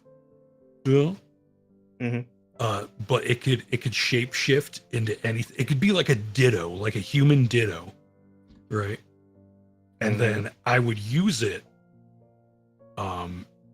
as a sex toy. Huh? Ah. And I could sell it and get infinite money with no production cost necessary. I suppose. Okay. That got weird fast. Welcome to Raida. No, I'm with you. I like it. No. Like, He's got a point. Human Clay, so like its powers from directly explaining its powers. Like it can transform, it can multiply, and it could also cover its user as like a clay armor. That's what I'll go with. And you know, since it can transform, it can also turn into weapons and shit. Or it can turn into whatever the fuck you want. So I would duplicate it, have it turn into like, because like, you know, like those super expensive sex dolls are super expensive those real dogs real dogs. Oh my god, those real dolls that look like fucking your real waifu. Like they're actually 5'5" and they have like real vaginas and titties and shit. Yeah. Like those cost like $20,000 and some crazy shit like that. But since production cost would be $0, I could sell them for like $50. True. And then I would have the market cornered on Gooners. Yeah. I feel like you're gonna have some assassins coming after you if you like, try and sell them for that cheap, because then you're cutting literally everyone else out of the market. But like, they're gonna come for you on that one. There's a lot of people gonna come for me for that one. Well, I did walk right into it, didn't I? You did. Yes, you did. Well, you know what? Fair enough. 80 pounds of silicone is 20K? Jesus Christ. Well, I mean, there's also a skeletal figure in it. Yeah, and see, the reason why I know all this, in there or something. Okay, so funny enough, my best friend, right? He's actually a conservative Christian man. He's exactly 1 month younger than me. His birthday is next month on the same day as mine is. He owns 2 of those lifelike sex dolls. Oh, 2 of them. Conservative Christian. Yeah, he was the guy we lived with for 3 years. So I shared a house with these sex toys for 3 years. That's not what I thought you were gonna say. No, I did not share his sex toys. Funny enough, one of them actually, like when she was bought, I guess she was a lesser quality. She was like regular, like light skin tone, but now she's black. Oh, yeah. Okay. The I guess the silicone or whatever the material is. Transracial sex dolls. It just darkened over that time. Was gonna come up on the fucking podcast. See, toy sharing, like needle sharing. Transracial sex dolls, man. Transracial, oh, yeah. Fuck. I think she was an elf too. I think so like she was a light elf and she became a dark elf, if you look at it that way. That's kind of funny. Yeah. Holy shit. Fuck. But yeah, that's the reason why I know so much about this shit, because like I was fascinated. I was like, never in my life would I ever have enough money to buy one of these. You bought 2. I need to take a look. Yeah. So he was like, yeah, sure, whatever. Because like he doesn't use them. Why does he have them? Why? Yeah, well, the original plan, because his dream car, and he did end up getting it, was a hearse. His original plan was to get a coffin, put it in the hearse, and then put one of the dolls in there. That never ended up coming to fruition, but because eventually the hearse broke down, and yeah, it was sad. But yeah, he ended up getting them. I still don't know why he got the second one. I'm like, why'd you get the second one? Like the first one was already like an expense that you really didn't need. I mean, clearly one's for business and one's for pleasure. Like, what do you mean? You would think. But yeah, now it's even funnier, right? When we I want to drive a hearse.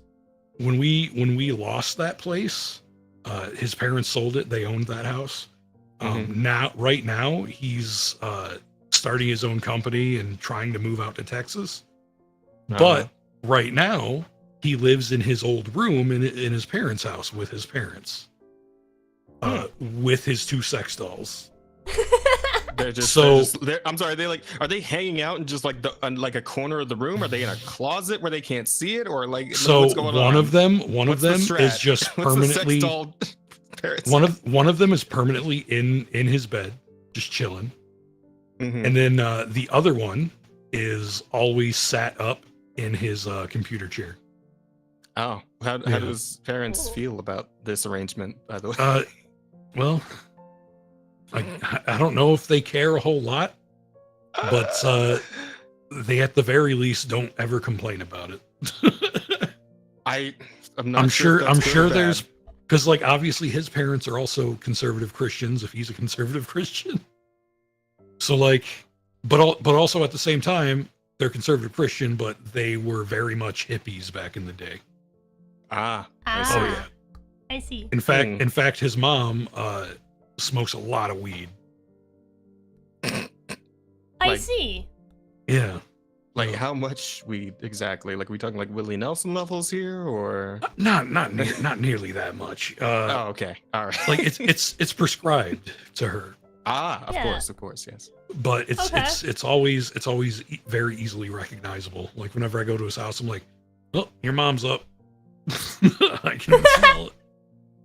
But yeah, like his parents are always super supportive of like any of the weird shit that he's into, and it's really crazy. So I'm like, God damn, like you got 2 sex toys in this house, and a dog. He brought his dog, and they already have a dog, so now there's 2 dogs in that house, and they're big dogs too, because they're conservative Christians. They can't have small dogs. It's required to have big dogs. So they got this big pit bull named Thor. Those are the mom sex toys. White woman. Oh no! Oh no! Oh no! White woman mentioned. I'm sorry. I'm sure she's great. She is great. She gave me her car. That's why I have my car right now. That's so sweet. She gave it to me. Yeah, she's great. She's great. Great woman. I call her mom. Honestly, I forget her name. I know her name, but I can't remember it. You forget it because you just call her mom? Because I just call her mom. That's super valid. That sounds so I know his, sweet. I know his dad's name though. I know his dad's name by heart because like I talked to him a lot more when I was a kid, and I wasn't gonna call him dad. I love how this started. That's a lot weirder. Yeah. This started with a question about like what your fucking stand would be. Oh yeah, mine. Okay, so It's so like my your stand. friend's stand is the sex dolls, right? Like you see him like posing, and they're just like posing behind him. Oh my god! No, you should call him like, dude. You have to take a picture. You have to pose your fucking sex dolls like the two characters. Take a picture of them behind you, and then edit like the fucking stand energy around them and shit. Like get the menacing kanji in there. Like just. If only he was an anime fan, I could convince him of that. Oh man! Oh, missed opportunity. Sorry, you were gonna say that. What's up? Yeah. So my stand would look like a giant bat without a head, and its name would be Crazy Train. Cool. Okay, what's it do? I don't know. I didn't think that far. I just thought that would be the coolest fucking design, like a headless bat, like a giant headless bat that crawls around. It's called the Crazy Train. But that's how it goes. And I don't know. Fuck. It makes loud noises that makes people's brains explode. Okay, Done. fair enough. It shoots. It's a headless bat that shoots other headless bats out of the hole in its neck. Yeah. Yeah, that's a little more JoJo, yeah. The bat's like and each normal, one of the headless. Go on. Each one of the other headless bats that he shoots out of the hole in his neck can also shoot other headless bats out of the holes in their neck. Yeah, and then eventually you get like small like gnat-sized bats that do have heads, and those go around biting people. Yeah, and then like you can just have them infiltrate your opponent's bloodstream and control them like puppets. Dude, imagine if they they hold in their air, right? Like they take a deep breath and then they let it go inside of the opponent's like bloodstream. Now they made bubbles in their veins. God, now just look at the fucking bubbles in their face. Oh god, that actually sounds pretty bad. But now I'm just looking at that one this old hypothetical question. It's like, which stand is more powerful? The one that gives you infinite brain freeze, or the one that makes you constantly shit your pants? which stand is stronger? I would say shit in your pants. Yeah, because you could dehydrate from that one. Yeah, because eventually there is an end to the amount you can shit out, and then you'll end up shitting out your heart. I just remember the argument was for the argument for the pants shitting stand was in the context of manga in general, right? Because if the main character is confronted by the stand user who makes you shit your pants, they're deleted from the manga because the main character can't be drawn shitting their pants. Yeah.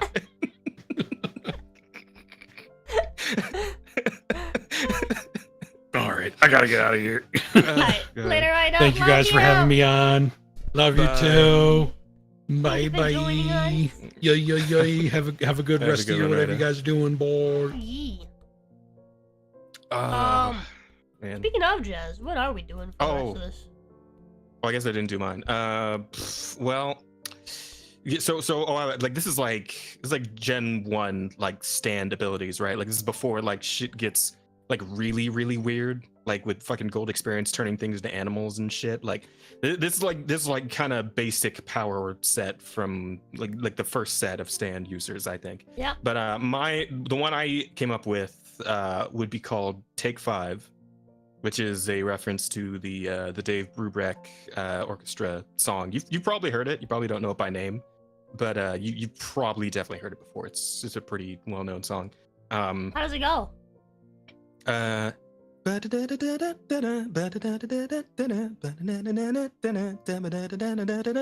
hear it like in a fucking elevator or something, right?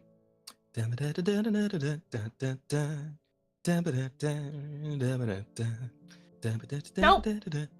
Really? Never heard that one before? Nope, That's not crazy. once.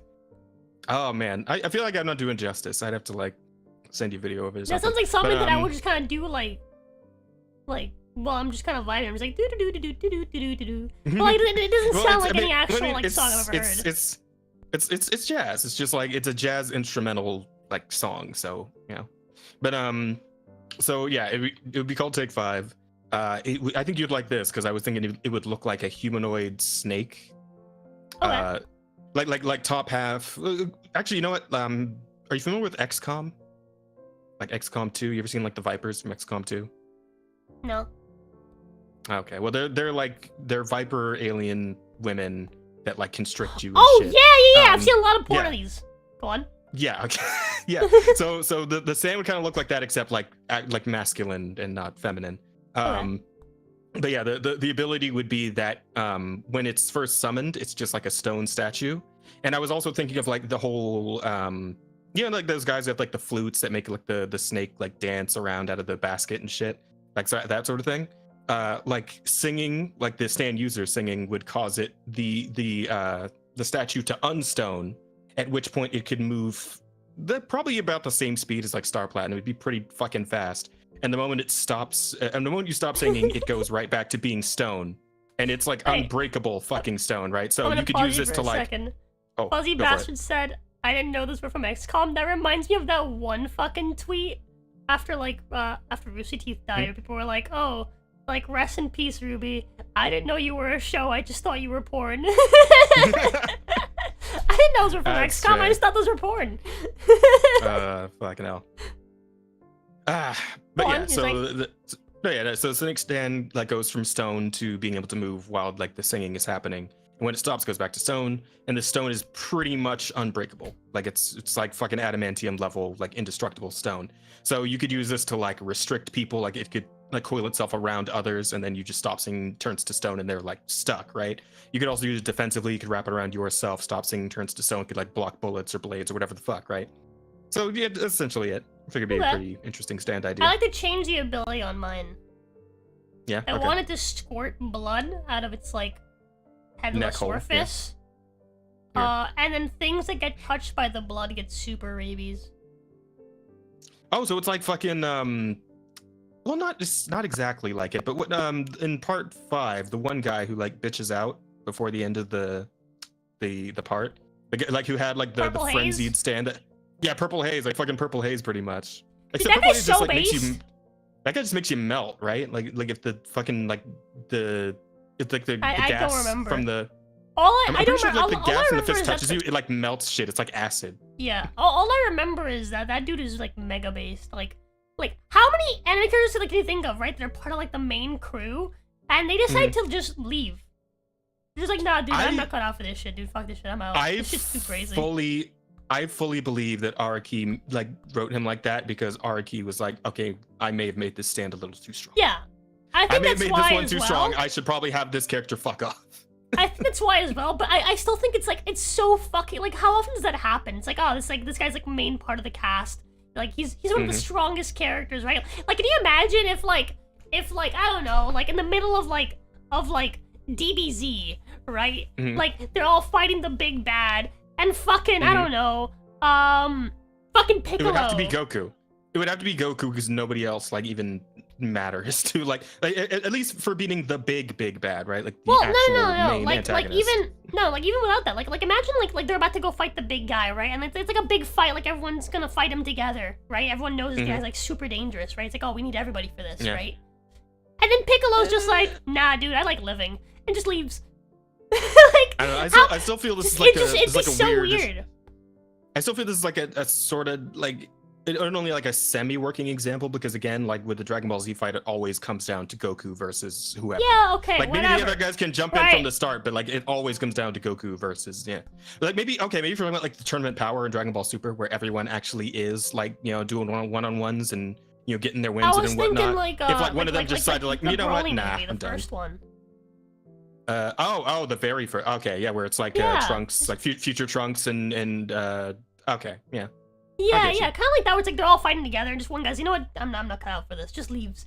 Like how often does that fucking happen in anime? Never. That never happens in anime. True.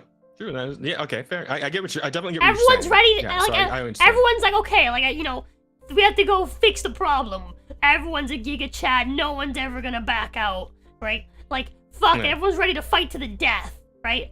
For the first time, my favorite character was like, dude, I don't want to deal with the mafia anymore, man. I'm just gonna go. like he's so real for that. Yeah, you know what? Yeah, fair. I fucking forget that guy's name though. God damn it. Neither can I. I just remember his stand, his purple haze. Who's best friends with his baseball career? Where about? Yeah, dude. Like, see Yamcha doing that? Yeah. Jazz. What's the name of the one who has Aerosmith and does like the torture dance? The little twink looking one with like the headband. I don't remember. I knew his name. Damn it. All right, whatever. All right, Jazz, what's up? Do you want to get through your week and then go through the questions? Do we not want to cover? Do you want no news? We can cover maybe a couple topics, just like one or two. Okay, because you still want to talk about V-Stream at least, right? Yeah. Okay. All right. So as far as my week goes, I've watched some stuff. I played some stuff. I haven't really done much reading, honestly. Just keeping up with the same mangas I have been. Audio. As far every time that you start speaking, that's always when it happens. Where the fuck did your audio go? Wait, what the fuck? There it is. Hold on. Oh. Boom. Got it. Okay. Nuraroni, yeah, that's the one. Okay. So yeah, I've touched on a few things. I mean, we both checked out the Stellar Blade demo. And honestly, I liked it. I will say it's like I'm conflicted because when I first saw Stellar Blade, I was expecting something a little more fast-paced and more like a more of like a character action, like Bayonetta or fucking like Devil May Cry. Did you try to fight the boss? The boss challenge? Yes, I did. I'm getting there. Yeah. So I played the demo from start to finish. Did like the actual story bit. I will say that the game looks fucking gorgeous. Like not even just Eve, like obviously everyone's talking about Eve and how fucking hot she is, but like the game itself looks really fucking nice. I like the monster designs; they're pretty cool, they're pretty unique. Especially the fucking chainsaw head thing. That thing's like extra of a fucking like, I don't know, like the Shining or the thing, right? Like the fucking horror movie monster. That thing looks awesome though, and fighting it's pretty cool. And like when it does the command grab on you, like chainsaws you, that's pretty sick. The way, like again, it doesn't feel the way I thought it was going to, but I don't hate it. I do still like it. I mean, it's very like it felt exactly how I thought it was going to, but I actually also didn't hate it. Yeah, I mean, it feels very Souls-like, which I mean, both of us have plenty of experience with, and in many different like.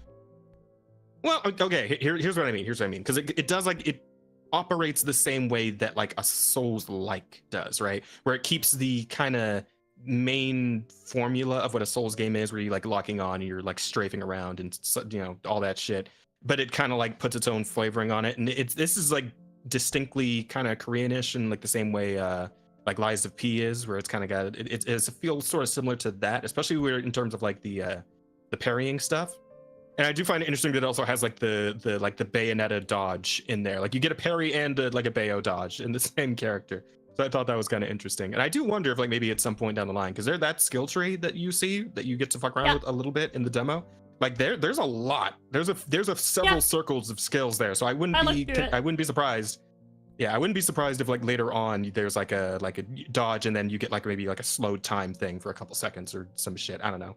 But let me know when you're done. I actually have a bit of, not really ranting, but I went really, like, people got mad at me because of how into detail I went on that game. And I have a few things to say.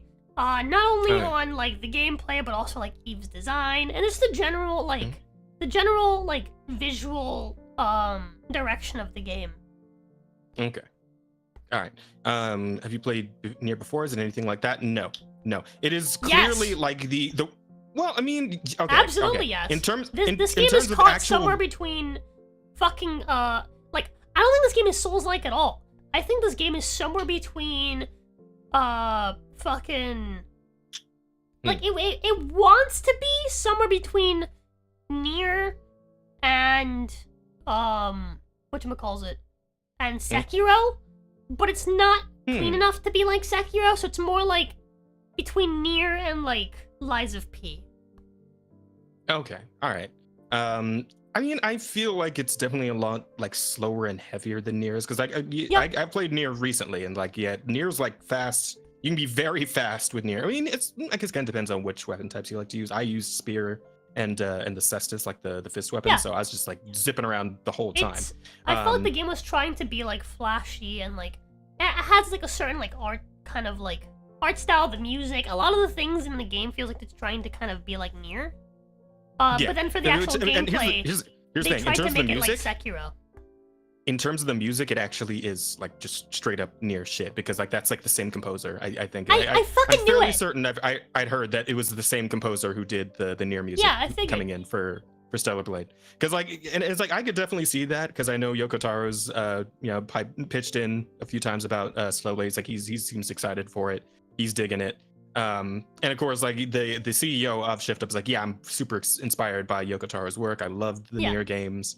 I want something, my thing, to be kind of like that. And you could definitely see it in the way, like, especially like when that first, like, storming the beach shit happens, and like you're seeing your other super hot like combatant ladies, like, who are like a part of your team. They're getting fucking torn apart and whatnot, but they're just like super hot, sword wielding soldiers, and it's like very much similar to Yorha shit in Nier Automata, right? So there's definitely that going on, and it, like, people are saying it's like very good chances that we're gonna get like a 2B costume in Stellar Blade at some point, most likely, because the Stellar Blade CEO is very open to, it's like, hey, if the fans were saying they want like crossovers with like fucking Nikke or maybe even Nier or whatever, it's like, would you guys do that? It's like, absolutely, that's what the fans want, we'll do it. Right? Like, Shift Up CEO just stacking W's all over the place. Okay, that guy's great. He's fucking fantastic. The game itself, I like the way it plays. It's definitely a little, and like that parry timing takes some getting used to, for sure. But once you're in there and like you're feeling it, so it feels pretty good. It feels pretty good. Definitely heavier than I thought it would, but I'm still digging it, and I'm excited to play the whole game later. I mean, I guess I don't have too terribly much to say about the whole thing in general off the demo, but I mean, by all means, go ahead. All right. So I think I've said if I were to describe this game in one word, that word would be mid. All right. And let me explain why. Right. I don't. Okay. All right, go ahead. I went into this game with expecting to hate it, and I was happy that I didn't hate it. Okay. Okay. I like it more than I thought I would. The game overall feels pretty decent. There's a few things I don't like, though. First off is that the game's basic combat is locked behind the skill tree, which feels like shit. I don't want to like play a game that feels like shit right off the fucking gate. You feel like there's really not a whole lot you can really do. You're kind of really limited on like your moves, your actions, etc. Right? And it locks a lot of your like basic combat behind the fucking skill tree, and it's like it feels like I'm playing a game, right? Or like so it feels like I start watching a show and it sucks, and then everyone's like, no, you just have to wait till like season 3. It gets good. That's what it kind of feels like. I was playing through and I was like, wow, this kind of blows. And then when I went to go do after I was done with everything, and I went to go do the boss fight thing, and it gives you like all of like the higher level characters, all like the skills and stuff. I was like, okay, yeah, I can get behind this. This feels pretty good. This feels pretty intuitive, right? But you have to reach this point. You have to like slowly work your way up and build up this instead of being like you have all of your basic combat and then you unlock a lot of really cool skills. It's more like you're unlocking the basic combat for the whole game, which doesn't feel great. When you're again playing through the game and you don't have that stuff, it feels very slow. It feels very kind of sluggish oftentimes. The parry timing is better than Lines of P, at least from the demo that I played. But it lacks the rhythmicness of Sekiro. Sekiro. Yeah, pretty badly. It lacks like that rhythm of Sekiro. A lot of the attacks, you're better off not doing a full combo, because if you do the full combo, the last attack's gonna leave you open. Yeah, I did notice that too. The recovery frame for a lot of the different like combos is just bad. You don't want to finish combos. You want to like half do combos and then start like getting ready to parry. Because if you do finish a combo, it's gonna perfectly line up with the enemy no longer staggering. Because at some point they just stop staggering, and they're gonna now it's their turn to attack you. And they stop staggering right when you finish your combo, so they'll attack you before you can recover from doing your own combo, and you can't block. Yeah. And all of the attacks, except for the the finisher of the combo, you can immediately stop your combo and start parrying. Blocking, yeah, which is it looks even funnier when you're doing like one of your fucking like flip attacks. You're doing like a flip or something. Like he's literally like upside down in midair. You just like snap back to guard stance. It looks fucking silly. It looks fucking silly, and then it's just weird that a lot of the combos don't take that into account. So then when you finish them, you're actually just punishing yourself. So that's something that I didn't really like. As well. Yeah, I understand that. I get that. I felt that too. Another thing I generally I'm not the biggest fan of is like this is more of like an overall thing, right? And people got mad at me, and I don't know why. It's like, dude, I'm with you. I also love when pretty women get into games. So I'm just not gonna just mindlessly fucking cheer for shit, okay? Yeah. The game art direction is kind of mid. I don't know what they're going for. Like the different areas, the different outfits, everything kind of feels kind of like mix mashy. Like, oh, we add some of this and some of that and some of this and some of that, and it doesn't really feel concise. I pulled up images of Nier Automata, right? If I click on any one of these images, like I'm like, okay, yeah, that's Nier Automata, right? That's Nier Automata. You get the same. Right? You get the same. This vibe, is Nier. regardless. This is all from the same creator. Let's see. Let me just take off the Automata section of that and just put Nier. Different art style, but you know, white hair, etc. Like they have a signature, right? This is Nier, white hair. I think this is probably the most weird looking one, which is the one where like you play as the dad in Nier. As like the most changes to like the aesthetic. From original Nier. But you still see all of the aesthetics are very much similar between the games, right? A lot of like the white hair, the like black clothing. Nier has a signature that ties all the way back to Drakengard. I can pull up Drakengard, and you can look at the characters. I didn't play any of those. I've not. But you can look up pictures of Drakengard and be like, oh yeah, this looks familiar. This is made by the same people that made Nier.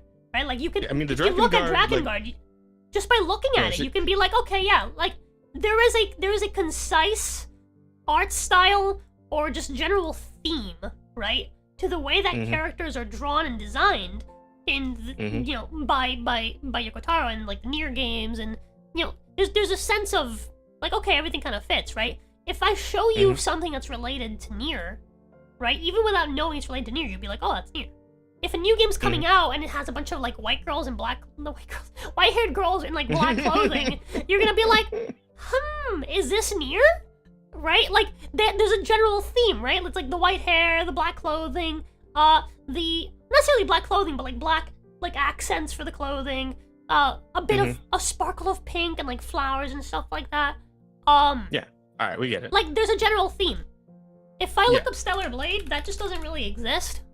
Yeah, the girl is cute, right? This is another thing as well, like, people are freaking out about, oh my god, she's so, like, unreal, she's a doll, blah, blah, blah, blah, she's unrealistic.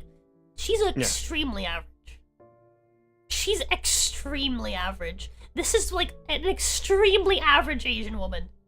She has brown eyes, dark hair. She has pretty average sized bust, and like not like she doesn't have like massive ass, right? Yeah. Like so here's I think the West is so. Let me finish. I think the West is just so fucking used to because horrendously ugly women that extremely average that's where woman this is coming from.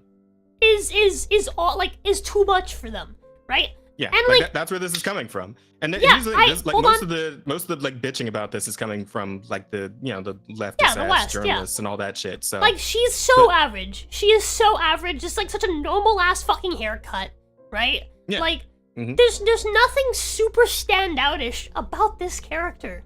She's not insanely hot. She's not some like holy shit bombshell. She's just a fucking normal ass Asian woman. Like she is so average. And it's just like, true. This is a great way to represent how completely fucking like insane the the West's view of women is, but also from a gameplay standpoint, this is terrible. I'm sorry, but she doesn't stand out. She stands out like in the West, but in the world of like good fucking games, I'm sorry, but she's just not special. She doesn't have anything like really defining to like makes her kind of like unique, and it makes it again. This just ties into like the lack of. Can I fucking finish talking? You fucking cunt. This ties into the lack of like kind of art direction that this game has. Nothing really stands out. I can show you something of Stellar Blade, and it's just like, well, what is this game from? Like what game is this from? Right? Like what game is she from? Right? Like nothing is really standoutish in the art direction they chose, and I feel like it makes it really hard to give the game an identity because of that. I can sort of like agree with this because I definitely had the thought that it's like, yeah, because of everything that's going on, the fucking essentially the goddamn civil war in like Western gaming that's happening right now, the Gamergate 2 shit and all that. Yeah, like obviously Stellar Blade comes in as like sort of a beacon for the people who just want like attractive women in games again, because that's not something we've gotten a whole lot of in the last decade or so. But like if this game were to come out in like the let's say the early 2000s, like 2000 2005, like that general time frame, probably wouldn't have stuck out very much because like back then we were still making games that had attractive women in them, and made some really really good games and some really shit games that had attractive women in them, and it didn't really like having the attractive woman wasn't really a big like a big deal. Like people were more concerned with just how the game actually played, how the story was, etc., all that shit, right? Whereas a game like Stellar Blade existing in the era it does, which is this current one, it's going to stand out just purely off the fact that the woman isn't horrendous to look at that's in the game, and the fact that obviously the journalists are Streisanding the fuck out of it because they keep complaining about like how she doesn't look horrendous. 10 back then is now forced into an 11. Yeah, that's pretty much it. Yeah. Like everything about this game is mid, right? The art direction is mid, the gameplay is mid, the protagonist is mid, everything about it is mid, right? Yeah. And Stellar for a lot of the people in the West, it's fucking awesome. Is it the point that I just fucking read? Well, no. The winner's like this shift up second game. It kind of just started though. Like so. Yeah. Again, so that is something. I want to give them a bit of a benefit of the doubt because again, we're talking about Shift Up, who made fucking Nikkei, right? Like that's all they have under their belt. This is their first time doing anything like this, and I mentioned that during my stream. Like this game for being their first like big game like this, it's fucking great. It's fucking awesome. Yeah. Right. Absolutely. But I just because people got mad at me for like being like critical. It's like, I'm sorry, this is what I do. Oh no. Like it's worth being critical. This game is great. This game is it's great. It's awesome. It's a solid like 7, maybe even 8 out of 10 game. But like you have to understand that like I don't play the shit games that you play. I'm sorry. I get it. You guys like being pissed off about all these fucking dog shit games. Grr, everything's about Gamergate. I wasn't even aware of the first one. You know why? Because I don't fucking play shit games. I don't waste my time on shit fucking games. So my standards are a bit higher. Right? Like, my standard isn't the fucking dog shit standard that everyone in the West has, where everyone's like, oh my god, all these games suck. Anything, even just mid, is gonna be fucking awesome. 11 out of 10, this is great. I don't have that standard. I play fucking Dark Souls. I play fucking Bloodborne. FromSoft is my go-to. FromSoft does not miss. Like, I'm sorry, I just don't play shit games. And when games become shit, like Destiny, I stop playing them. So my frame of like reference for what I consider to be a good game is kind of up there. Cause I like, there's no shortage of them. Yeah, it's just the whole thing is that this game is being like put up on a higher pedestal than it probably should have been or would have been if not for the situation that we're in. And which like a lot of people who are on our, I would say on our side of things, like we're kind of against like Sweet Baby and all that shit. But like we're not like so far. Audio. Hold on. Go. There you go. Go ahead. Okay. Yeah, but we're not like so far in the trenches on this that we're like, you know, like rallying behind Stellar Blade the way like a lot of people would. And like, but to a point I can understand why they would, because again, they just want to see like, you know, attractive people of all genders. Like, I'm at the point where it's like, why can't the guys and the girls be hot in the games? The guys are still allowed to be hot in the games. Fuck it, like just let everybody be hot. That seems like a good compromise to me. But you know, there are people who want to rally behind Stellar Blade because it is giving them what they haven't been getting. And of course, the journalists are rallying against Stellar Blade because it's everything they hate with their ultra feminist fucking bitchy perspective on this sort of stuff. Ultra feminist, like unironically against women. Take. Yeah, exactly. Like, can we talk about the modern day fucking feminist movement is just the fucking like pro trans and ugly chicks movement? Like fuck off. And it's like in the straight up there was that whole fiasco with I think it was IGN France, right, guys in chat? Is IGN France, right? The one who was like, oh, the creator of Stellar Blade has clearly never seen a woman before. And it's like people immediately fired back with the fact that he's married to like this extremely good, like prettier than Eve in Stellar Blade, gorgeous Korean woman who is also an artist who draws a lot of the characters for fucking Nikke, right? This is a great image. This one, let me see if I can put this up on screen. But I love this image because it so well encapsulates my entire point with her being so mid. Open a new tab. Can you just open the entire fucking image? Yeah.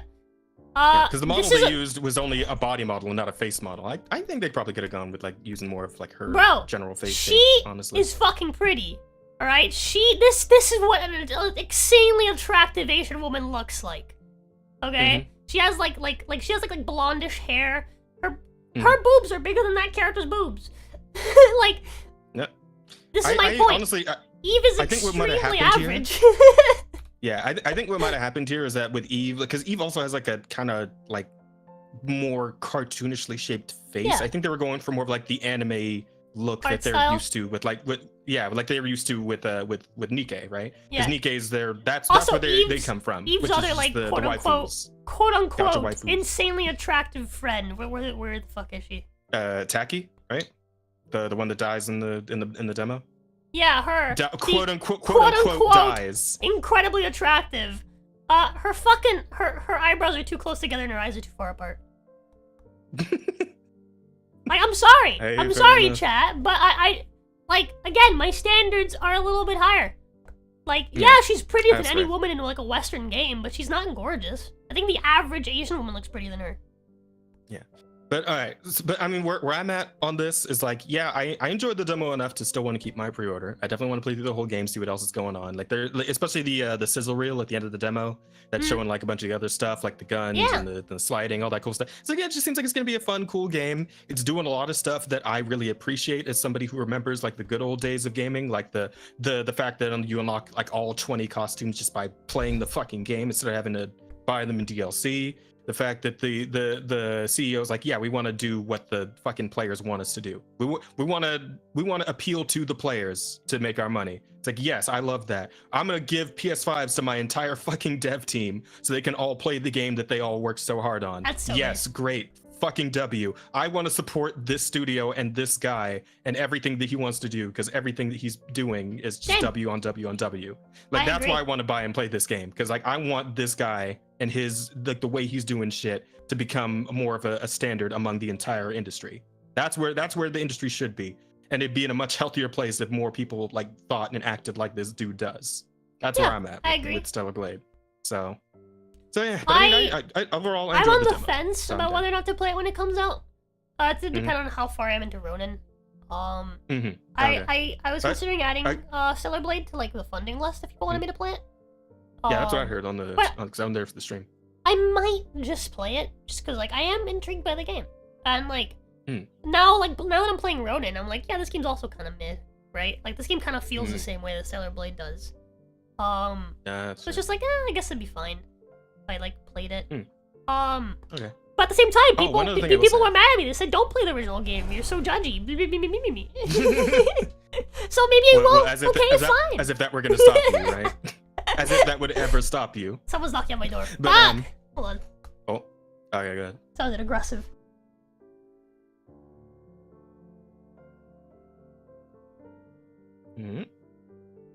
We're just gonna hang out for a second, chat, while Rose is doing her thing.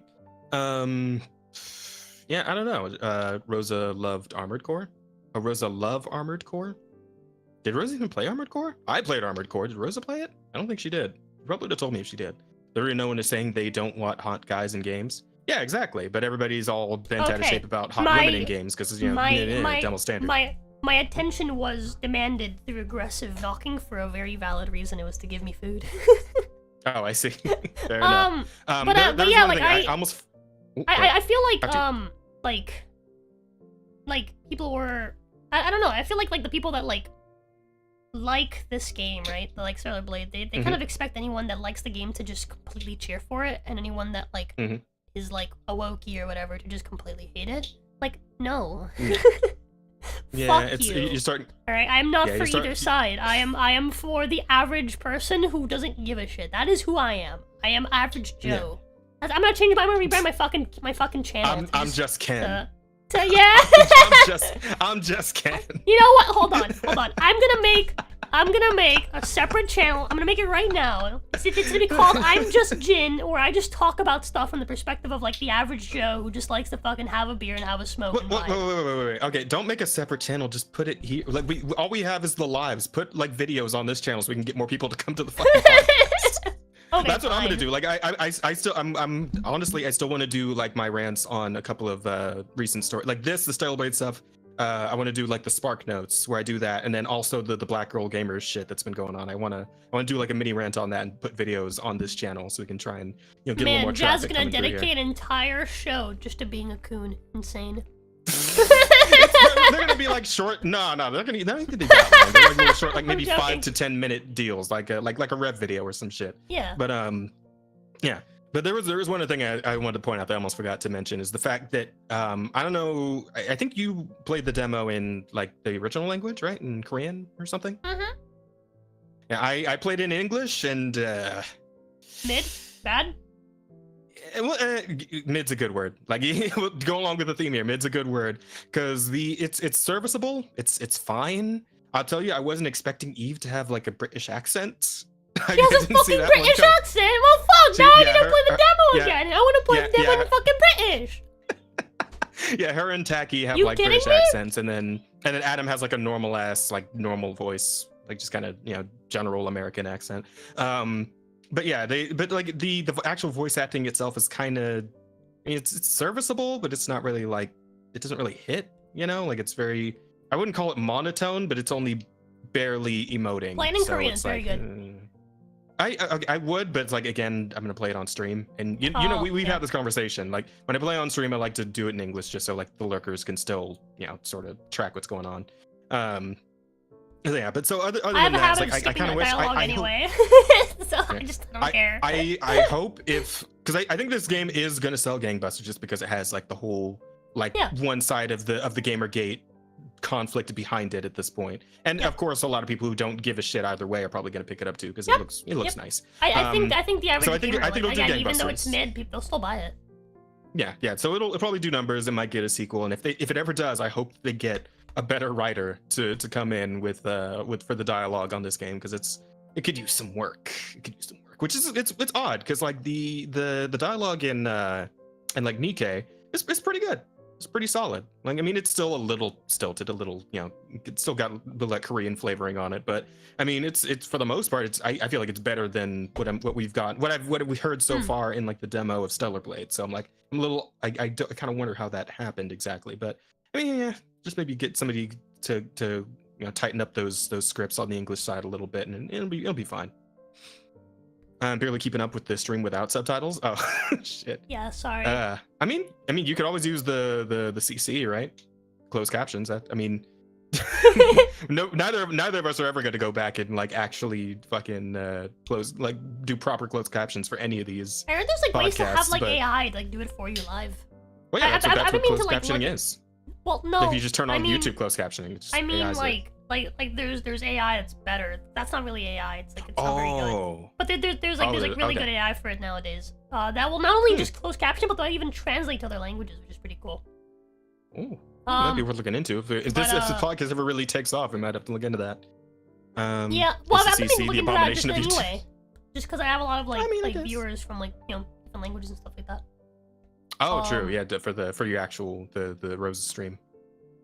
Yeah. Gotcha. Fair enough. Okay. So yeah, there's that. So we did the demo of that. I watched anime, a Netflix anime. I watched Zom 100, which is a pretty fun show, right? So for those of you who already know about Zom 100, it's a pretty good deal. That's the 100 days after the zombie apocalypse thing, right? Where he's like, no, he has like 100, not 100 days, like 100 things that he wants to do, basically. Yes, that's it. Okay, that's I watched. Yeah, so I watched the movie of that, the live action movie. There's a live action movie of it. There's a live action movie. I've not. I think they were released at the same time. I never watched the anime. I only watched the live action movie. How was that? I liked it.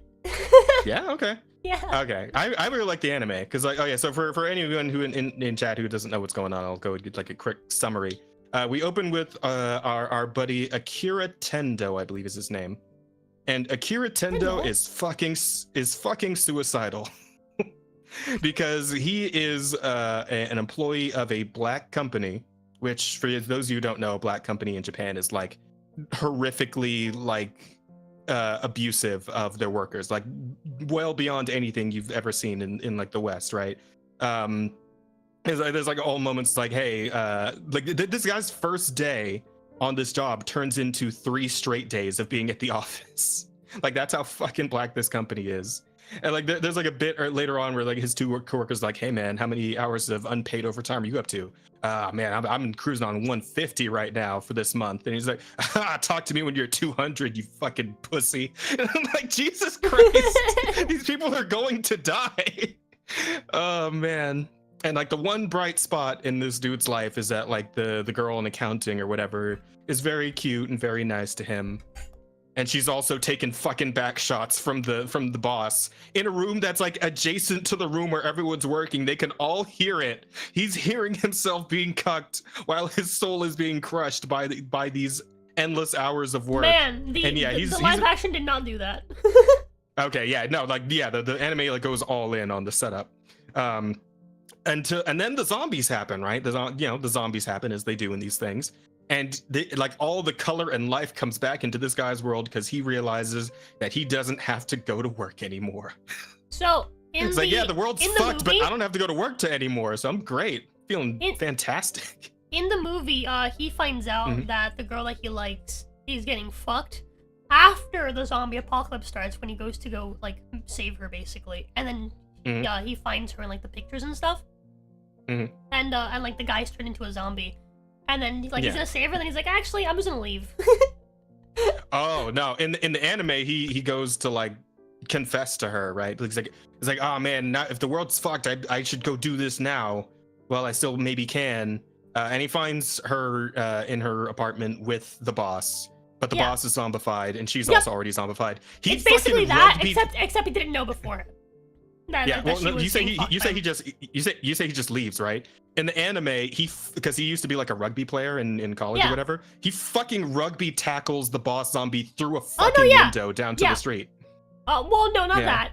I think he tackles him into the anime. I think in the live action, I think he tackles him into like a cabinet. I don't know. Okay. No, yeah, he sends him like out a fucking window down, like all the way down to the street where he just like explodes in blood. It's amazing. And then he like does, yeah, and then he like confesses to the zombie version of the girl he liked, and then runs away before she bites him. Obviously. Yeah. Okay. And then after all that, he decides like, well, fuck, what do I do now? Shit's still fucked. I don't know. I can do whatever with my life. I know. I'll write a list of things to do before becoming a zombie. And so the Zom 100 things to do before becoming a zombie, the list is born. And the anime just kind of like follows him as he sets out to do all this shit before he gets zombified. And it's it's interesting, right? Because there's a lot of like emotional whiplash going on. It's most of the time played pretty comedic. Like everything's just kind of like he's just kind of bumble fucking through the zombie. Oh. Go on. Yeah, he's just gonna bumble fucking through the zombie wasteland, helping people where he can, but they're kind of just leaving him to their own devices. He goes to do a fucking beer run because he's oh fuck, I meant to spend the whole day today just vegging out in bed and drinking beer, but I'm out of beer, so I'm gonna go out into the zombie infested streets to go to the konbini and get a fucking like 6-pack, where he meets one of the other main characters for the first time. They don't team up as of yet at that point. But he goes and like finds his best friend who somehow also survived. They meet like a foreigner who's like who's like a weeaboo foreigner, but she's also really good with a fucking halberd. Like she's like chopping up zombies left and right. But I never met like, that one. The live action Beatrix ends is her after. name. She's great. The live action ends. Basically, he meets up with the other girl whenever they have their little thing, and then they all go to the aquarium to get the fucking the anti-shark bite. Common Rider that's like halfway through the anime. That's where it ends for the live action. Oh, it's a movie, right? So it's like a 2-hour thing. Yep, the live action movie ends there. He never meets I presume the blonde chick is the. She's cute. Yeah, that's like episode 4 or 5, I think. They finally meet her. She's a little ways in, but yeah, she's great. She's fun. Yeah, they never meet any of those people. In the in the live action show. All right. Does so the best friend is in there, right? Yeah. Kencho. Yep. He saves his best friend. Is he still constantly getting naked in the live action movie? No. Not That's that I unfortunate. can remember. I mean, he hangs out like shirtless all the time. Oh sure. Cool. Okay. No. He's a cool dude. He's no in the anime he will full on just get naked for a joke or like to help out like to lure zombies away, and like when there's like a situation, like it's his whole thing. Like his whole thing is that he wants to be a comedian. He wants to be a stand-up comedian, and all his jokes about like revolve around getting naked. Pretty funny. Can't remember. Now I want to watch the anime just because it looks like there's just so much more going on. Yeah, there's a lot more going on. Also, this blonde woman is insanely hot. She is, yeah. She's great. She's a lot of fun. She's like, again, she's kind of like a fish out of water, like foreigner deal, but she's like just extremely fascinated with all kinds of Japanese culture in general. Pics? They want to see a bigger picture of Beatrix. But here. She looks like I kind of prefer her in the armor, but that's just because I'm a fucking me. I mean, yeah, fair. I get you. Yeah, when they first meet her, like she's completely decked out in armor. Why is it so hard to just look at images on fucking Google, man? I just put it up. Just make it big screen. Just make it big screen. You fucking cunt. Just fucking open the goddamn thing. just make it big. If I click on it, just go big, please. I feel like we used to be able to do that back in like Windows. Like, what the fuck is this? No. I know what you. Oh wait, there you go. Somehow you kind of did it. There you go. She looks like that. She got massive titties and glorious blue eyes. Big ol' yabos. And of course the other girl in the anime is also pretty hot. Also is a pretty sizable chick.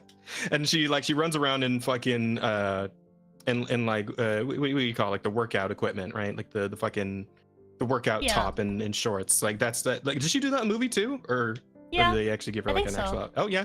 Yeah? Okay. But yeah, there's a lot more going on. It seems to be a lot more like just straight up going along with the manga, because I decided to pick up the manga after because the anime Very leaves Aryan. off. Yeah, very. Yeah, she's her name's Beatrix. She's like Swedish, I think, or something. Yeah, I think she's like Swedish. She's like the Ja, like I'm very interested in Japanese culture, Ja, like all that shit, right? So I think she's supposed to be like Swedish or something. That's, Yeah, like her accent is very pronounced, at least in the English dub. sounds German. She might be German too, actually. I don't know. I don't quite remember. But yeah, like and also in the manga, like the English manga, like they play up the accent quite a bit too. Which I jumped straight onto the manga after I was done with the show because the current season of the show ends at around like the 20th chapter. So like 25th, 26th chapter. But yeah, it's good. And like the manga is pretty good too. I've been reading more of that. And shit's just getting even more goofy as we go. Like this is a show that's like kinda sorta rooted in reality, but kinda not. So in the live action movie, does he fucking taser punch the shark that has like zombie Yes. legs on it to death? Yes. Okay, yeah. So shit gets even goofier than that. Like shit gets even more stupid after that, right? Like in the manga, as far as the manga's going, like it gets even dumber. So it's like this is very like non-serious, like pseudo-serious kind of a zombie thing. It's fun, it's refreshing because it's not like just complete depression constantly. Like they're basically treating their trip to do these 100 things as like a tour of Japan road trip kind of deal. Yeah. Like it's more like four friends hanging out That's what they're while doing. some zombies Yep. are dicking around in the background That's kind of like instead the whole of theme of the movie, yeah. you know, survival. Yeah. It's not just about surviving, it's about living. That's a good way to put it right there. So it's fun. It's good stuff. I'm digging it. So there was that, and then I'm trying to think of anything. So I'm a fucking idiot, as you very well know. And in my idiocy, I decided to try out another gacha game. One that actually came out fairly recently. I believe it dropped on the 2nd of this month. It's called Astra Knights of Veda, right? And here's the thing, I don't usually actively go out looking for gacha games, but a friend was hyping this up on Twitter, and I saw the art of the game, and this is very much like a Vanillaware style thing, right? Where it's like hand-drawn sprites, and the art is fucking gorgeous. Like, it's just really, really pretty. Yeah, that's the one you're looking at right there. It plays a bit like Dragon's Crown, where like it's like a side-scrolling beat 'em up sort of deal, and it's just like the aesthetic of it is very nice. I mean, it's pretty generous with the polls early on. You get like 50 free ones. I got like 3 5-stars already. Wow. The story is pretty interesting. Okay, so what I would say is that this is like a cross between like the Vanillaware art aesthetic and the like straight up berserk dark fantasy like story-wise kind of thing, to the point where like the intro of the game is essentially the eclipse. Like you get fucking eclipsed pretty much. I is kind what of happens. this. Like, I also yeah, noticed that. What's the gameplay like though? like I said, it's like a side-scrolling beat 'em up kind of deal. If you might be able to find like a little like quick video or something. But yeah, you just have and it's also like you switch between 4 different characters, like your Knights of Veda, particularly. And each one has like, you know, a standard combo, a skill, and like a super finisher move kind of thing, right? But yeah, you just kind of you're moving like from left to right, you're just running across the screen. Well, you beat up a bunch of enemies all at once. I'm gonna play this. It's oh, go for it. Oh, but yeah, I made a mistake. Never mind, Shy. You only Oh. get to hear it. Oh no! I you always did the thing. fuck it up. You did the dude. thing. No. Well, that's what you get for trying to full screen all the time. God damn it! Shy, you guys can hear. Let destiny guide you. Trial of lightning! May the earth bless the golden knights. Silence! You will still be safe, but we must hurry.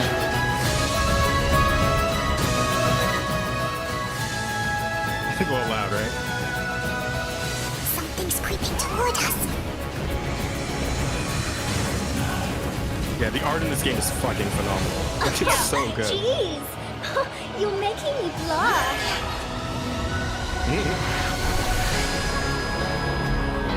Holy shit! What a chat! You can't dodge this.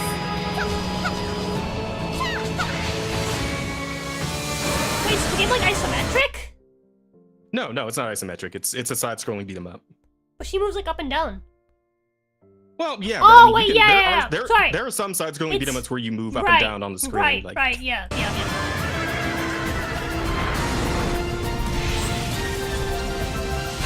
The moon is almost full. We're running out of time. Excuse me. Let me pass.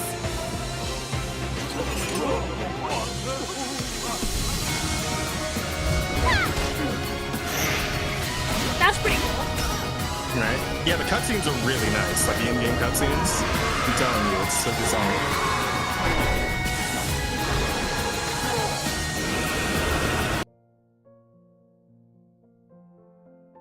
Oh. That's extremely familiar. That design reminds me of There's some Dark Souls-y kind of inspo here too, I feel like. this. A little bit. No, I can tell you exactly what this is inspired by. Yeah? I can tell you exactly what that's inspired by. Mm-hmm. Oh, and also this game is apparently 4-player co-op, so you can jump in with friends on this. Alright, you've sold me. It's inspired by this. I haven't tried. By this. I haven't. Design. Oh, Infinity Blade. Yeah, okay. Yep, I can see that. That for is sure. an Infinity Blade 3 specifically inspired design. Gotcha. Yeah, I haven't actually tried the online She yet. has outfits that kind of look like that, like some armors that look like that. Gotcha. Yeah, I see damn, with the hood she's and fucking hot. Jesus Christ, my soul, dude. you got. I do So love like fucking- the. Yeah, like this outfit specifically is the one I was thinking of. I do love like the combination of like a knight's helmet, but like there's a hood over it. Like that Yeah. shit's really good. That's not used enough. That's a solid fucking aesthetic. My fucking soul. Chat, we need to play this game, fucking goon. Infinity Blade? Yeah. I will say though, what is this game on? You've sold me. So you can get it on your phone. You can also get it on Steam. Okay.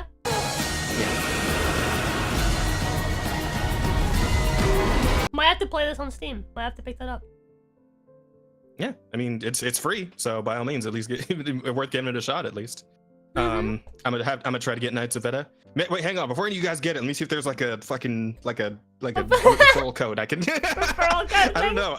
I didn't see anything about a referral code when I was playing through, so maybe not. But whatever. Who cares? It's fine. I'll give this one a shout out just because I think the game looks like fucking incredible. Like for a phone game, again, it's like a gotcha fucking phone game. They put some work in on this shit. Like they could have phoned it in as a lot of phone games do, but like this one looks like it's absolutely worth. Well, okay, yeah, fair enough. But yeah, like unlike a lot of different phone games that like a lot of I played a few different gotcha games, right? And a lot of them do feel kind of phoned in, but this one, like. Straight up, just like the beauty of the art style, the gameplay feels pretty solid overall. You got your. I think you're gonna like the one character I've been playing because it's a short-haired tan tomboy with a giant fucking sword that hits really hard. Yup. Yup. There you go. Yup. I'm in. I'm sold. I will show you. I'll show you after stream. I'll show you a little bit of the gameplay. You completely sold me. What's her name? Yeah. Sansar, I think is her name. Sansar. Sansar. What's the game called again? Astra, Knights of Veda.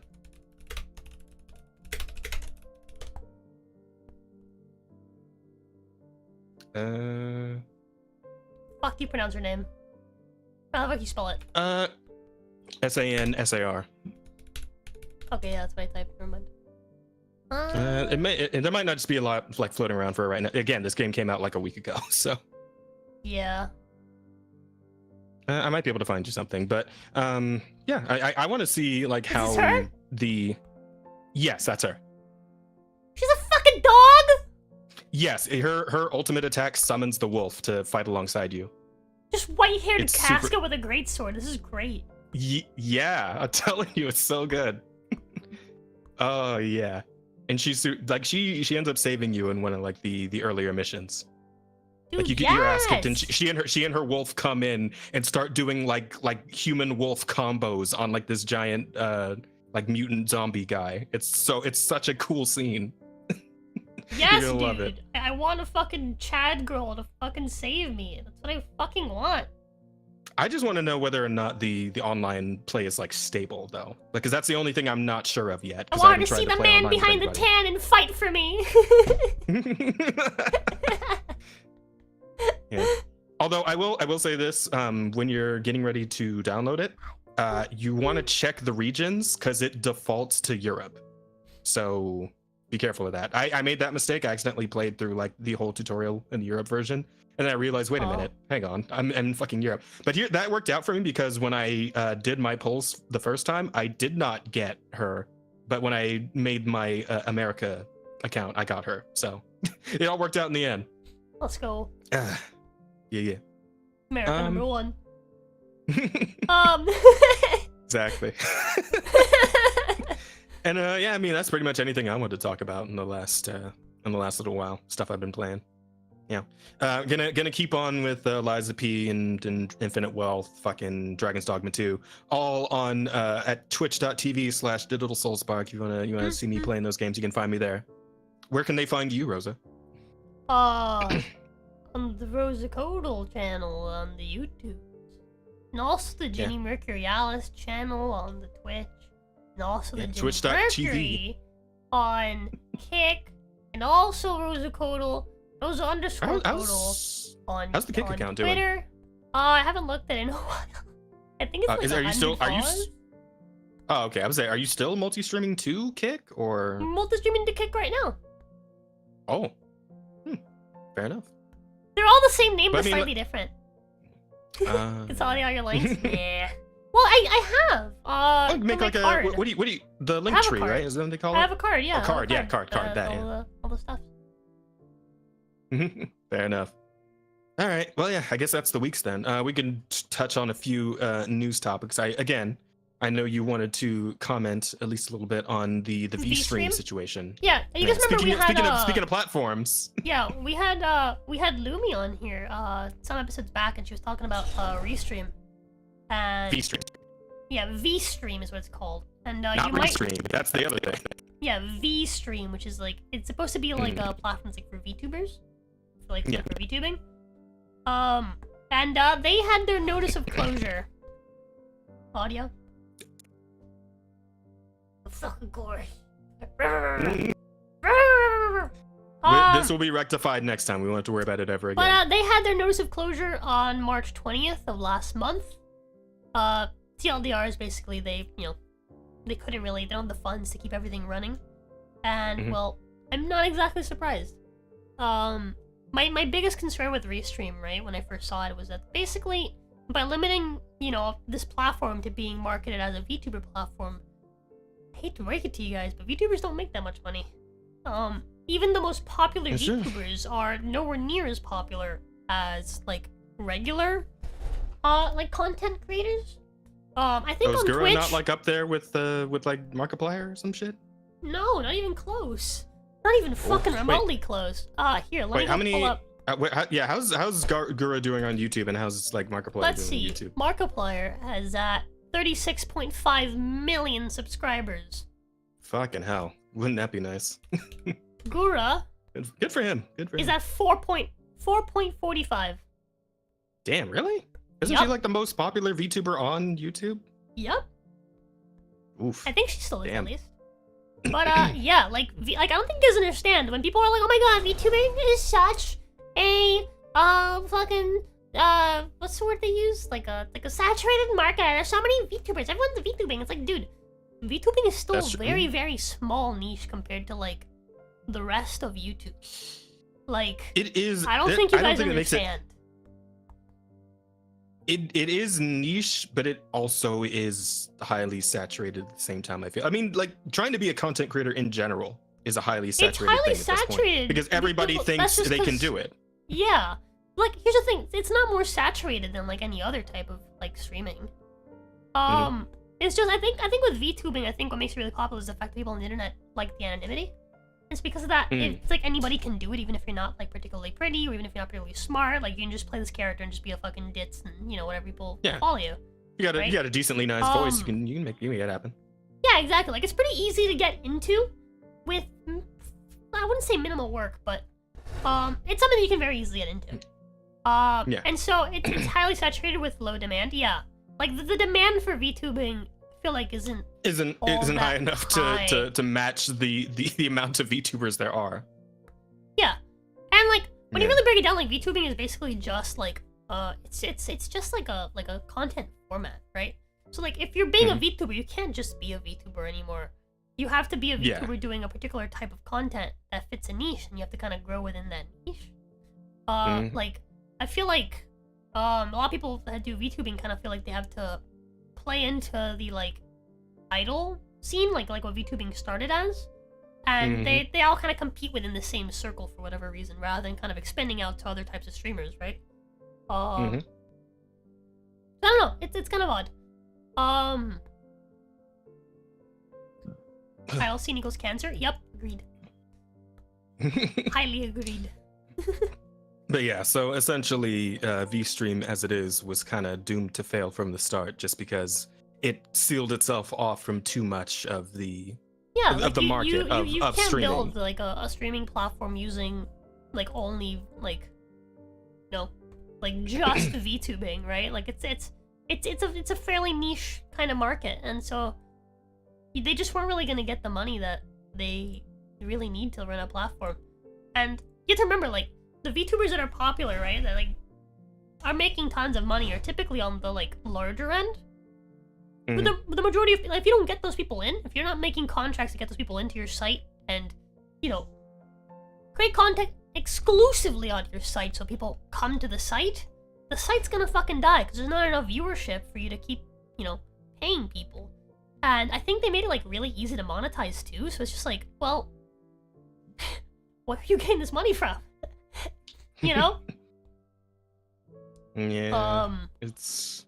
But yeah, it was like, from the moment I saw it, I was like, this is a cool idea, but it's doomed for failure. And I was gonna start streaming on there, and I kept telling myself, oh, I'll do it later. I'll do it later. Because every time I went to go do it, I was like, well, like, I'll look at the site, and like the top viewed streamer on that site would have like 8 viewers, and it's just like, man, there's just not a lot of people on this site, so it just doesn't really feel worth my time to like go and like make an account and figure out, like, because like it didn't work with Restreamer off the bat. Like I had to like kind of like play with it, and it's just like, it's just not really worth the effort. It felt like, you know? Yeah, no, I get you. And then it died before I could even try it. Yes. Which, yeah, you know, it would have been nice if it had, you know, just I mean, I don't know how to, because like even trying to like compete directly with say Twitch and YouTube at this point, it's like that's a fucking long shot right there. and Kick too to some extent. I don't know how well is like Kick doing in the grand scheme of things Kick's these doing pretty days. well. Like if I go to solid? Kick and I just go to like channels, right? Like I exit my creator dashboard and just go to, how the fuck do I do this? I don't know how the fuck to use Kick. Let's see, recommended. That person has 235 viewers. That person has 1.39k viewers. That person has 98. Amaranth is streaming right now to 5.79k. Fucking. But like the one person I was playing that has 1.39k, like they're playing fucking they're playing GTA. Like yeah, like Destiny's streaming on there right now. It's got 1.31k people watching him, right? Shlum's playing fucking Fortnite. It's got like 1.01. Like, yeah, there's actual viewership these are here, decent right? numbers, yeah. Yeah, V stream not so much though, eh? Like there's this one guy just doing music with 27 viewers. Like for the most part, it's kind of the same as Kick, right? Like you have people doing different things with, you know, different levels of viewership, but there's people on the platform. Because we're talking about Kick, right? Sorry, I meant similar to Twitch. You're good. There's people on the platform watching stuff. People exist on this platform. Yeah, there is some sort of economy there. Like like there are viewers that are on this platform. But if I were to go to like fucking to like VStream at any given point, well, VStream's dead, so that's what I'm saying. Like whenever I would go to VStream, there'd be like 8 people. Okay. What about Rumble? Because somebody in chat brought up Rumble, and it's like I have heard of that one, but I've never used that Rumble. one getting on? Me neither. I don't know. Let me go open Rumble. I've only ever heard of. I don't even know what the fucking site looks like. I've only ever heard of Rumble. Maybe I can see it. Yeah, I've never used Rumble, but let's see. Yeah, people Twitch and YouTube till ultimately have the vast majority of the viewers. Kick and Rumble are competing. Okay. Yeah. Yep. The featured channels, Jimmy Dore Show's got 14.4K. Barstool Sports got 3.1K. Newsmax got Decent 2.8K. Right, that person has 2K. That Lo-Fi Girl has 362. Badlands Media is 211. Yeah, like there's people, you know, actually getting views on there, right? Okay, so we say that sitting on the top of this whole thing is still like Twitch and YouTube going at it, and then like maybe a tier below if that I look you at got the Rumble categories, there's 42.2K viewers currently watching the trending news category. There's 37.7K viewers watching the podcast category right now. Like, there's actual viewership on there. I should start streaming on it. Yeah, maybe check out Rumble real quick and see what's going on. But yeah. So, but like the what I'm trying to make though is that like to make a site like that, you kind of already have to be the jack of all trades that Twitch and YouTube and Rumble and Kick are, where they just kind of offer a little bit of anything and everything. Like trying to specialize yourself all the way down to VTubers categories in general. For news, categories for like Republican politics, categories for conspiracies, for comedy. Yeah, which again, music, like these are all things VTubers gaming. could do, but like just the fact that it's like VTubers only and no like humans, which apparently are still, you know, the like taking the majority of the viewership in general for streaming. Like you're gimping yourself too much, like right at the starting line. So just it wasn't gonna Rumble, work they have a out. good growth system now. If you stream a certain amount after joining, you can get $500 a week, not including AdSense. Whoa, what? Okay, so I'm gonna go fuck my Twitch channel. I'm going to Rumble. Fuck this.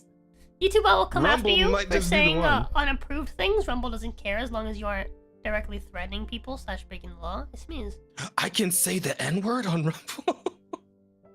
Let's go. Rumble censors don't give a fuck. Okay, I see. Okay, Yeah, what the you know fuck? what, That sounds Rumble? great. We might need to look into Rumble. Me and you take sit down and see what we can Putting do this over there. podcast on Rumble. That I mean, hey, why not? If Rumble podcasts are getting 34K, like shit, so might be worth it.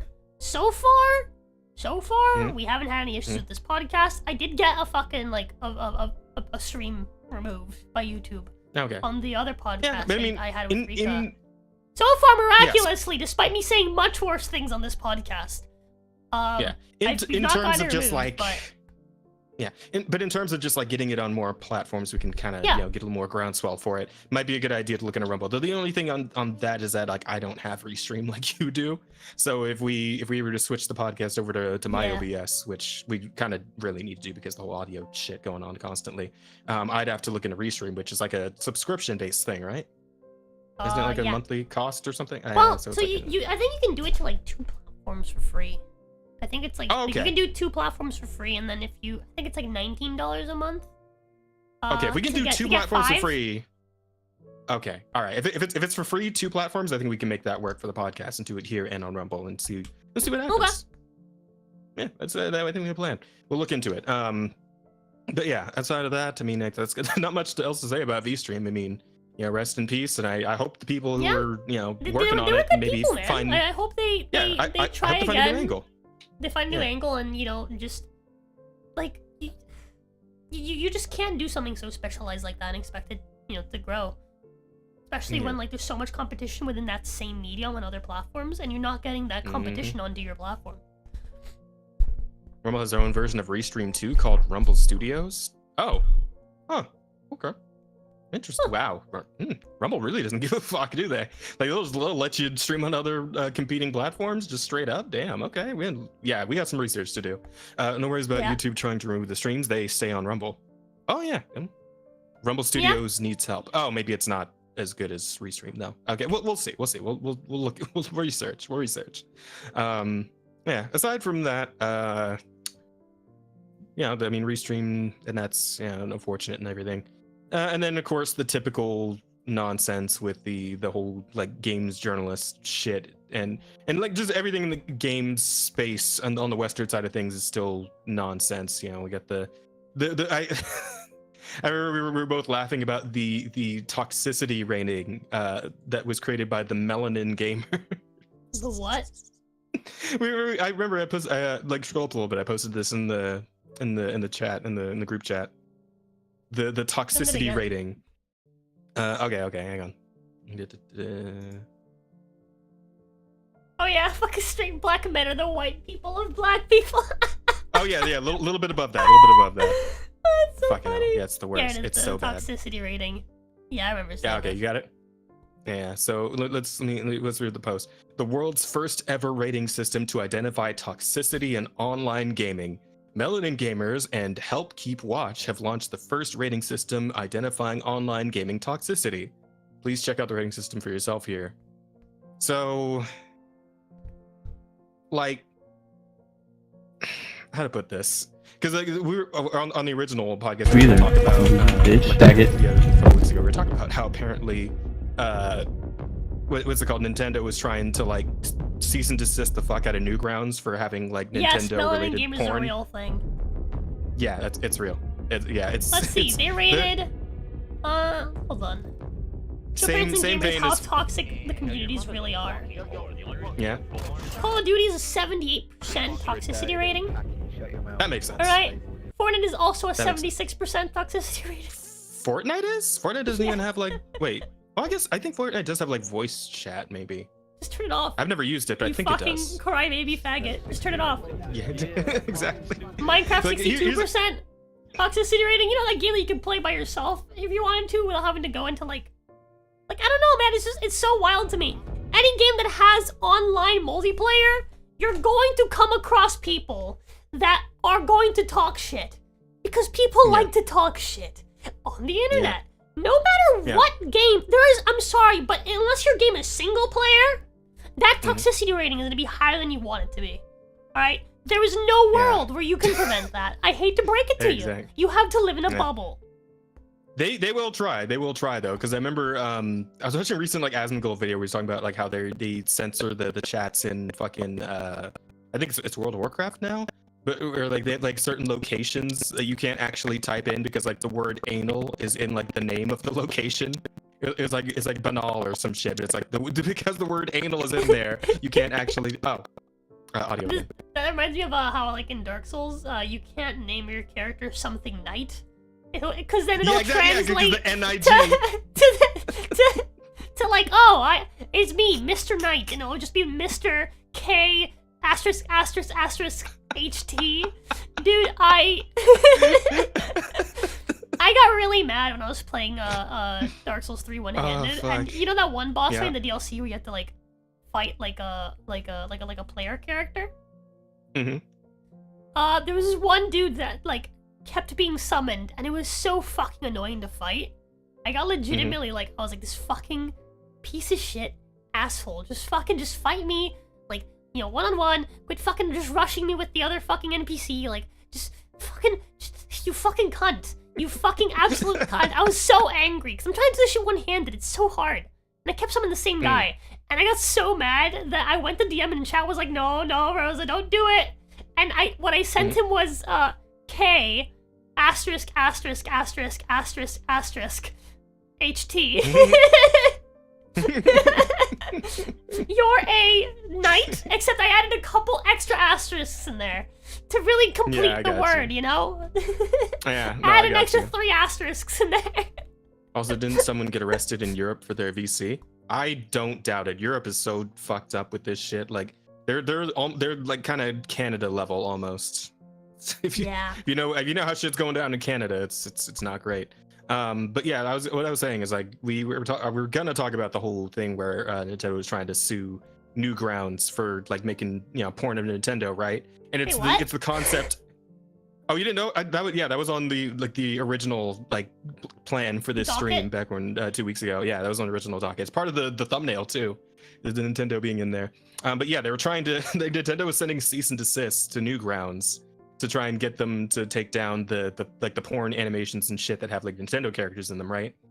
And it's like it's that fucking concept of man is angry at Cloud for making it rain, so he pulls out a gun and shoots at the cloud. Like what the fuck are you doing? Are you gonna like say, man, all these trees making oxygen, fuck them, I'll knock them all down with my bare fucking hands, I'll kill every tree on Earth with my fists. Like, what are you doing?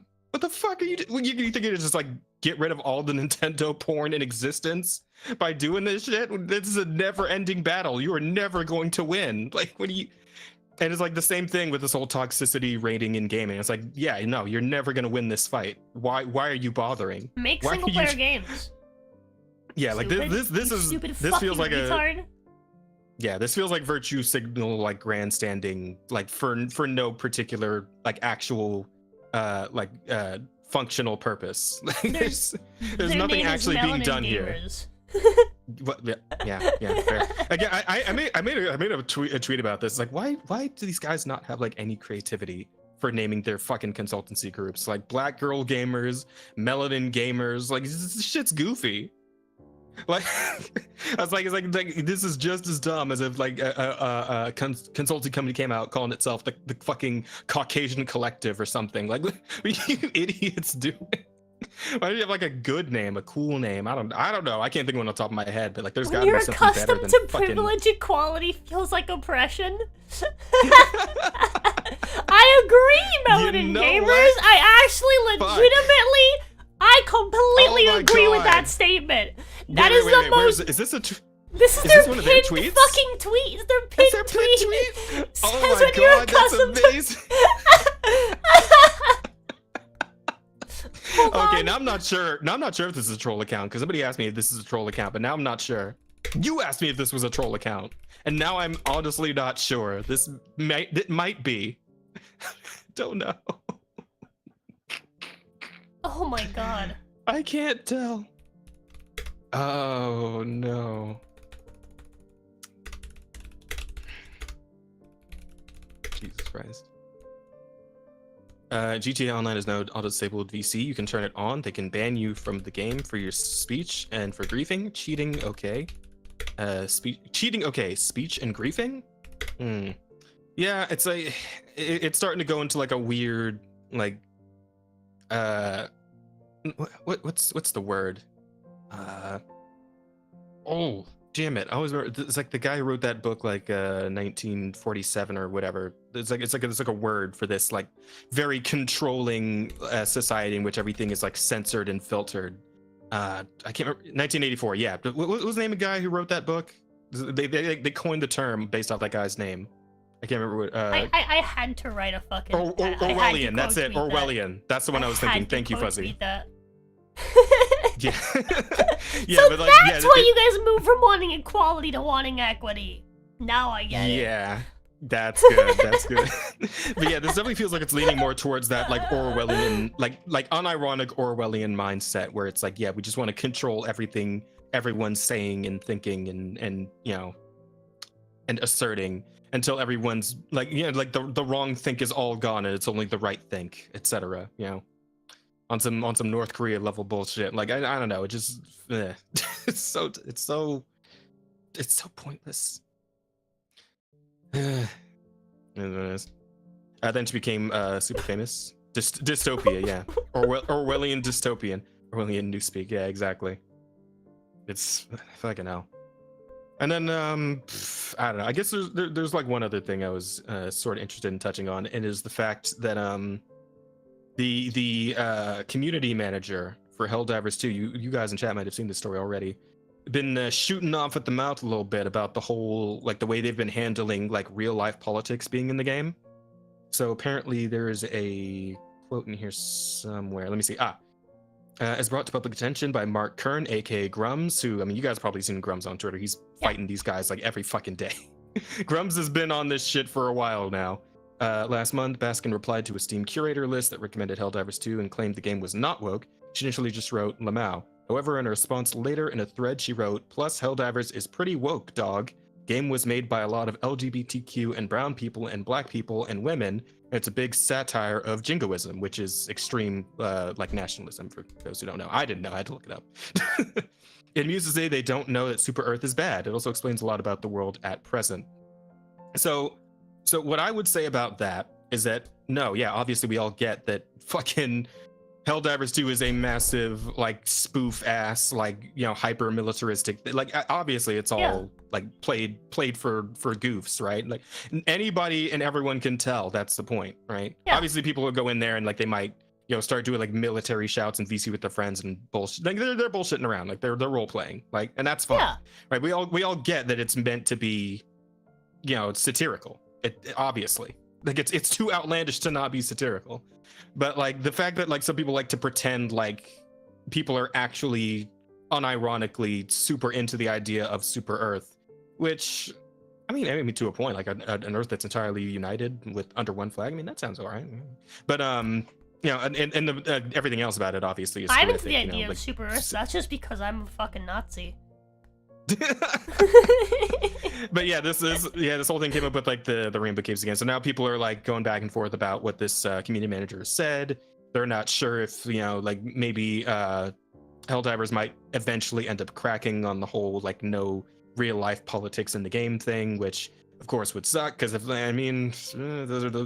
rainbow flags really do end up in the game, like that's just gonna fuck up the whole like nice aesthetic going on, right? Yeah, I don't think people understand the whole point of fucking having the rainbow flag. Like the whole point of the rainbow flag is for you to stand out because you want to like draw attention to the fact that like you are important and whatever, right? But in a world where there is no where gay people are treated equally, they would fall under the same flag as everybody else. They wouldn't need the rainbow flag anymore. Like I don't think people understand the whole point of having these flags is to raise awareness about the issues that you have, but once you're out of issues, the flag is literally fucking pointless. The flag is actually it's actually counterproductive to what you want. Absolutely, and especially in the case of something like Helldivers, right? Because at the moment, right, there's no real life politics in the game at all. It's all for Super Earth. We're fighting the bugs, we're fighting the bots, but all humans are consolidated into one united force, right? And like you could be playing online with some randos, and that person could be like fucking pro-Palestine while you're pro-Israel. But fuck it, you guys are gonna band together and fight those bugs, because who gives a shit, right? Yep, because in this game you're both pro-Earth. But let me like imagine the situation, right? Imagine the scenario in which Helldivers starts bending the knee to this shit, and they start putting like a bunch of flags in the game, and this pro-Israel guy has a pro-Israel flag on his fucking back, and the other guy has his pro-Palestine flag on his back. And here's the thing: the game has top 10 ways to raise toxicity in games. Well, the thing about it is that like the game has friendly fire that cannot be turned off. So you imagine what's going to start happening when people start going in with their fucking highly political flags, and they got to team up with some randos online that might have a whole other political flag. And then all of a sudden the game becomes fucking unplayable because the people can't stop killing each other out of spite because they can't put the shit aside for like 2 seconds to just enjoy a video game. Whereas like the state the game is in currently is pretty much perfect. Like it's a fun game. There's when nobody's like having to pick sides. We're all in it together against the bugs and the bots. It's good as is. So I'm really hoping, like, as far as I know, up to this point, there's been no like official statement from like whoever is the CEO of I forget what company actually makes Helldivers, but there hasn't been like any official word on this statement from the community manager. So I guess we'll see how it pans out. I'm hoping the game just stays as is and just focuses on, like putting in new enemies and new weapons and all that good shit. The shit that actually makes the game more fun, right? Instead of, leaning into anything real world political. That's what I'm hoping, but we'll see. I mean, if it's like the community manager says, and there's a bunch of people in there who are, leaning on their identity instead of, just being good at making video games, then, it's a teeth sucking moment. We don't know how this might go, but I'm hoping it'll just, stay the cool, fun game it is currently. We shall see. That's a big oof. I'm thinking of that guy whining about getting friendly fired in Rainbow Six when he had some rainbow banner. He was literally asking for invulnerability. Yeah, well, basically a middle management type. Yeah, just weird. The community manager decided to push their personal beliefs rather than just be what their job is, connecting the players with the developers. Well, Endymion had some interesting ideas about this, because the fact of the matter is, in the way our current like setting works, in terms of being the person who handles what's the word promotion of a game, right? That's basically what community manager does. They interact with. I don't know why, the but whenever I audience. hear the word Endymion, because I don't know who the fuck this is. My brain auto translates that to fucking, is it like Derpixon or something like that? It's like some porn guy. No. The guy that makes porn. No. So I hear Endymion and I think of porn. I get you, but no, Endymion's just a guy who does like rundowns of video game like news, like the actual video game news, though, like the shit that's actually happening. Gotcha. I hope that me thinking of porn whenever his name is said makes him happy. Maybe, I don't know, but yeah, he had some thoughts on this in one of his recent videos, and I agree, because the whole thing with being able to essentially control the narrative around a game by being the liaison for that game to the community. That's what a community manager kind of does. Like that's the kind of job that very much appeals to these like activist, like hyper leftist types, right? They want to be the person in this role who gets to like form the narrative around whatever the fuck they're trying to push, right? So yeah, that's why you kind of get these types in the community manager, because there's other community managers who've been doing shit like this for other games. He brought them in his video, but I don't remember the other examples. Man, but it's apparently kind of a common thing. Fellow Destiny bros, do you guys remember Deej? Deej was cool people. Oh, that's just at Siege. No, Deej. That was the old Deej? Destiny 1 community manager, like way back in the day. Okay. Dude was chill. Yeah, Dude was chill. Yeah. He was pretty good at getting like, did his job. Told you about the game. Has it? Yeah, he did his job. He'd do conferences. Actually played the game. He'd like interact with people, right? Get the general idea of like what people wanted. Unfortunately, that was in an era where everyone was shouting about how the game is like me. You need to make it more available for everybody. Me. And then everyone turned around and started being like, no, stop making it available for everybody. You gotta cater towards the elite player. Me. And like after that, I think he got sick of it and fucked off. Okay, that's like man's literally left. Fair. I mean, yeah, I do get that, because I mean, he didn't get fired. He left. Just being a community manager in this day and age and having to deal with like how fucking like volatile communities for especially for any popular game, right? Any game that's like sufficiently popular, it's going to attract people from all sides, and they're all going to be arguing and shitting at each other constantly. And as the community manager, having to like sift through all that has got to be a massive fucking headache.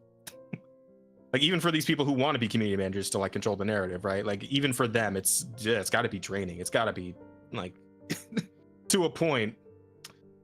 But yeah, I mean, it seems like just I would hope that like maybe these companies start keeping a closer eye on their community managers, so they're not like fucking splitting their communities apart by throwing in a bunch of vitriol and political statements and all this shit, don't right? care about the community, thus they don't tend to burn out. Yeah, that makes sense, right? Like when you actually care about the community in the game and you're constantly seeing them bickering back and forth and you don't know what the fuck they want anymore because they keep going back and forth on what the fuck they want. Like, and obviously like you actually care about the game and the community, that's gonna fucking stress you the fuck out, right? Because it is literally up to you to pass on to the fucking company what it is that people want, and you don't fucking know, right? And like everything's gonna end up like you're the face of the company to the community, so everyone's gonna bitch at you about it. But when you're then you're just pushing ideology, like you don't give a fuck about the fans of the community or the company, like you don't give a shit what happens as long as your ideology gets pushed forward. So you're less likely to burn out, because none of it's actually important to you. Because like the as volatile as this whole like ideology shit has gotten in the gaming industry, like this could actually be like a player count hit for Helldivers 2. If the community keeps on with this shit, like if they just keep doing this and keep putting people off from the game, like this could actually affect their sales and their actual like player base. Yeah, I mean if you because like they did the whole thing with like no, like we're not gonna add any of these flags to the game, right? And so if they're clearly like I don't want to say catering to an audience, because they're not really catering to any particular audience. They're just refusing to cater to any particular audience, anybody, right? And all of a sudden, like, you go from being like, oh, this is one of the games that's not tainted, it's not being they're not catering to anybody, right? And that's your kind of selling point is like that you don't give a shit, you just want to do your thing, right? And you're not pandering. If all of a sudden you start pandering, that's gonna piss people off because you're gonna feel like they were betrayed. Even if like they're not for like any particular side, like even if you're not like on the right or on the left, right? If like you join a game, it's like okay, cool, no one's arguing here, this is nice. right? And all of a sudden they start pandering to one side and people start fucking bitching, like, even as the average consumer who like doesn't really have a side that they really sit on, or doesn't really care about any of like the cultural war bullshit. They're gonna feel like they were kind of betrayed either way, right? Because like they're kind of presented this spot where it's like, okay, there's no politics here. You can just play my game and just, you know, relax. And all of a sudden they're adding politics to the game. Yeah. Yeah, it's gonna put people off. I mean, catering again, to at average the Joes, moment, which is literally everyone. Yeah, dude, that's what I've been saying, man. Like I want games to like, I don't want games to like fucking turn around and just like hyper fucking like cater to the right, because that's just not fun either. Like I just want games that will just cater to average Joes, man. That's all I want. That's all I want. Yeah, it's like the Disney problem, right? I feel like it's almost like the Disney problem where it's like old Disney movies, like they're timeless. I don't know, Snow White, Seven Dwarfs. Yeah, they're timeless. They have just good overall lessons to anybody who wants to listen. Yeah, anybody can relate to Aladdin or fucking Hercules or whoever the fuck else, because they're just going through. Everyone likes Lion King. There's no one that doesn't like Lion King. No one. Everyone likes Lion King. Mm-hmm. Exactly. And it's like, but like these days, obviously, the Disney movies are kind of, leaning a certain way, and we can all see what's happening. And now Disney is fucking dying. Probably will be dead within the next, I don't know, decade or so. We'll see. They still got a lot of money behind them, so I mean, they might last a little bit longer. But given the fact that like every fucking movie they put out bombs, and bombs badly, I don't know how much longer Disney can hold out if they, stay the course, right? If maybe they manage to go back to doing what they used to do and do that well, then that'd be nice. But I mean, at this point, even all the people who used to like know how to make those stories, like the writers, the animators, those people are gone. They got pushed out by fucking diversity hires and bullshit like that. So it's like, I don't think there's really any hope for Disney anymore to like turn shit around and actually course correct. And like the same thing is liable to happen to any given game company. Top Gun 3 is in development? Hello? Top Gun 3 has been greenlit, isn't it? Well, I heard Top Gun 2 was pretty good. I heard good things about that. People enjoyed that movie. So, first trailer released, nice. Okay. So here's the thing: I haven't actually watched Top Gun or Top Gun 2, but I heard they're both really good films. So that doesn't surprise me that 3 is getting a sequel, or 3's coming out. Top Gun 2 is great. Dude, have you seen Top Gun? Have you seen both? Or man, I was really like, fuck, I don't remember.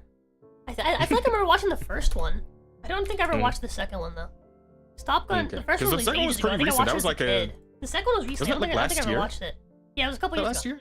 A couple years ago. Okay. Yeah, I haven't watched the second one. Especially when you factor in when it was made. Okay.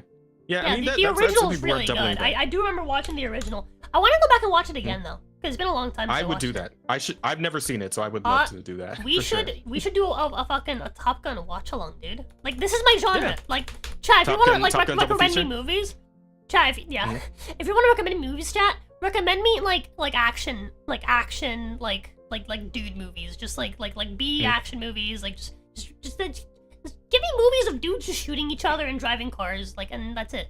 Okay. For me specifically, chat, recommend me cool like martial arts movies. I want to see more like good shit in the vein of like the Transporter or like the Ip Man films or something. You can give me something like that. Yeah. The Thing? That's it, no. Horror is absolutely not up my alley. Don't recommend me horror at all. We do need to watch The Thing. No. Is The Thing? Wait, no, not The Thing. What's Mother? Is Mother the one that someone told me had like the really, really sexy fucking hold on, Mother horror movie. I think it's the one that has the extremely, extremely fucking sexy monster. No, it's like a shadowy monster I saw during one of the scenes. Someone sent me like I think I saw like a clip of it on I can't remember if it was Twitter or if it was on Discord, but I was gooning hard, dude. Yeah, this thing. It's like wispy thing. It was Mother Front the Laugh You Lose thing? What? Yeah, it was from the You Laugh You Lose. That's what it was. That's what it was. It was from the You Laugh You Lose. It was like a clip, and then there was like a wispy like dude, and it was, bro, it was hot. Where the fuck is it? I don't know. But yeah. So I'll be keeping my ear to the ground on the Helldiver stuff and see how that all pans out. Hopefully that community manager just gets fucking fired and they get somebody who will actually just tell you about the game. Like as is their actual fucking job. That'd be great. Hopefully. Yeah, you we said shall that. see. Which mother movie is it? Because I'm seeing multiple. I think that's kind of it as far as stuff worth talking about. This For is now, Evil anyway. Dead. This is Scary Mother. This is Mama. What's it fucking called? We need to watch that movie, dude.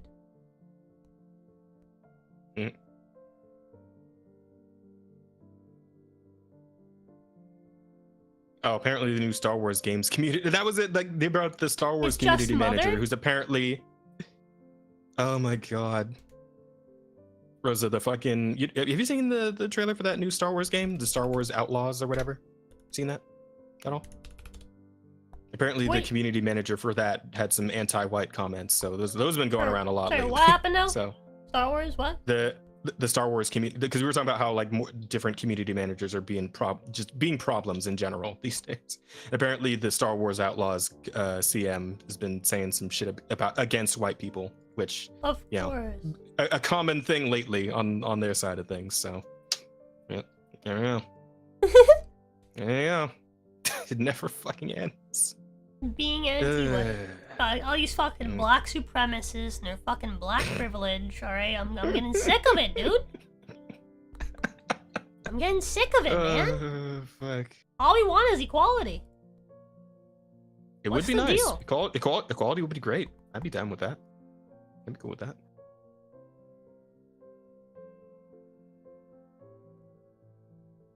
Dude, I'm looking at Mother, but I'm not seeing any fucking pictures of the sexy ghost bitch. Okay. Mother. Oh, I think a small aside. We're very excited for Larian Studios for telling Wizards of the Coast to fuck off. So that's pretty good. That's Yeah. some good news. That's solid. Looking forward to seeing what Larian comes up with next because they What make some year good did that shit. movie come out? I wonder if there's anything in the Offensive Charm channel that anyone posted recently. I don't. I never remember to go back and look at the channel and see if anybody like posted something they think we should check out.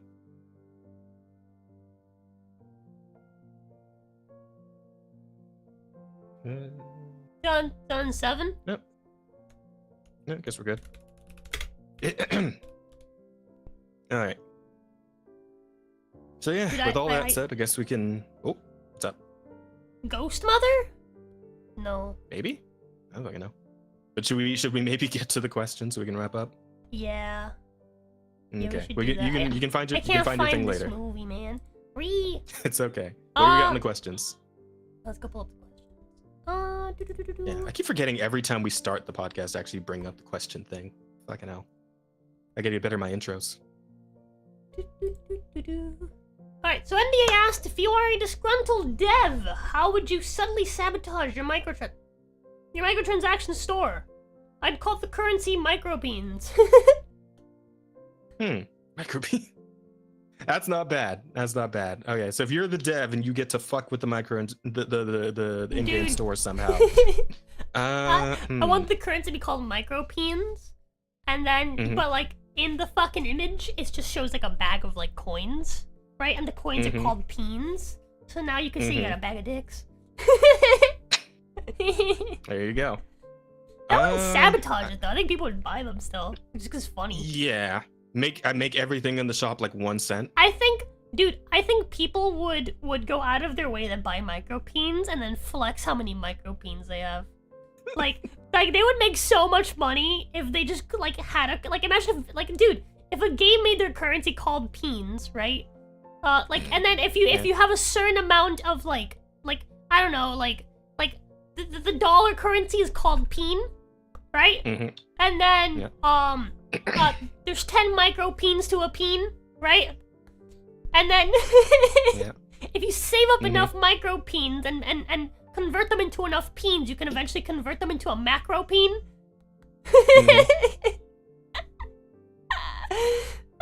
Mother 2017. Okay, so it is that one. I couldn't find any pictures of the wispy bitch though. Man, we didn't watch that movie though. But yeah, I think that would just be great. Yeah. Dude. Yeah, but I People mean, would go out of their way to spend money to convert their money into peens just so they can look cool. Look how many peens I got, dude. Check out my peen collection. check out my bank account, dude. Look at all of these Macro-peens. I got Macro-peens, I got Giga-peens, alright? I got all the peens, dude. I have the most peens, alright? This is just the next worst. There would be a fucking leaderboard, alright? There would be a fucking leaderboard. Fucking, like, leaderboard that people would make just to track how many peens different members in the community have. And then everyone should be working for, like, the top spot. Like, oh, like, if you look at the leaderboard, that's right, that's me. I fixed it. I have the most peens. This is just the next worst cryptocurrency fad. Like, yes.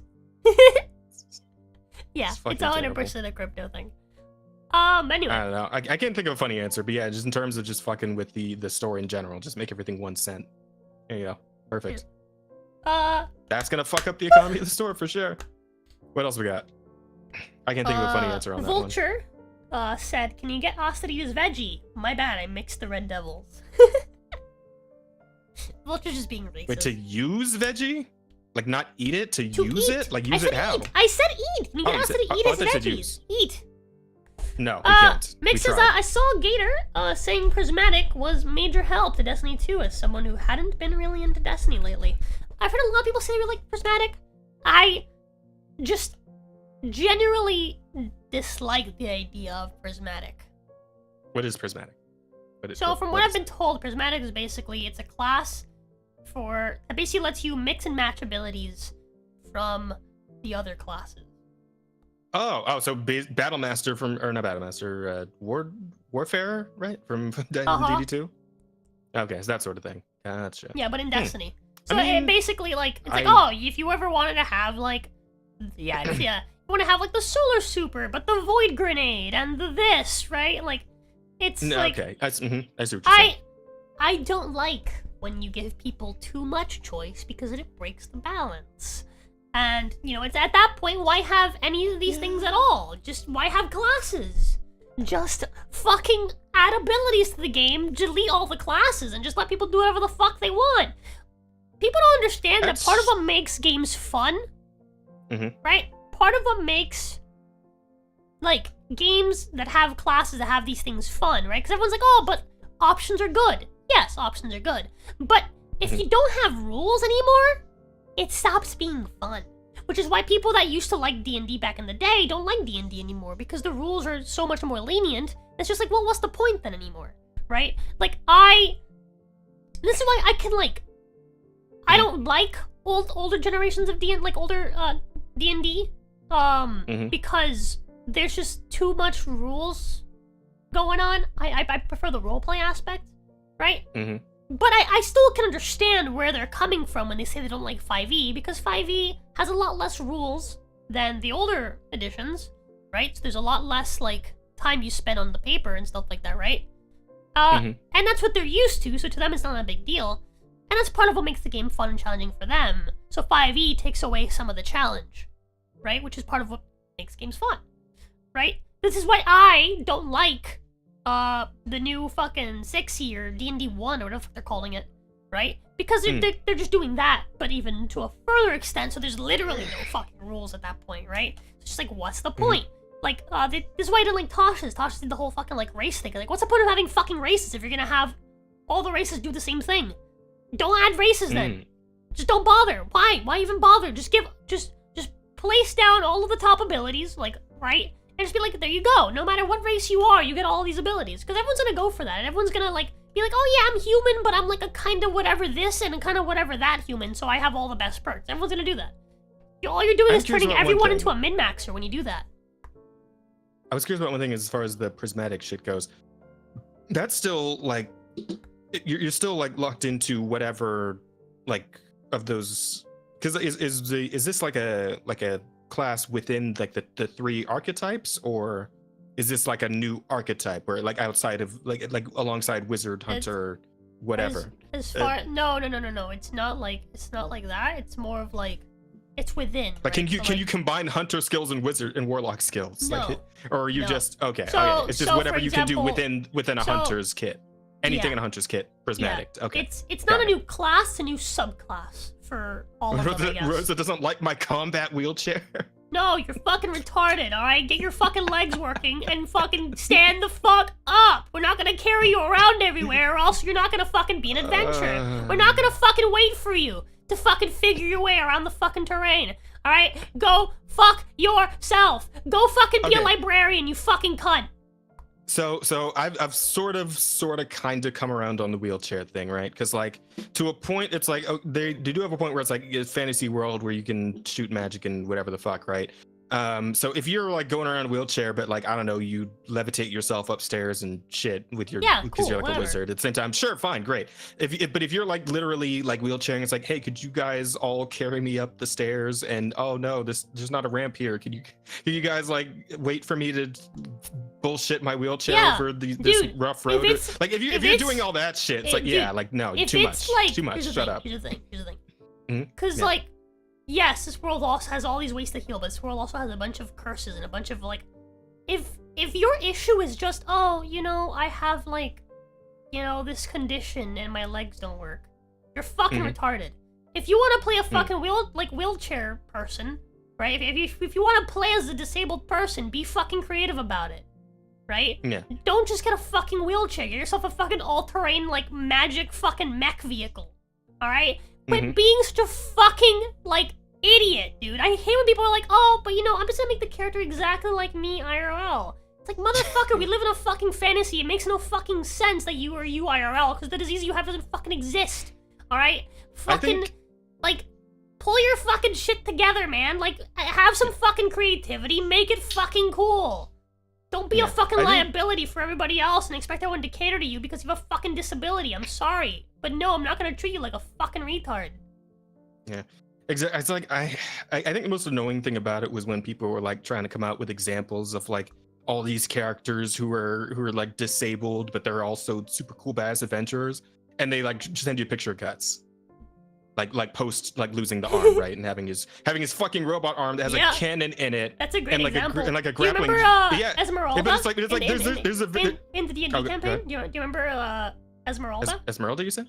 No, which one was that? She's Rudolph Van Ryan's like protege. She's like the what was her deal? Yeah, what was her deal? She's missing a leg. She had her leg cut off during like a thing, and she replaced it with a cool robot leg. Yeah, so it's like, but like what I mean is that like the initial like shitstorm that happened on Twitter because it was like a adventure in a wheelchair, like just straight up like modern day ass wheelchair. There's a very big difference between somebody with like a prosthetic arm that has like additional weapons in it and somebody who can't fucking walk or climb or you know, having no use of either of your legs is like a whole different thing than having a missing arm or a missing eye or being disabled in some other way. I don't have a problem with people with disabilities in games. I have a problem with people with disabilities being fucking incompetent. Like, if you're gonna make the fucking choice of having the incompetent, like, normal world, like, useless fucking wheelchair, you are purposely choosing to be incompetent. Fucking, like, you have the ability. If you talk to DM, it's like, hey, you know, I want to be disabled like I'm in real life, but like I want to have all this cool stuff. Your DM is probably gonna be like, yeah, sure, this is awesome. I love this idea. Right? It's like, funny because like you actually as the DM crippled one of your own fucking players. I did. Like you clearly don't have an issue with this. Yeah, I don't have. Dude, I love crippling players. To get that out of context, emotionally and physically. Yeah, especially emotionally though. Like, dude. People that are crippled have a lot of, like, legitimate, like, difficult things that they have to deal with, right? And, like, so when you cripple players in a story, whether it's emotional or physical, especially physical, right? And if you roleplay it well, like, in the case of Asta, it's not a whole lot I can really do, because he's, like, the weapon he uses, like, is, you know, one-handed. For the most part, right, I don't want him to be crippled the entire fucking game and have a bad time, right? Yeah. But, like, when you do stuff like that and you take away, like, characters' power, right? Like, for example, like, just now, we did the fucking Seawolf section where I nerfed you guys to level 5. Right? That was to kind of remind you guys, right? Like how it didn't really work because you guys are still fucking like strong and werewolves were weaker than I remember. But I mean, but it's supposed to like almost went down. I almost got fucked on that werewolf encounter. So but the idea was to basically like the idea was to basically like remind you guys like how weak you used to be, right? And to kind of like get you guys. No, I felt it. I felt it. I don't know like how the rest of them felt about it, but I felt it. Yeah. So to give you like the feeling of like mortality again, right? Because you reach a certain level, you're just like, oh, like things fine. But yeah, like that's part of the fun, right? Like it's part of like dealing. Part of the fun of games is dealing with challenges. That's why games have bosses. That's why games have puzzles. That's why games have all these things. Because dealing with challenges is part of what we like about games. Because completing challenges, like besting, difficult odds, is what makes us feel good, right? Like you can't have success without there being a journey, without there being a challenge, without there being something to actually succeed at, right? Absolutely. And I feel like, I don't know, it's like these people just want to like, oh, yeah, so my character is like crippled, but I can do everything. Yeah, somebody in Snake Dude just brought up the rules for the combat wheelchair. I think I actually did send that to you. Yeah, they're insane. They're fucking ridiculous. Twitter. You're better off being in a wheelchair than fucking being on your feet. You need 3 crits just to tip it over. And I believe the wheelchair was also like completely indestructible, wasn't it? Like you can actually break the fucking thing. It's fucking insane, dude. Or no, you can break it, but like it doesn't actually lose any function while broken. So it's like it doesn't even matter.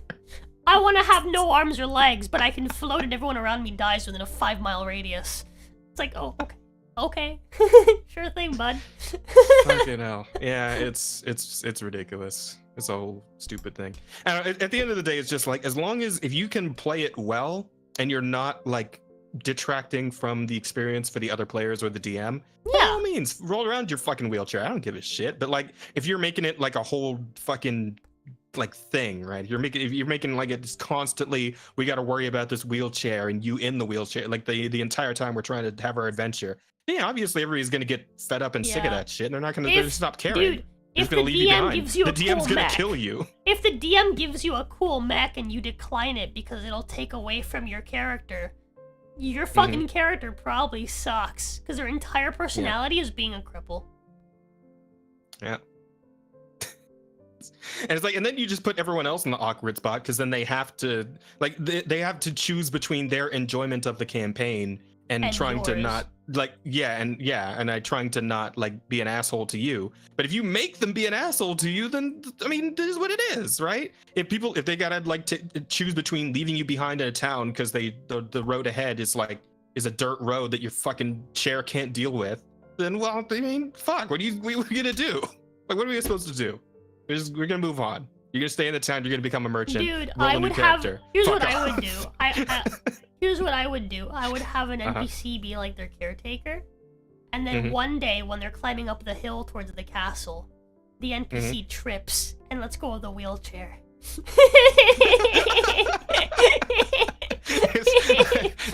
Yeah, we spoke of like the spite of like the dealing with this hypothetical like annoying wheelchair person. I would fuck with this person. I wouldn't. I'd be like, what?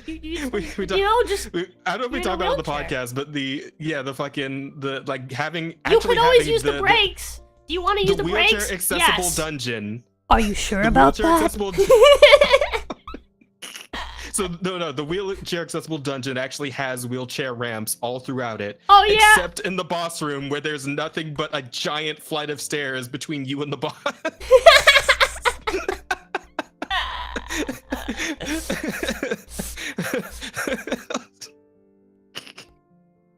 Dungeon of the Stairmaster. They're going around into all ramps. They're like, why are they calling it Dungeon of the Stairmaster? You get to the end. I just imagine that one Family Guy bit where Peter's like taunting Joe because he's like in like this giant tank or whatever, and Peter's just like, "What are you gonna do, Joe? I'm all the way up here, and you're down there."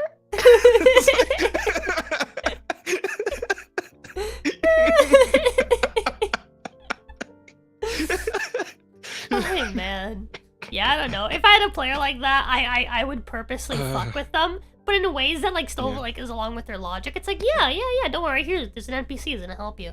And then just have the NPC get shot by like an enemy from like around like the corner, and they like let go of the wheelchair. And as they're like, I'm like, yeah, you're rolling down the hill at like 20 miles an hour. I wanna hit the brakes. Man. My wheelchair has brakes. Okay. So you're gonna hit the brakes. Are you sure about that? Oh man. I was also reminding me, King sent me these videos, right? Oh my god, these amazing fucking videos are supposed to be like race relations, like an infomercial kind of deal, it's the dumbest shit because like these like ridiculous. Oh, audio. Audio has been fixed. Oh yeah, it's like this ridiculous fucking skit where like these two black kids are like playing basketball in a public park, and one of them's in a wheelchair, and all of a sudden they just get harassed by this white woman who's like just flinging like every slur but the hard R at them, right? Like later on in the fucking video, like they come back to like we could be here too, that's all right, and then all of a sudden this woman pulls a fucking whip out of her purse. Is that what it's called? Darman? Is that it? Oh my god, it is like a bunch of videos on this channel that are like this, like just like this ridiculous, like horrifically, like unrealistically like modern day like racist white people shit. It's oh god, it's fucking incredible. I have to find these videos for you. I gotta ask King what they were called so you can see them because they're incredible. They're so good. Oh, let's get to the rest of these questions. I have a stream in 7 minutes technically, or was it an hour ago? I don't know when I scheduled it for. Do you want to join me for that? By the way, we're gonna do a watch along of Nosferatu. It's gonna be on stream. No? Maybe we'll see. You don't like black and white silent movies? I see how it is. Go ahead. Anyway. What questions? Darman Studios? Okay, yeah, Outlaw got it. One. Thanks, Outlaw. Raida, was your voice so sexy? Raida, when will you play Halo 3 with me? Oh, well, we'll forward that one to him. Raida has given you silence, which I believe means consent. He'll get back to you in 3 to 5 business days. Just, keep an eye. If you had to own 2 sex dolls, what features would you want? I'd want eating for realism during cuddling, and AI for custom dirty talk. If I own 2 sex dolls, I don't like this. I don't like this question. Hold on. I would want. I have to. I would want the doll to have shotgun legs and sentience.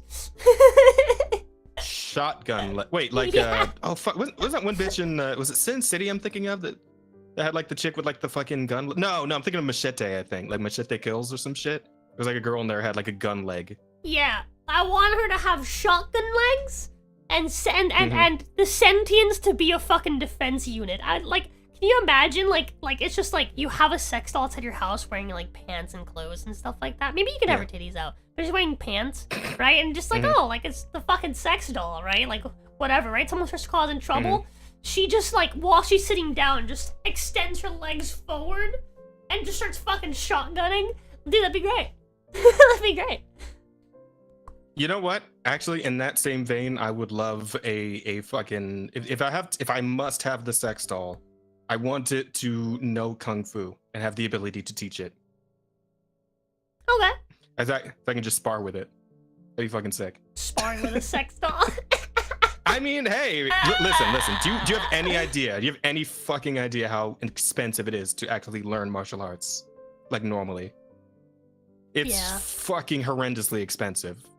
This is a cost-saving initiative right here, okay? The Kung Fu sex dolls are gonna turn the entire Kung Fu industry on its fucking head. I want it. Yeah? I want it to have shotgun legs and an AI to do my taxes. You know what? Fuck, that's good. That's good. That's strong. Have you done your taxes? My aunt helps me out with it. Oh. I still need to do mine. So. I have 5 days. Oh.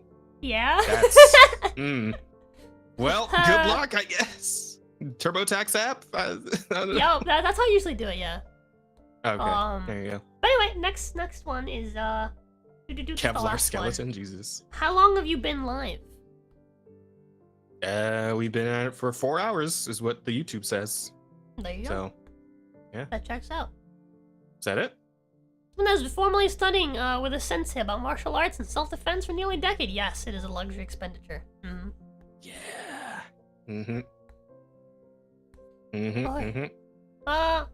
Can't file mine. I have to wait for my K1 and K3 ETFs. Just under 5 hours. Oh shit. Damn. But Parker 2-3. yeah, Yeesh. I need to file mine, which is I need to re-remember how the fuck to get the stuff I need from from YouTube and then also from Twitch. And then I guess do I have to file Kick?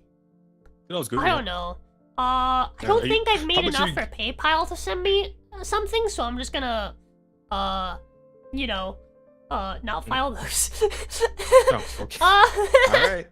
Thanks, see how it chat. Thanks goes. for all the gifts, my good friends and family members in chat. Thank you for all of the gifts throughout the year that don't equate to 20k. Is and Throne therefore- tax exempt? I think so. Yeah. Okay. But yeah, Okay. because gifts aren't like they're gifts, right? Like you're not Yeah, making okay, money, that's you're fair. just getting gifts. Chat's just been giving me gifts through PayPal, you know, and which I That's really okay. appreciate all these gifts. Thank you so much for That's- for the gift money, Grandma and Grandpa, and Uncle and cousin. That's- I'm Latina, alright? Fucking IRS, That's you can't come totally after fair. me. You can't come after me for all my cousins in chat that are giving me gifts. Fuck you. Yeah, gifts under the value of 10k are not taxable. Mm-hmm. Maybe Chad will give me gifts one day. I'm gonna add Rise But, of the Ronin to my But throne. yeah, thank you, Maybe thank chat. you, my cousins of various Ethnicities. ethnicities. I'm Cuban, okay? We're mutts, all right? It's fine. Same here. Thank I'm you. American. I'm a mutt too. True. Thank you so much for all the gifts that I'm not gonna file in my taxes. You're welcome, my long lost niece. Exactly. Isn't the Anyway, yeah. So But I'm pretty sure it's I before E in Nice. Huh? But, so now it's Nace. I love this Nace. Helms is a writer. Helms would never make a typo. Like he, you know, Yeah. he definitely meant I know. your as in YOUR. Definitely knows what he meant. Helms Yeah, is a exactly. professional writer. You would never make a typo. The show just shitting on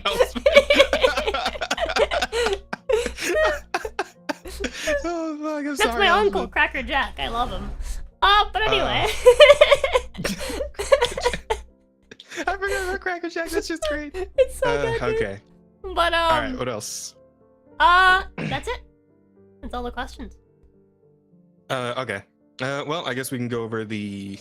I don't know if I got really good ones here for the possible podcast title. We got. What you got? We got train autists are not safe from DLC scumming.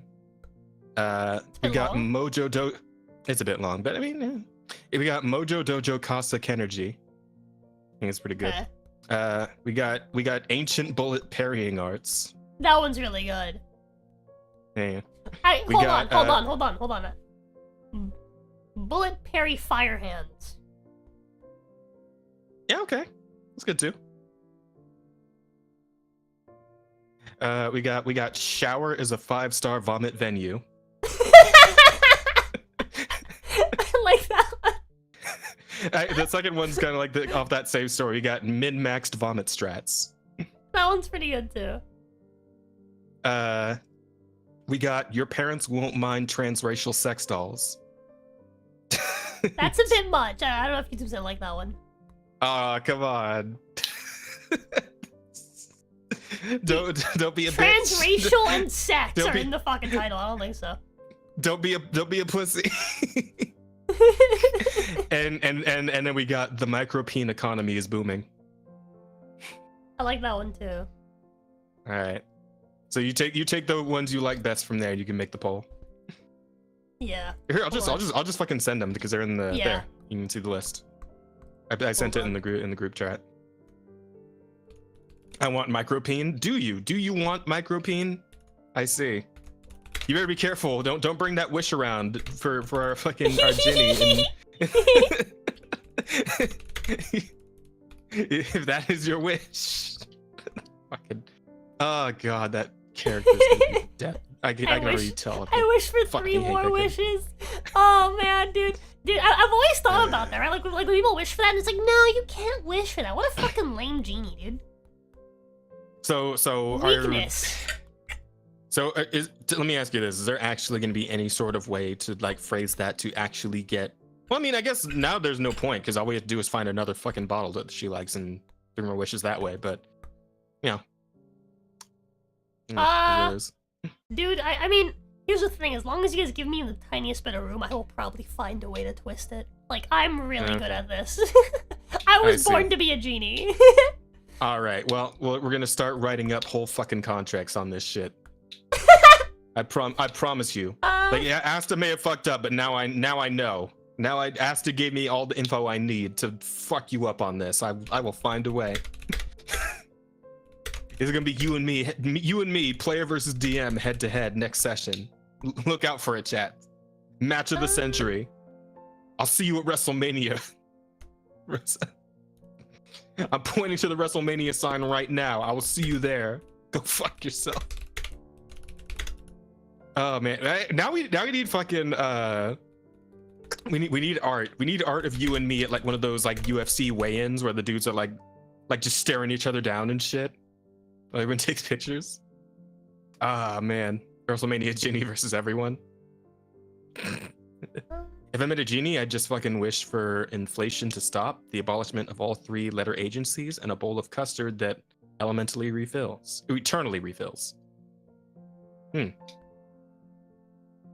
How would you fuck up the wish of like wishing for inflation to stop?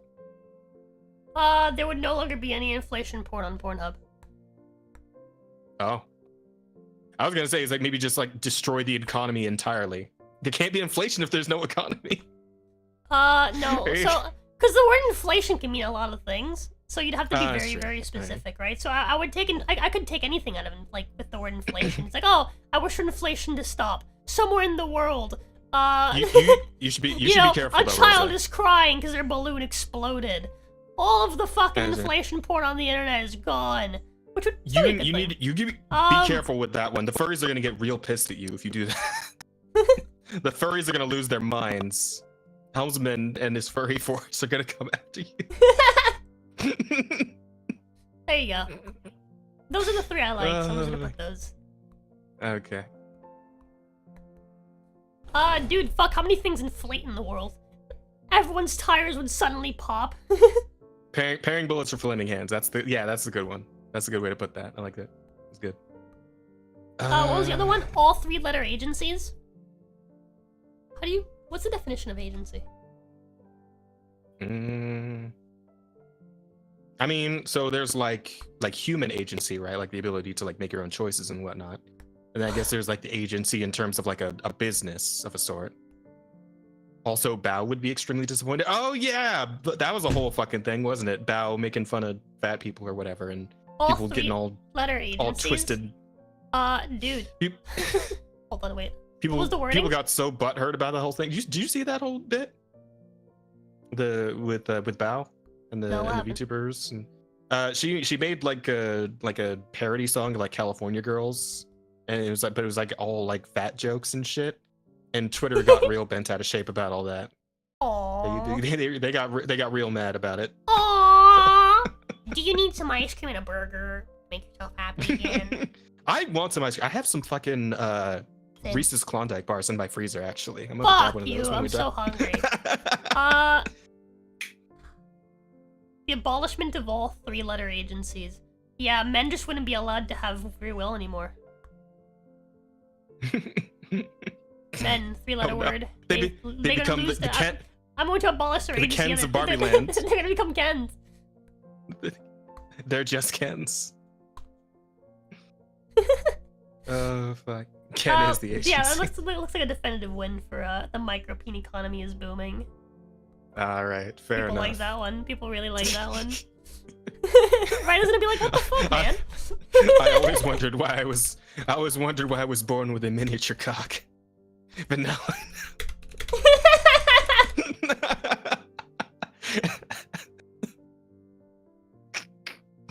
All right, everybody. I think that's a podcast. I think we're good.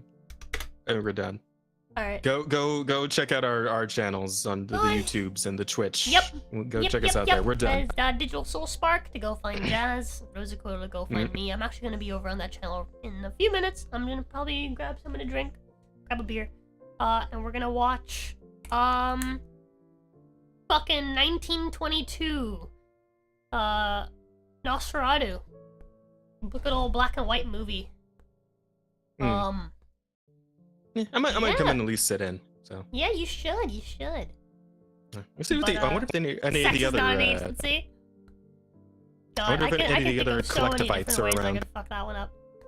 But alright, chat. I will check you guys out later. Hope you guys have a lovely, lovely rest of your day. I'll see you guys in a few minutes to go watch that movie. And yeah. Hope you guys have a good one. Have a good one. Love yous. Bye. See you next time.